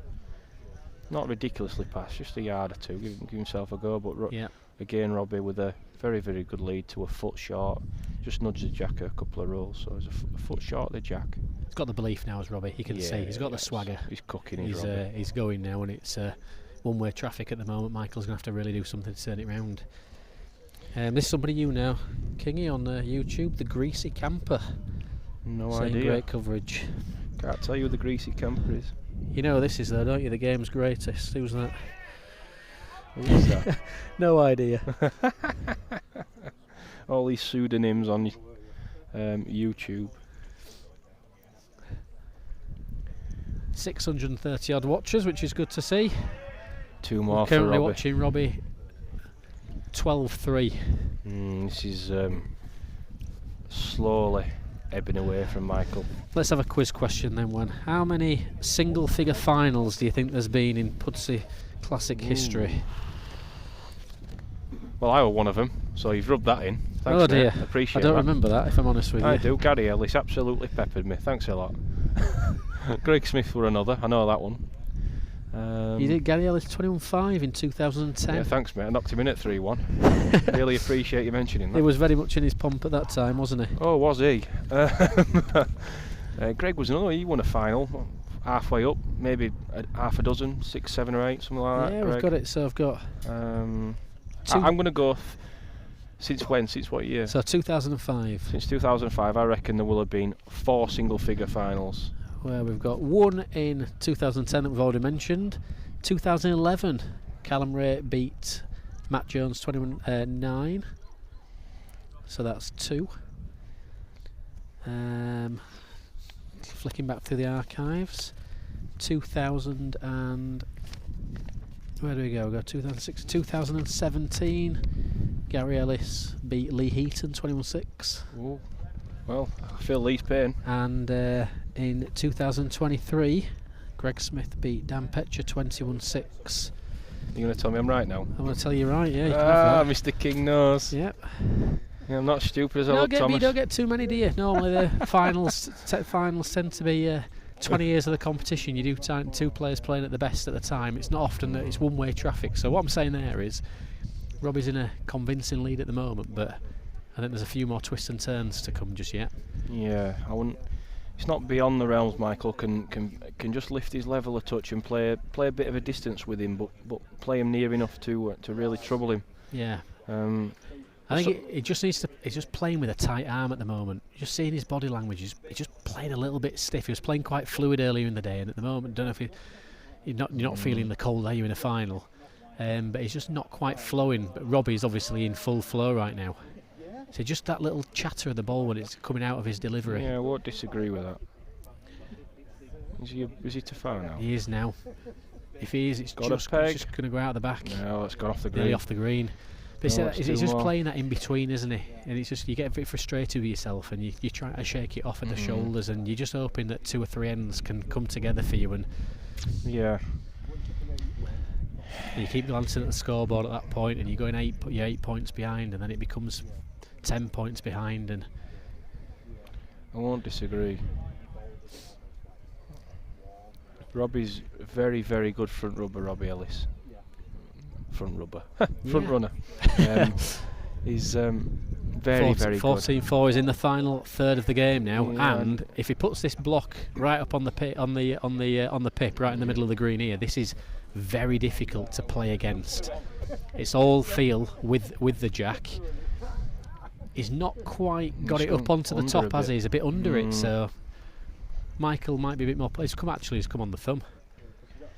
That'll suit Michael better, I think. Yeah, I think this isn't a bad mark for Michael now. I think if Robbie plays this on the finger, still a decent lead, but if Robbie plays this on the finger and stand it right up on top, you're really asking a lot of Michael's delivery. On the thumb peg, he's almost giving him a little guide by leaving it just over a foot short. Isn't he short? Road were perfect, but he's left it just at the on the lip. It's like reminiscent of his game against Lally. Lal just couldn't get that length, and Michael, you know, he's gone on 15 minutes after he's finished his semi-final, and all of a sudden just can't feel that length. You lose that little bit of feel sometimes, and he's got to battle away. He can play around his own here. Yeah, he doesn't look it. He might not think it, but he's only got. If he plays a length, he'll miss his own, and he's got the perfect ball. He's good at drawing one, is Michael. Yeah, don't have to worry about it. Just round his own like this. It should just tuck in nicely. Great ball. Really good ball. Really good ball. That's a marvellous ball. A lot better ball than it may look on camera. But he's good at drawing one, and as we said earlier, it's definitely suited Michael's eye. That particular mark. I think Michael was frustrated that Robbie's ball blocked his other. Right, Michael wanted to play a runner, but I think the easier shot was to play that. Yeah. I think the runner on the other peg would have been a tricky one to play. So he needs to get out here, Michael. One end. Just wants to string 5 minutes together. Win this end, win the next end, and all of a sudden you got a bit of confidence brewing. Yeah, this came out a bit better. There's a ball underneath and it won't recover. No. They do gather a bit there, but that's not a good lead. You've got to get it on the right track though. If it's not on the line to start with, it doesn't get back to a line. This is fine. This is fine. Quite often when you play players like Robbie, Callum, sometimes Greg, they plonk the jack in the middle of the green, you pick the jack, you think, where the hell am I going to go now? You know, you've not got an easy... Good effort this. Get out of jail free. Very good effort. Good effort this. Just got to nibble the jack. Just not quite fallen for him, has it? I don't think that's won it, has it? I can't tell from here. Michael being very fair there, asking him if he wants to know who was on. Because Robbie were nearly playing that as if he was down straight away. Nothing wrong with it, but it's interesting that Michael's turned and said, "Do you want to know, Robbie?" rather than waiting for Robbie to. Michael's saying, "Have a look if you want to know what ball to play." He's not sure. Robbie saying doesn't really change my ball. Probably doesn't from the mat. It's probably just as simple as bob it down the land, and he just wants to play one onto the jack.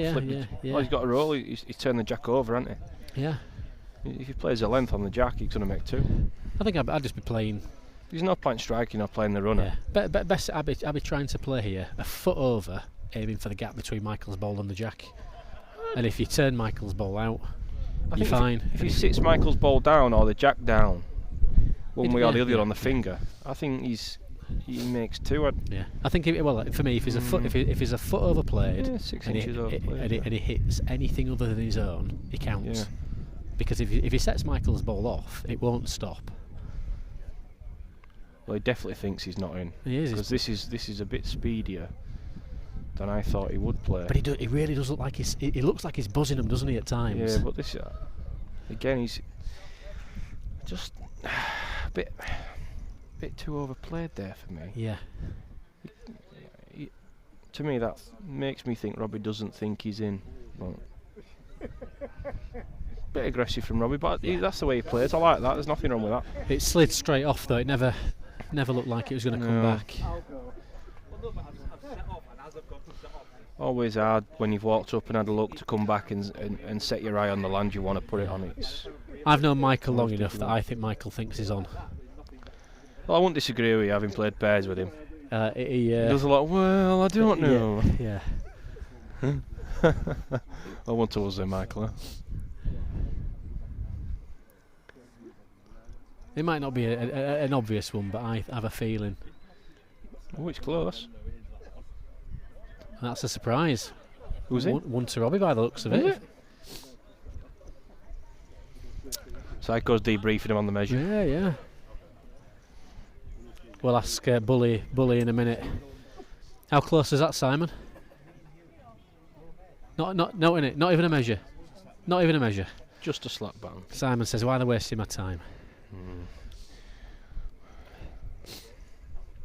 Finger peg back to the button.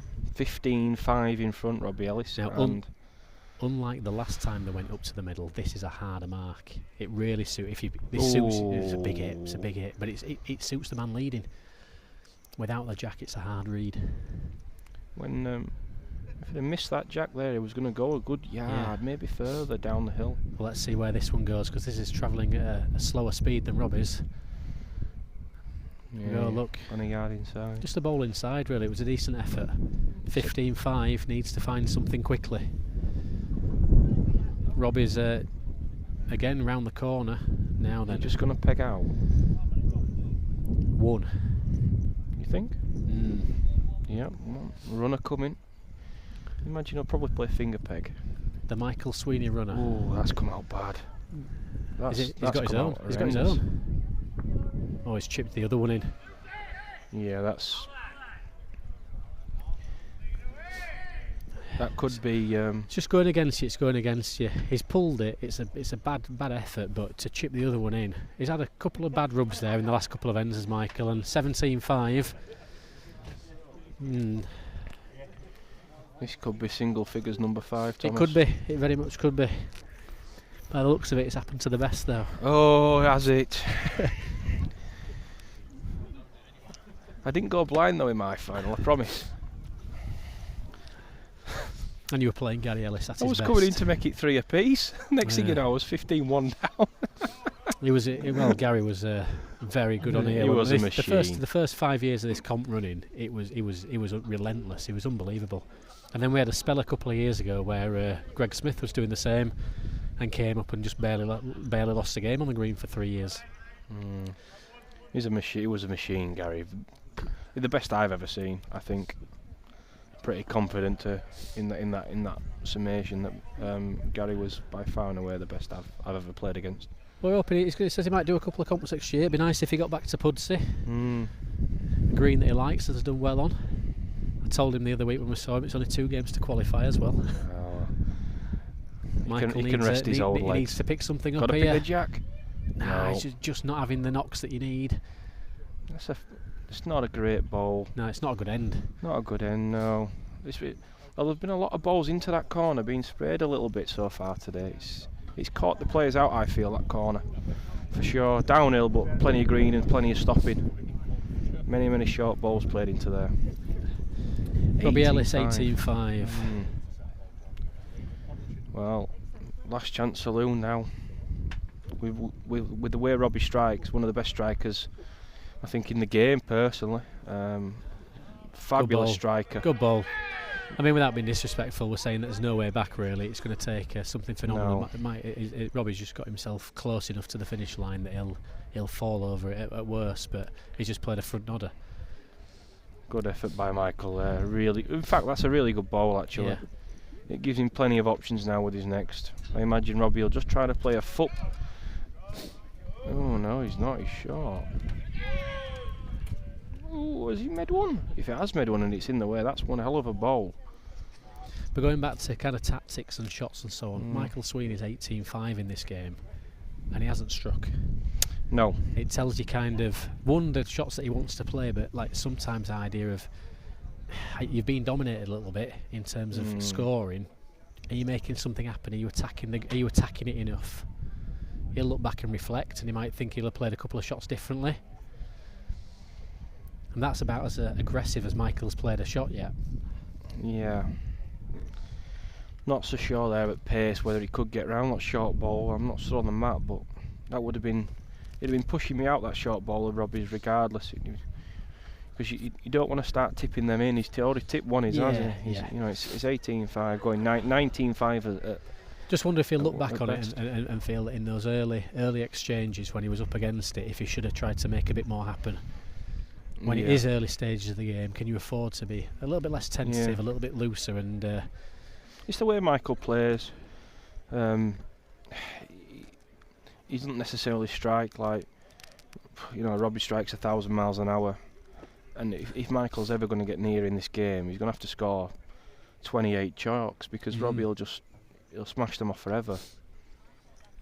Oh, it's a close measure. They're going back here. I think I don't know if they're quite too happy with the measure, or if they thought it was close enough. But sometimes when you drop the string, or you just feel it a little bit of a, make sure it's accurate. They're good, Simon and Andrew. He's the fairest measurer I've ever met, Psycho. Yeah, and he'll call it one. And the players have a lot of trust in his eye. They remember him, maybe not the young lads now, but obviously ran the Old Bank two-man team for years. And wherever you go now, county matches, league matches, competitions, he's only gone for a drink and a watch, and people call him on the green and say, Andrew, go and have a look at that for me. Yeah, it's true. I think it's one of those where if he doesn't know, he doesn't know. But often he'll say, I like that one, and it's enough for you to just play the ball. Yeah.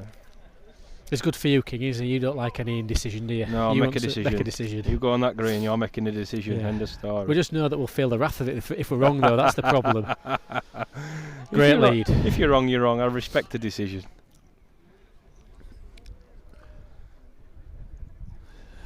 It's no good asking someone they go on and say it's a measure. Well, I won't be asking if I didn't know it was close. Michael just nipping out round the corner there. Means Robbie's going to come for game.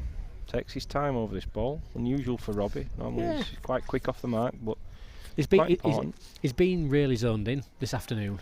I think he's actually he's beginning to concentrate more and more. Would you believe he told me he was out in Skipton until 2 in the morning? Well, I sometimes think I'm not too sure what I believe with him, but it wouldn't surprise me at the same time. They've had a big Wetherspoons breakfast of the Littlemore boys, and he didn't have the earliest start, did he? So maybe... Is it too far? Yep. Is it too far? Looks like it's going out the back there, so looks like it's game over. Yeah, well, there you go, 21-5, maybe not the final we were hoping for. Hang on, he's fist pumped and now he's looking. That's no, it's not always a done thing. It might have been a bit of a false start here. Oh.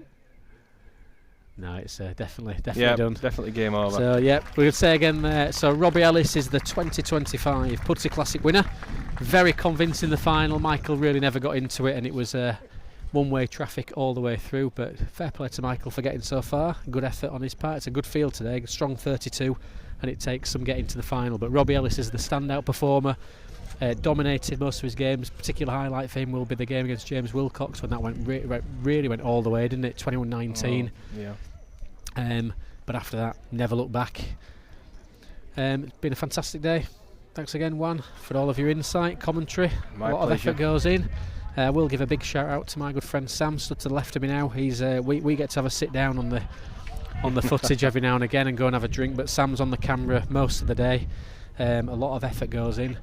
Shout out to all of the members at Pudsey Bowling Club, particularly the ladies in the kitchen, Richard, Ian Shaw, to name just a few that are here week in, week out. Simon for his media coverage, Andrew for his measuring, the various markers, full team effort, and we hope that you very much enjoyed the coverage and also enjoyed everything about it. Now I think we might be able to get a couple of minutes of the final. We'll leave you with the commentary, but hopefully we'll pick up some sound on the presentation that will take place on the green in a few minutes, so don't switch off just yet if you want to see some speeches.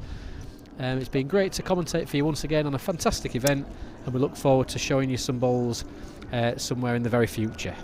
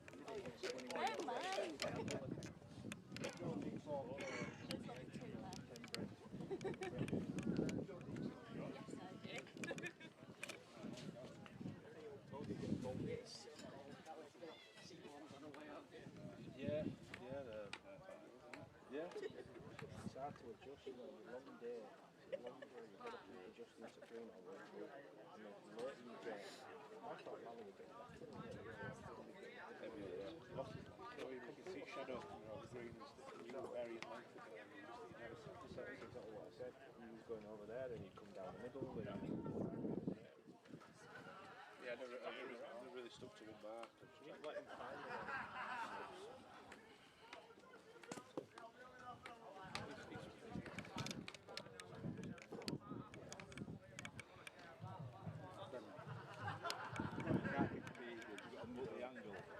Maybe. Just see where the players walk on from. Cheers, Robbie. Well done, mate.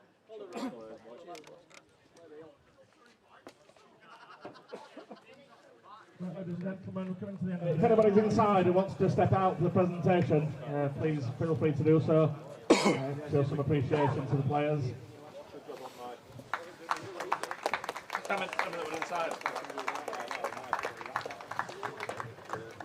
It's been quite a long day today, so I won't keep you for too long.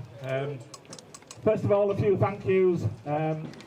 It's been a challenging day today. We've had people here from 9 o'clock this morning, but it's not just about today. It's the 8 weeks of qualifying. It's the preparation for today. Running a competition like this is a big commitment for the club, but we're very lucky here at Pudsey. We've got some hard-working volunteers. So thank you to everybody that's contributed today in running this competition. I'd like to thank all the spectators that have stayed as well. As I said, it's been a long day.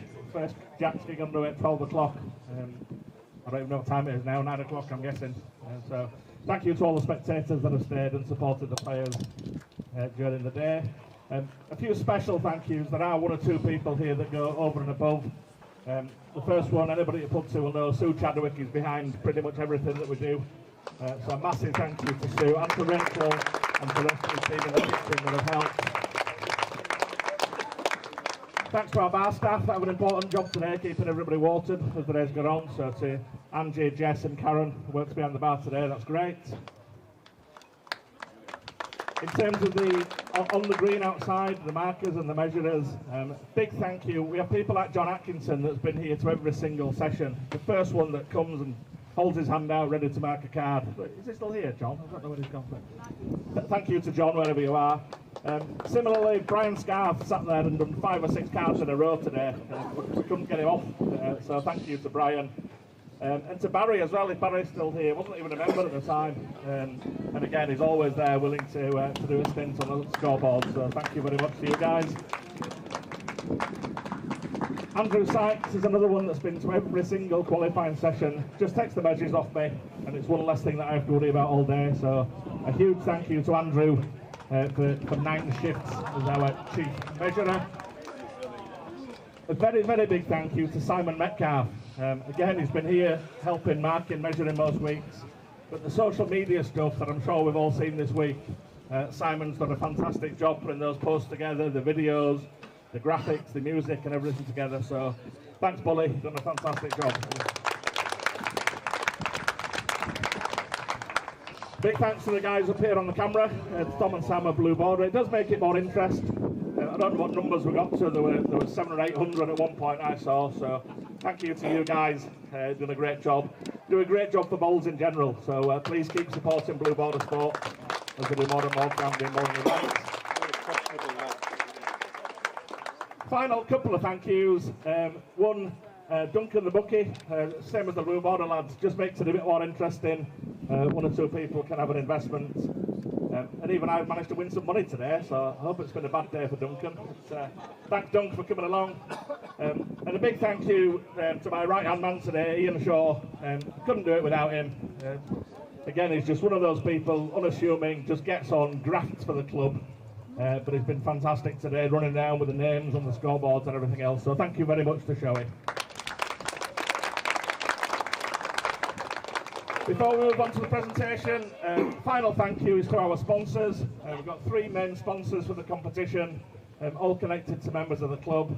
So James Hanson, we all know the grass doctor, has put some money into the prize fund today, so as well as doing a fantastic job on getting this surface ready. It's been such a challenging few months with the weather that we've had, from the extremes of the sunshine to the heavy rain, so lots of people, apart from Callum, enjoyed the green today, but hard lines to him. So thanks, James, for your sponsorship as well. Andy Tams is one of our running members of 2Plan Financial Management, so thank you to Andy. Couldn't make it, he's on holiday today. But with our presentation party, we've got Steve Howard, who runs the Howdens Joinery branch at Stanningley. So again, thank you to Howdens for their continued sponsorship of the event.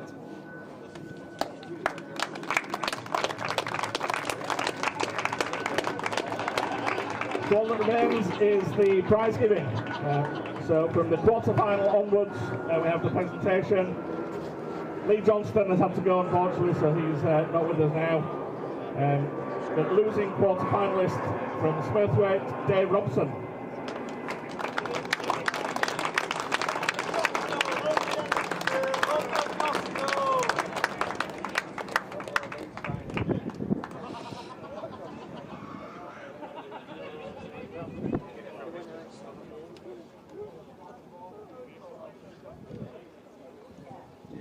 Well done, Robbo. Another losing quarter-finalist, a previous winner of the event, played really well in the first couple of games. He went Bookie's favourite for a short time, just nicked out in a very close quarter-final. Please put your hands together for Conor Chamberlain.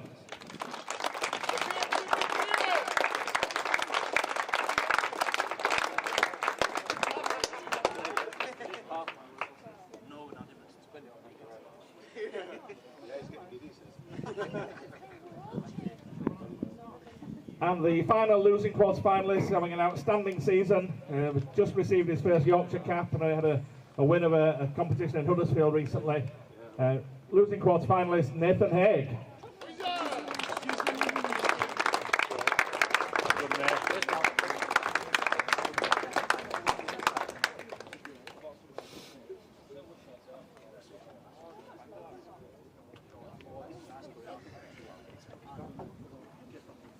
And on to the semi-finalists. First losing semi-finalist. Messaged me a few weeks ago there was a space that became available in one of the Friday night qualifying sessions, and I got a message through from Nick Turrell. Came to the green for the first time, played really well in qualifying, rocked up today. With respect, it wasn't one of the fancied players looking at the bookies odds, but won again 3 games today to get through to the semi-final. Please put your hands together. Losing semi-finalist Nick Turrell.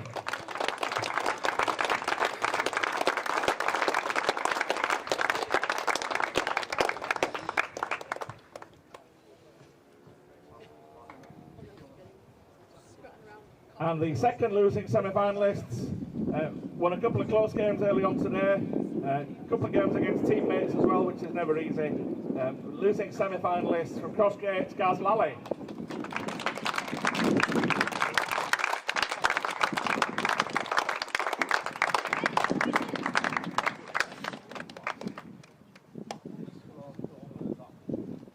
And on to the final. I was delighted today that we had 2 Yorkshiremen in the semi-final. This competition's been dominated by some overseas players in recent years. But a great battle of 2 young, keen players. Unfortunately, there has to be a winner and a runner-up. So this year's, yeah, I did say young Mike, yeah, I heard that. This year's runner-up of the Pudsey Classic will get his name on the honours board. Put your hands together for Mike Sweeney.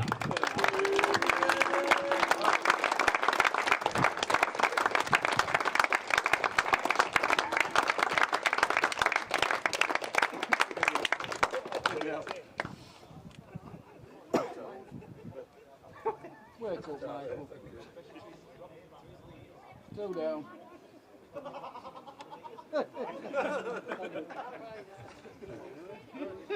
That familiar stance. And on to the winner. What can we say about this man? I think it's one of the game's characters, is the word that we're supposed to use. Great player, great entertainer. By his own admission, this is not one of his favourite greens, but he's come along today. It's been a real challenge. The green was a bit pushy early on, got very, very quick during the middle of the afternoon, started to slow down again. But the one player that was outstanding today won his 5 games to get his name on the honours board to pick up the £1,000 first prize. Put your hands together for Robbie Ellis.